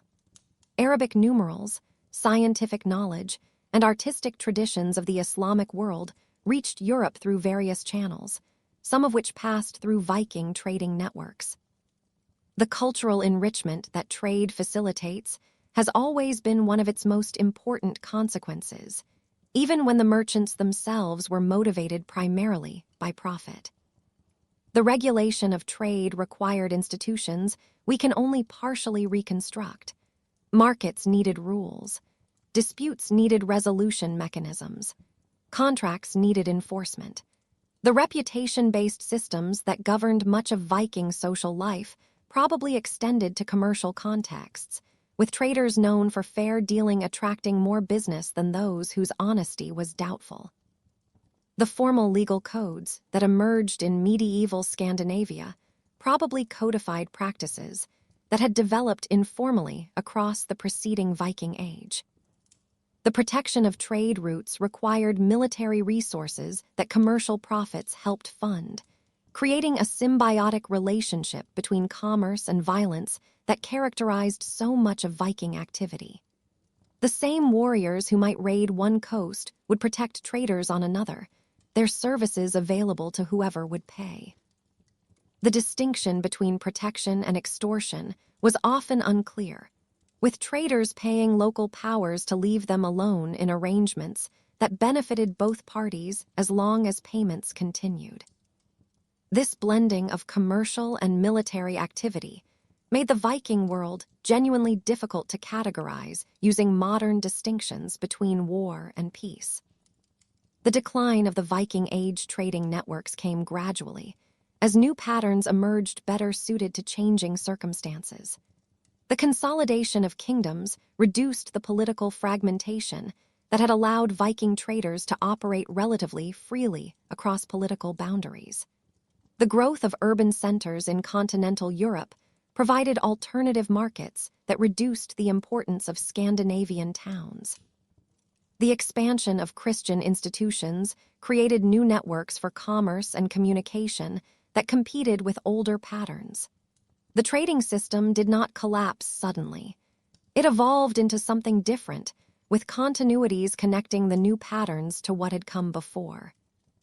The medical and commercial knowledge of the Viking Age both represented accumulated human capital that took centuries to develop and could not be easily replaced once lost. The healers who treated battlefield wounds and the traders who navigated foreign markets both possessed expertise their societies depended upon, even if that expertise was never formally recognized or documented.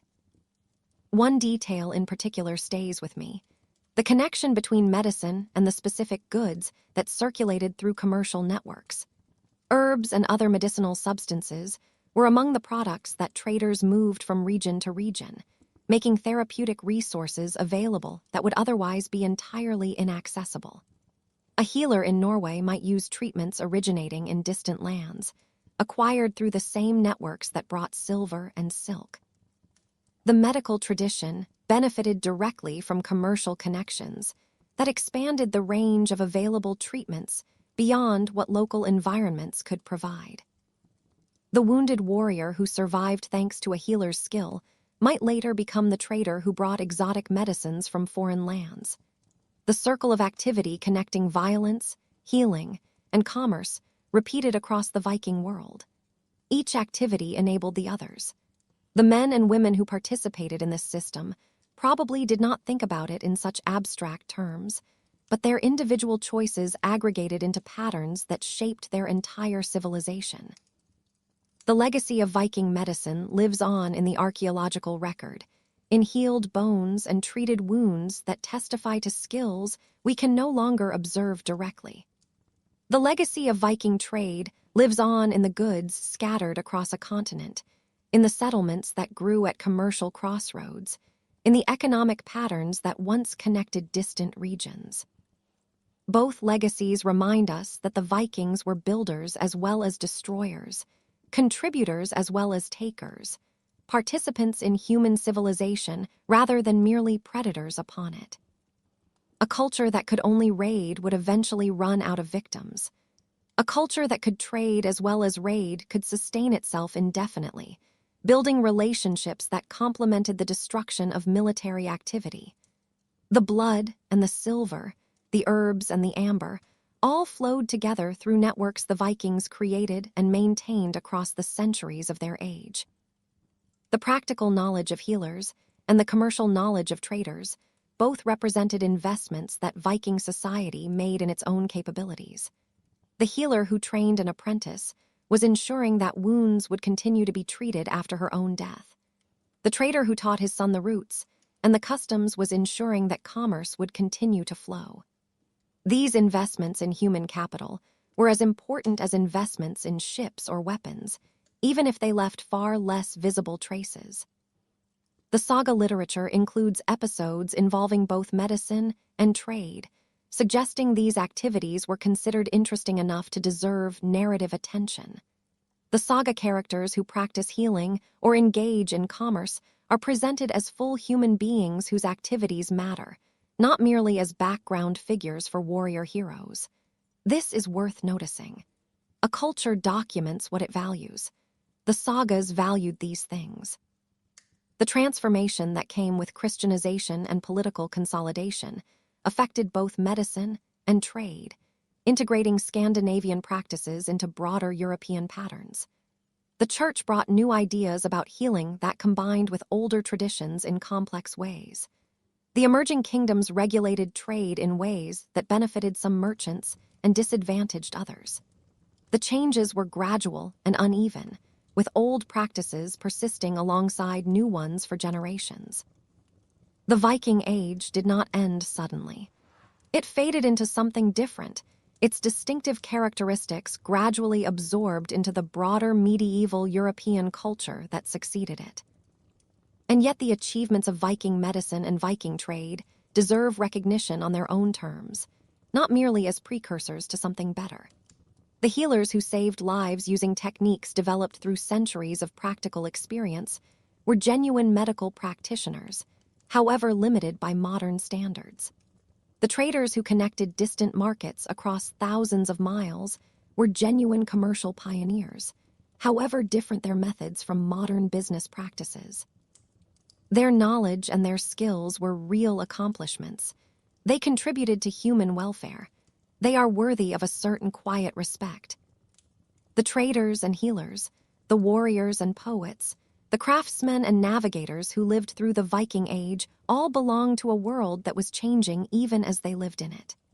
The extraordinary period of Scandinavian expansion that reshaped the map of Europe and reached shores no European had touched before did not end with a dramatic final battle or a sudden catastrophe.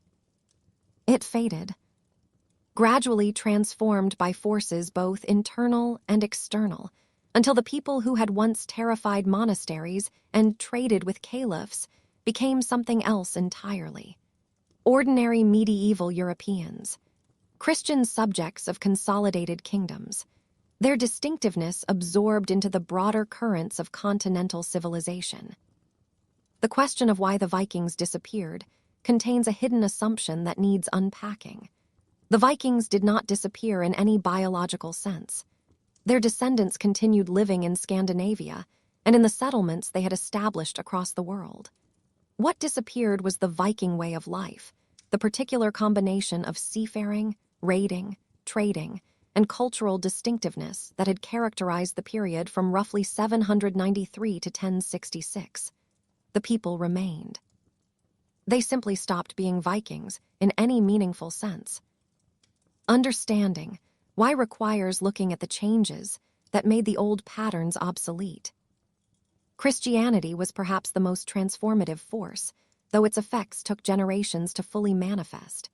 By the 11th century, all three major Scandinavian countries had officially adopted the new faith.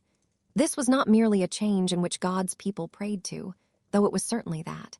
Christianity brought with it an entire institutional framework, a literate clergy, connections to broader European networks, moral teachings that challenged some fundamental aspects of Viking culture.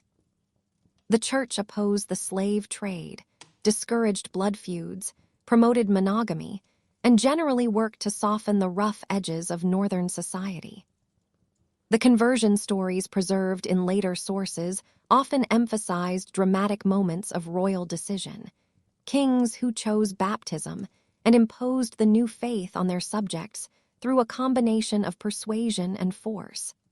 There is truth in these accounts as far as they go, but the actual process was messier and more gradual than the official narrative suggests. Christianity and traditional Norse religion coexisted for generations, with individuals and communities choosing elements from both traditions according to circumstances and preferences. The runestones we have visited earlier in this series show this process in action, with Christian symbols appearing alongside traditional imagery in arrangements that suggest accommodation rather than replacement. The institutional church that established itself in Scandinavia during the 11th and 12th centuries brought changes that went far beyond theology. Bishops needed dioceses. Churches needed land. Monasteries needed endowments. All of these requirements reshaped patterns of landholding and political authority. The wealth that had once flowed to chieftains through raiding and trading now partially redirected to ecclesiastical institutions, changing the economic foundations of power. The literacy that clergy brought enabled new forms of administration and record-keeping that facilitated centralized royal authority. The church and the emerging kingdoms grew together, each supporting the other's expansion. The consolidation of kingdoms represented another fundamental transformation that made the old Viking patterns unsustainable. The fragmented political landscape of the early Viking Age, with its countless local chieftains competing for followers and resources, gave way to larger territorial states under increasingly powerful monarchs. Denmark unified earlier than its neighbors. Norway followed with considerable turbulence. Sweden coalesced more gradually. These kingdoms developed administrative apparatus, legal systems, and military organizations that characterized medieval states, replacing the personal relationships and ad hoc arrangements of the earlier period. The new kingdoms needed different things from their populations.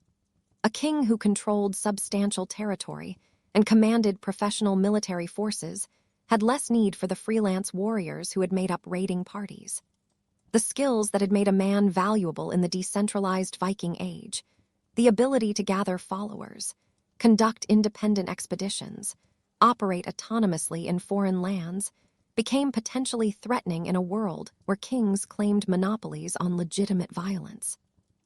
The warriors who had been assets became potential rivals. The establishment of royal control over international relations gradually closed off the opportunities that had drawn Vikings abroad. Treaties between kingdoms regulated commercial relationships that had once been managed by individual merchants operating largely on their own initiative. Raiding became an international incident rather than a private enterprise, something that could embroil kingdoms in wars their rulers had not chosen. A monarch who could not control his subjects' raiding could not be trusted as a treaty partner. The freelance violence that had characterized the early Viking Age became incompatible with the diplomatic relationships that medieval kings needed to maintain. The year 1066 is often cited as a symbolic endpoint for the Viking Age, and the events of that year illustrate perfectly how the old world was giving way to the new. Harald Hardrada, King of Norway, represented the Viking tradition in its most developed form. A man who had traveled the world as a warrior and adventurer, served in the Byzantine Varangian Guard, accumulated wealth and fame through personal prowess, and now claimed the throne of England based on complex dynastic arguments and the simple fact that he had an army willing to follow him there. His invasion of England in 1066 was a classic Viking expedition, launched across the sea to claim prizes through force of arms. Harold's death at Stamford Bridge on September 25, 1066, just days before William of Normandy landed at Pevensey, marked the end of an era in ways that contemporaries could not fully appreciate. The Norwegian invasion failed not because Harald Hardrada was incompetent, but because the world had changed around him.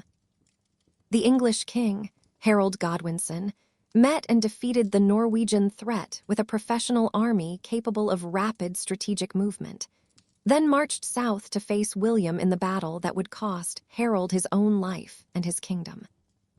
The Viking approach to warfare, impressive as it had been, could not compete with the more organized military systems that had developed in the intervening centuries. William the Conqueror himself, of course, was descended from Vikings.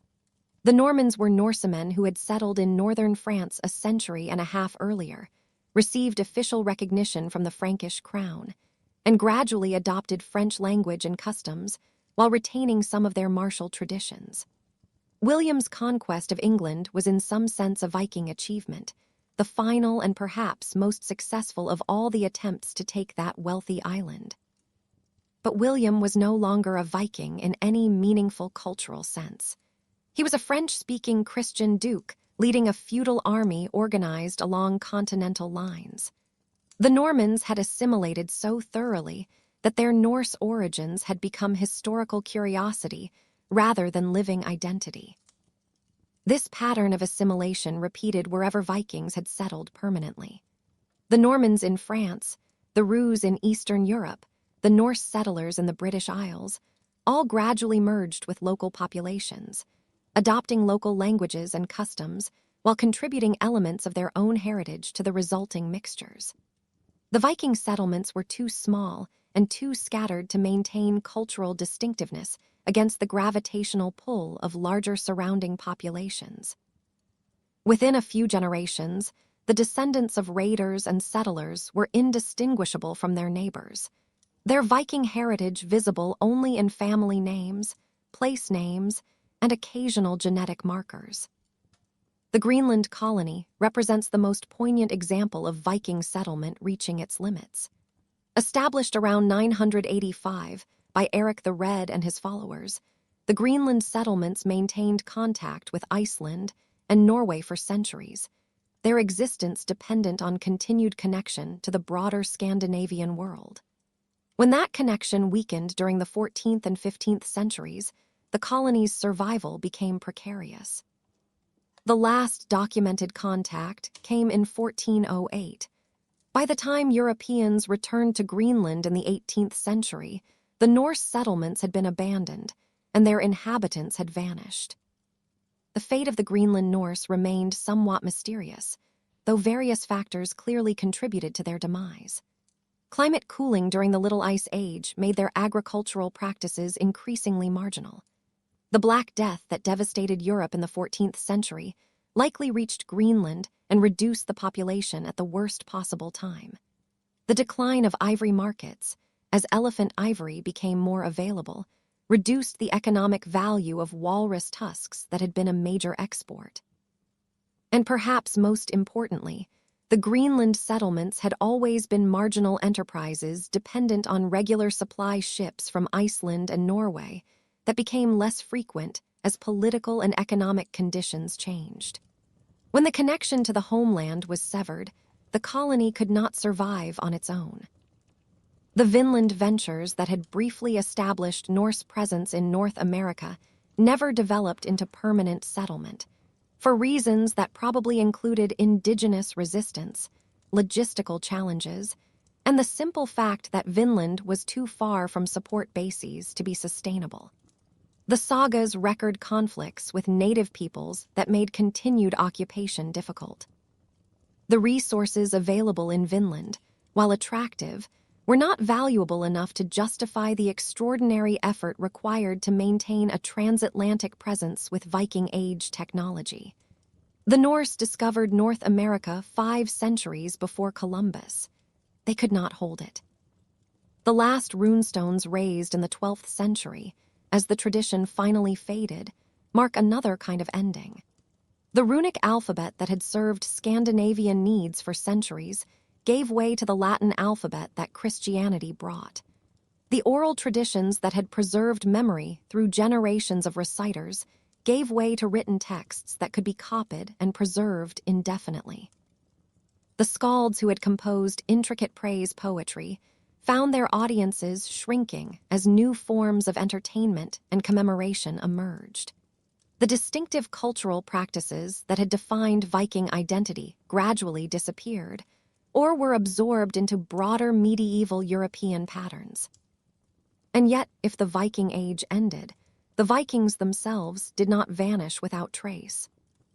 Their genetic heritage survives in populations across the former Viking world, from Scandinavia itself to Iceland, to the British Isles, to Normandy, to Russia.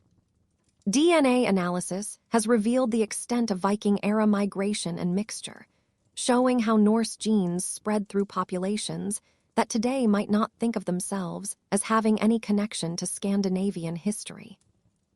The linguistic legacy is equally persistent. English contains hundreds of words borrowed from Old Norse during the Viking Age, including such basic terms as they, their, and them, and get, give, take, sky, skin, skull, egg, knife, husband, window, wrong, and many more.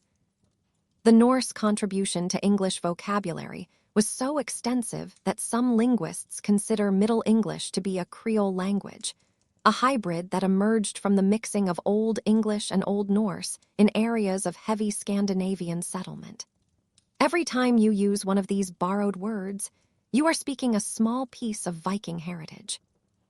Place names across the former Viking world preserve memory of Norse settlement in geographical terminology that has endured 1,000 years.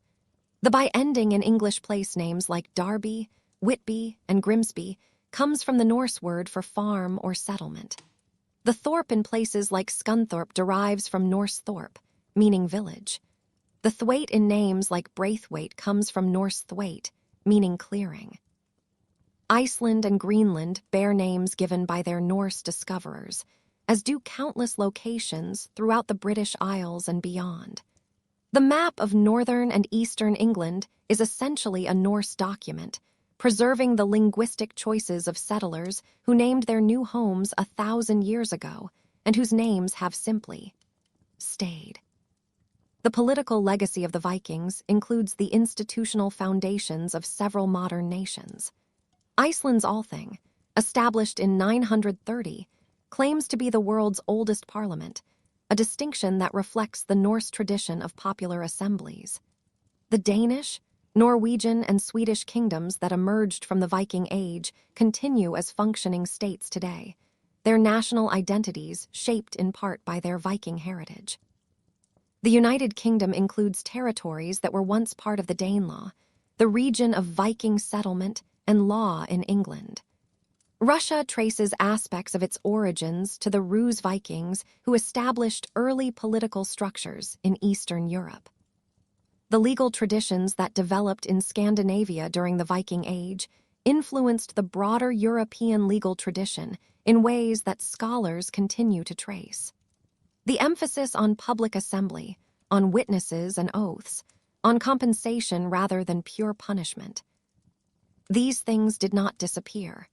They moved forward, embedded in institutions and languages, and the very names on maps, carried across centuries by people who no longer knew they were carrying them. That is, perhaps, the quietest kind of legacy. The kind that persists not because anyone decided to preserve it, but because it had simply become part of the world, woven in so thoroughly that removing it would require removing the world itself. There is something quiet about endings. Not the dramatic kind, with trumpets and proclamations, but the slow kind. The kind where a world simply becomes something else, so gradually that no single person could have pointed to the moment and said, there, that was when it changed. The Viking Age ended in something like that way. Not with a battle or a decree, but with a long, unhurried fading, as the world shifted around the people who had made it what it was. And yet what they left behind, that is still here. The legal traditions that Norse practice helped to shape found their way into the foundations of medieval law across much of Europe. The English jury system, which would later spread through the entire common law world, carries within it possible Norse influences, built as it is on the idea of local community members gathering to determine facts and render verdicts together. The Thing system, those open assemblies where free men gathered under the sky to settle disputes and make decisions, planted democratic impulses that some scholars trace forward into the political character of modern Scandinavia, though the connection is complex and remains contested. These are not clean lines of inheritance. History rarely draws those, but the traces are there, visible to those who know where to look. Think about that for a moment.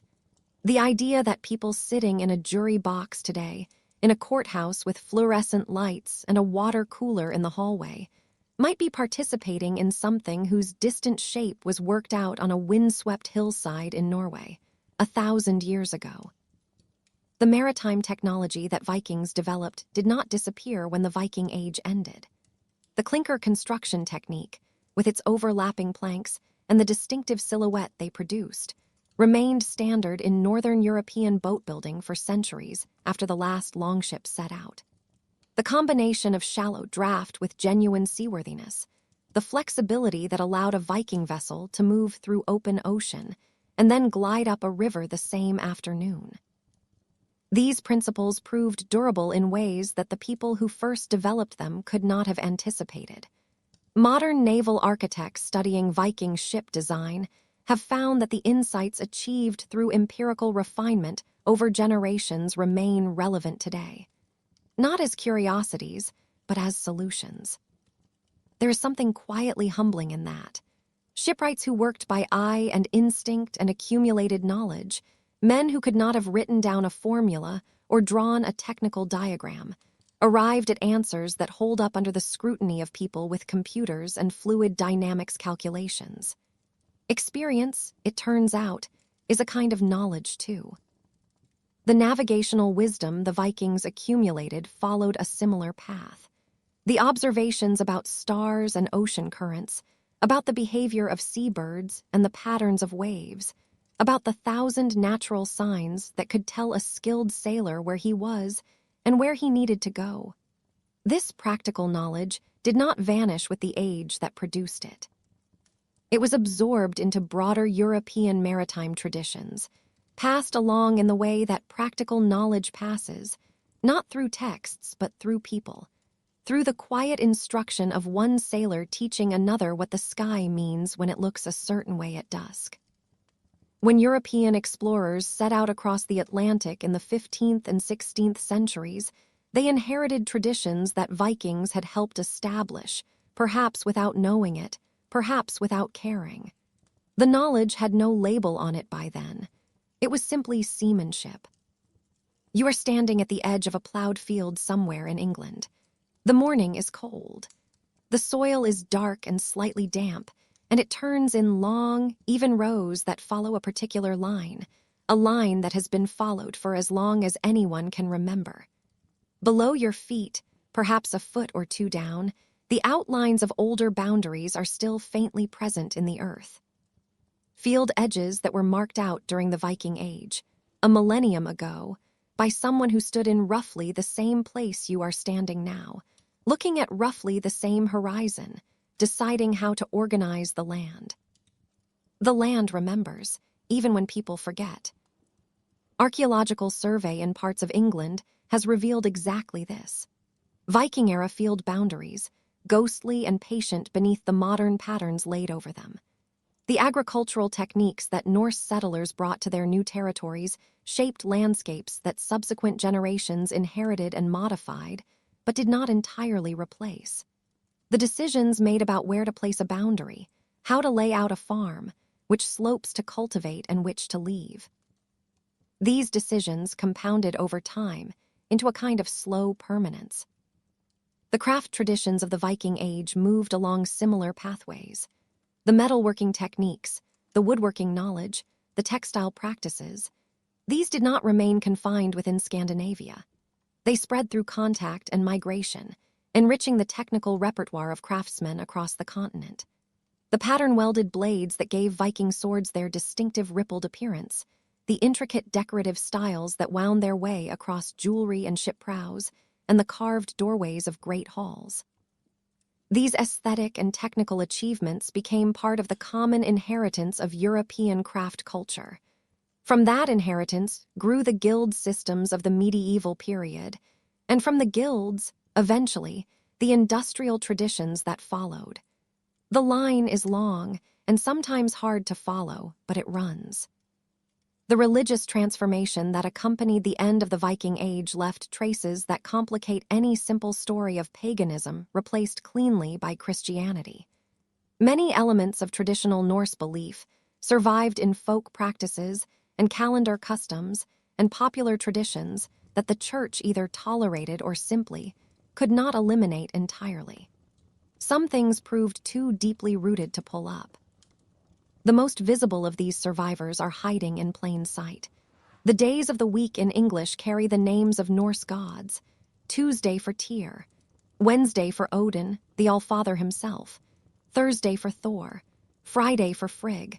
These are not relics or archaisms that scholars have to seek out in dusty texts. They are the words people use every morning when they look at their phones and check what day it is. Linguistic fossils, still breathing, still spoken by millions who have never given a thought to the religious system that put those names there. 1,000 years of Christianity could not quite dislodge them. There is something in that worth sitting with. The mythology that Vikings believed has proven similarly durable. It did not survive as living religion, but it survived as something else. As cultural heritage, as story, as a reservoir of narrative that generation after generation has found worth returning to. The stories of Odin's quest for wisdom, his willingness to hang from the great tree and surrender an eye for knowledge, of Thor's battles with giants, of Loki's mischief threading its way through the divine order until it finally unraveled everything in the catastrophe of Ragnarok. These have been retold countless times, in forms ranging from scholarly editions to children's books to films that fill enormous screens with fire and lightning. The concept of Valhalla, that great hall where warriors slain in battle feasted eternally and waited for the final conflict, has entered the English language as a general term for any afterlife paradise, any honored resting place. Sports teams bear the names of Norse gods and creatures. Viking imagery appears in advertising, in fashion, in design, usually stripped of historical accuracy, but retaining some association with strength and adventure, and something northern and elemental. This popular cultural presence keeps Vikings visible in a way that more thoroughly forgotten peoples cannot match, ensuring continued interest even when that interest is superficial or misinformed, or dressed up in horned helmets that no Viking ever actually wore. The horned helmet is worth pausing on because it illustrates something important. Real Vikings wore helmets without horns, sensibly enough. Horns would have provided handholds for opponents in close combat and added considerable weight without offering any protection whatsoever. The horned helmet is a 19th century invention, produced by opera productions and romantic illustrations that wanted a more exotic past than history actually provided. That image has proven almost impossible to dislodge, no matter how many times scholars point out the evidence. The 19th century did something complicated to the Vikings. Medieval Europeans had remembered them primarily as destroyers, pagan raiders who attacked monasteries and killed without mercy. That negative image persisted for centuries, reinforced by clerical sources that provided most of the surviving written evidence. Churches, after all, were the institutions that kept records, and churches were also the institutions that Vikings had burned. The 19th century rehabilitated them into noble savages, brave and free spirits whose vitality contrasted with what Romantics saw as the decadence and confinement of industrial civilization. This corrected some of the earlier negativity, but introduced its own distortions. The horned helmet arrived with the rehabilitation. Modern scholarship has moved past both the medieval demonization and the Romantic idealization, arriving at something more honest and, in its way, more interesting. The Vikings traded and raided, built and burned, settled and displaced, engaged in cultural exchange and committed atrocities. They were neither pure heroes nor pure villains, but human beings operating within the constraints and opportunities of their particular time and place. This balanced view allows for genuine appreciation of Viking achievements without whitewashing Viking violence.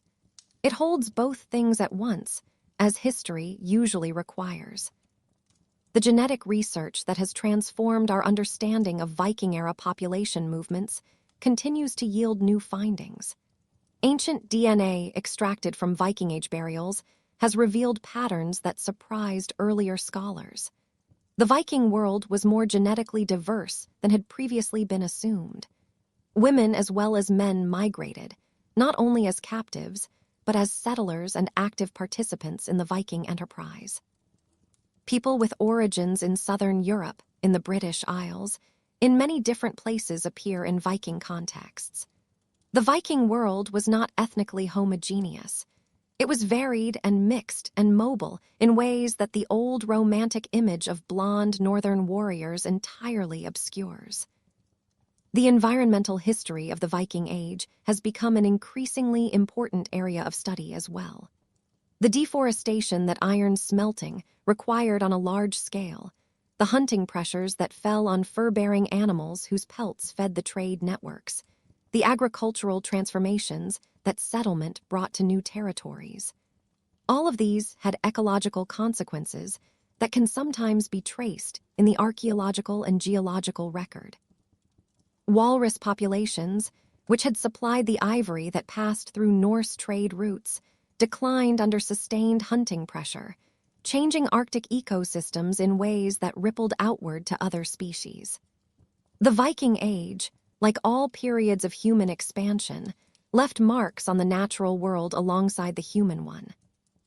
The scholarly infrastructure that has grown up around Viking studies over the past century shows no signs of contracting. University programs and research institutes and academic journals and professional conferences sustain ongoing investigation into virtually every aspect of the Viking world. The interdisciplinary nature of this work, drawing simultaneously on history and archaeology and linguistics and genetics and other fields, has made Viking studies something of a model for how complex historical questions can be approached through collaborative investigation from multiple directions at once. The sagas composed in medieval Iceland stand as one of the most significant parts of that legacy. Works like Engjall's saga and Egil's saga and the Prose Edda are not merely historical sources. They are masterpieces of medieval literature, products of a storytelling tradition that valued narrative as both entertainment and moral instruction. Their literary qualities are recognized alongside their historical value by scholars who study them today. These texts have influenced later writers in ways that extend far beyond obvious imitation, contributing to narrative traditions that continue to shape literature. The staying power of Norse mythology and Norse storytelling suggests that these stories touch something deep in human imagination, providing archetypal narratives that resonate across vastly different cultural contexts. The ship museums in Oslo and Roskilde display vessels that have survived 1,000 years. Imagine standing before one of them. The low curve of the hull, the worn clinker planks, the space where oarsmen once sat in the kind of proximity that makes men either brothers or enemies. These are tangible connections to the seafaring tradition that defined the Viking world. Reconstructed Viking villages and experimental archaeology projects allow visitors to experience something of how Vikings lived, even if the experience is necessarily incomplete and somewhat romanticized. The tourism that has grown around Viking heritage brings economic benefits to communities across the former Viking world while keeping the history visible and alive for new generations. The question of what we should make of the Viking legacy remains open, as it must for any historical phenomenon with both light and shadow in it. The Vikings contributed to the genetic, linguistic, and cultural heritage of much of Europe and beyond. They explored territory that would not be rediscovered for centuries. They developed technologies and techniques of lasting value. They created literature and art that continues to resonate.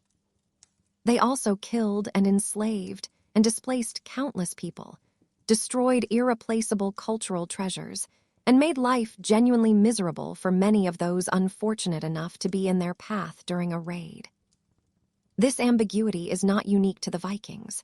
It characterizes virtually every historical culture, and certainly every expanding one. The Romans, the Mongols, the British Empire, and countless other historical actors combined achievements with atrocities in ways that resist simple moral categorization. The Vikings were neither better nor worse than these other examples, merely earlier and smaller in scale.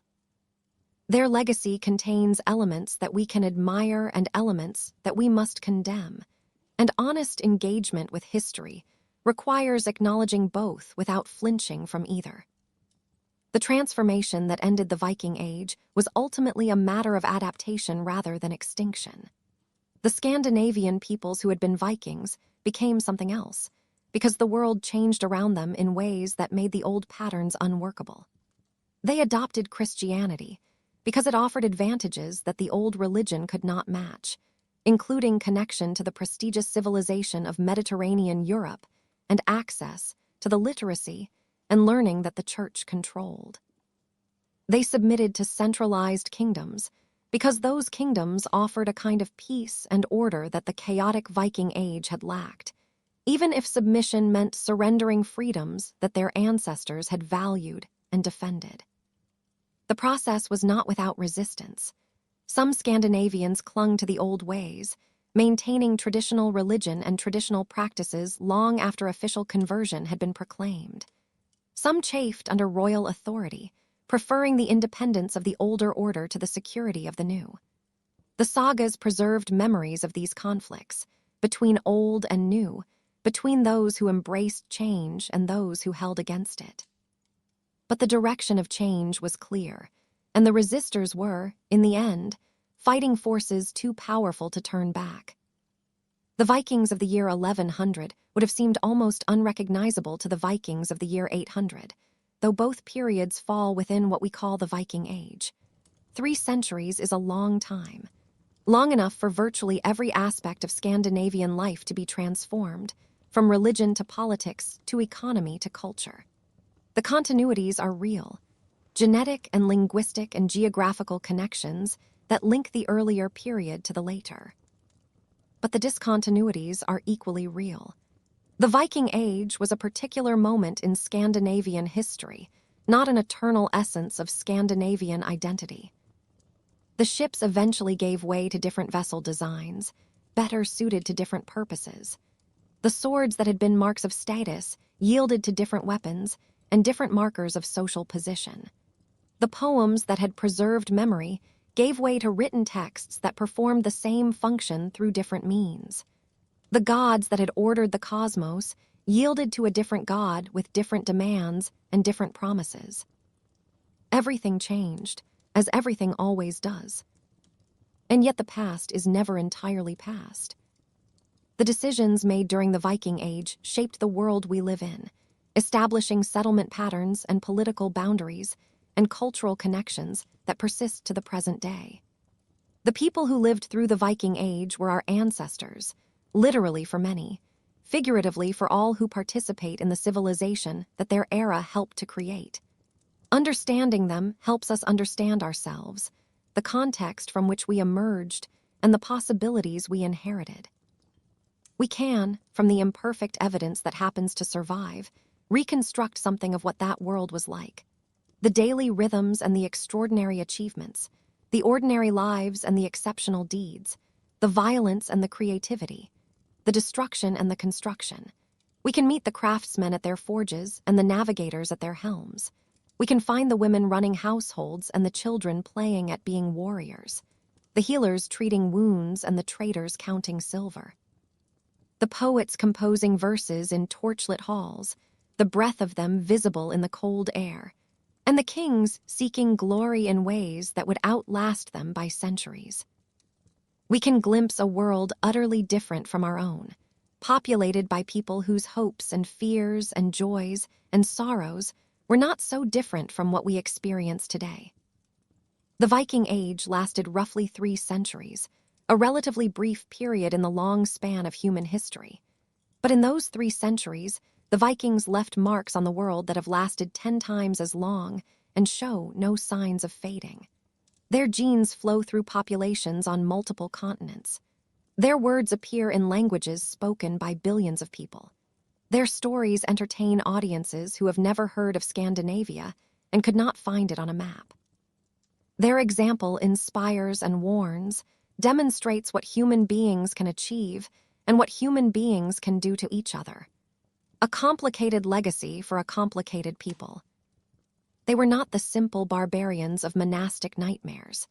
They were not the noble savages of romantic fantasy.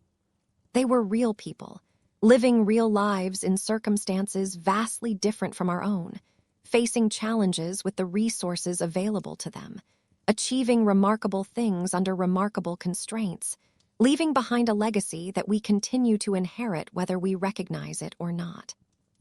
The oars are silent now. The ships beached or sunk or rotted back to nothing. The swords have rusted. The runes have weathered. The feasts ended a very long time ago. But the memory persists, kept alive by scholars and storytellers, archaeologists and enthusiasts, and by all of us who find something valuable in understanding where we came from and how we got here. Every civilization has its moment, and then passes, leaving traces that future generations may or may not choose to study. The Vikings had their moment. 3 centuries of extraordinary activity that punched far above their demographic weight, and then their moment passed. What remains is what they built, what they wrote, what they left in the ground and in the genes and in the languages of their descendants. In every ship and sword and saga, every runestone and remedy. Every word we use on a Thursday without thinking about the thunder god whose name it carries. The Viking Age ended, but it never entirely ends. It continues to inform and inspire and occasionally horrify those who take the time to learn about it. That is the nature of historical legacy. Persistence beyond the grave. influence beyond death, a kind of immortality achieved not through Valhalla's halls, but through the more mundane and perhaps more reliable mechanism of human memory. Outside, somewhere, the stars are wheeling overhead. The same stars that guided Viking navigators across trackless seas 1,000 years ago. They do not know what year it is. They do not know what has changed below them. They simply continue, as they have always continued, patient and cold and very far away. The silence that falls now is not emptiness. It is fullness. The accumulated weight of all the stories told and all the memories shared, settling into the peaceful quiet that comes at the end of a long journey. The fire in the longhouse has burned down to embers. Their red glow catches the edges of faces that have been listening for a long time. Outside the walls, the wind moves through grass that grows over ground where people once lived and worked and loved and argued and grew old. The longhouses have crumbled back into the earth. Their locations are known only to the archaeologists who come in summer with their careful tools and their patient attention. But something of those people is still here. In the law, in the language, in the shape of fields and the design of ships and the names we give our days, in the stories that refuse to stay quiet. The voyage is over now, the cargo delivered, the stories told. And wherever you are in the world, whatever time has found you listening to this account of raiders and traders, poets and warriors, mothers and children and dreamers of distant shores, the same invitation that the Vikings always offered is still available to you. To rest, to dream, to wake refreshed and ready for whatever voyages your own life brings. Even the longest voyage begins with a single stroke of the oars. Sleep well. Sleep well tonight. Wherever you are, whatever you're carrying, the story will still be here in the morning. Sleep well.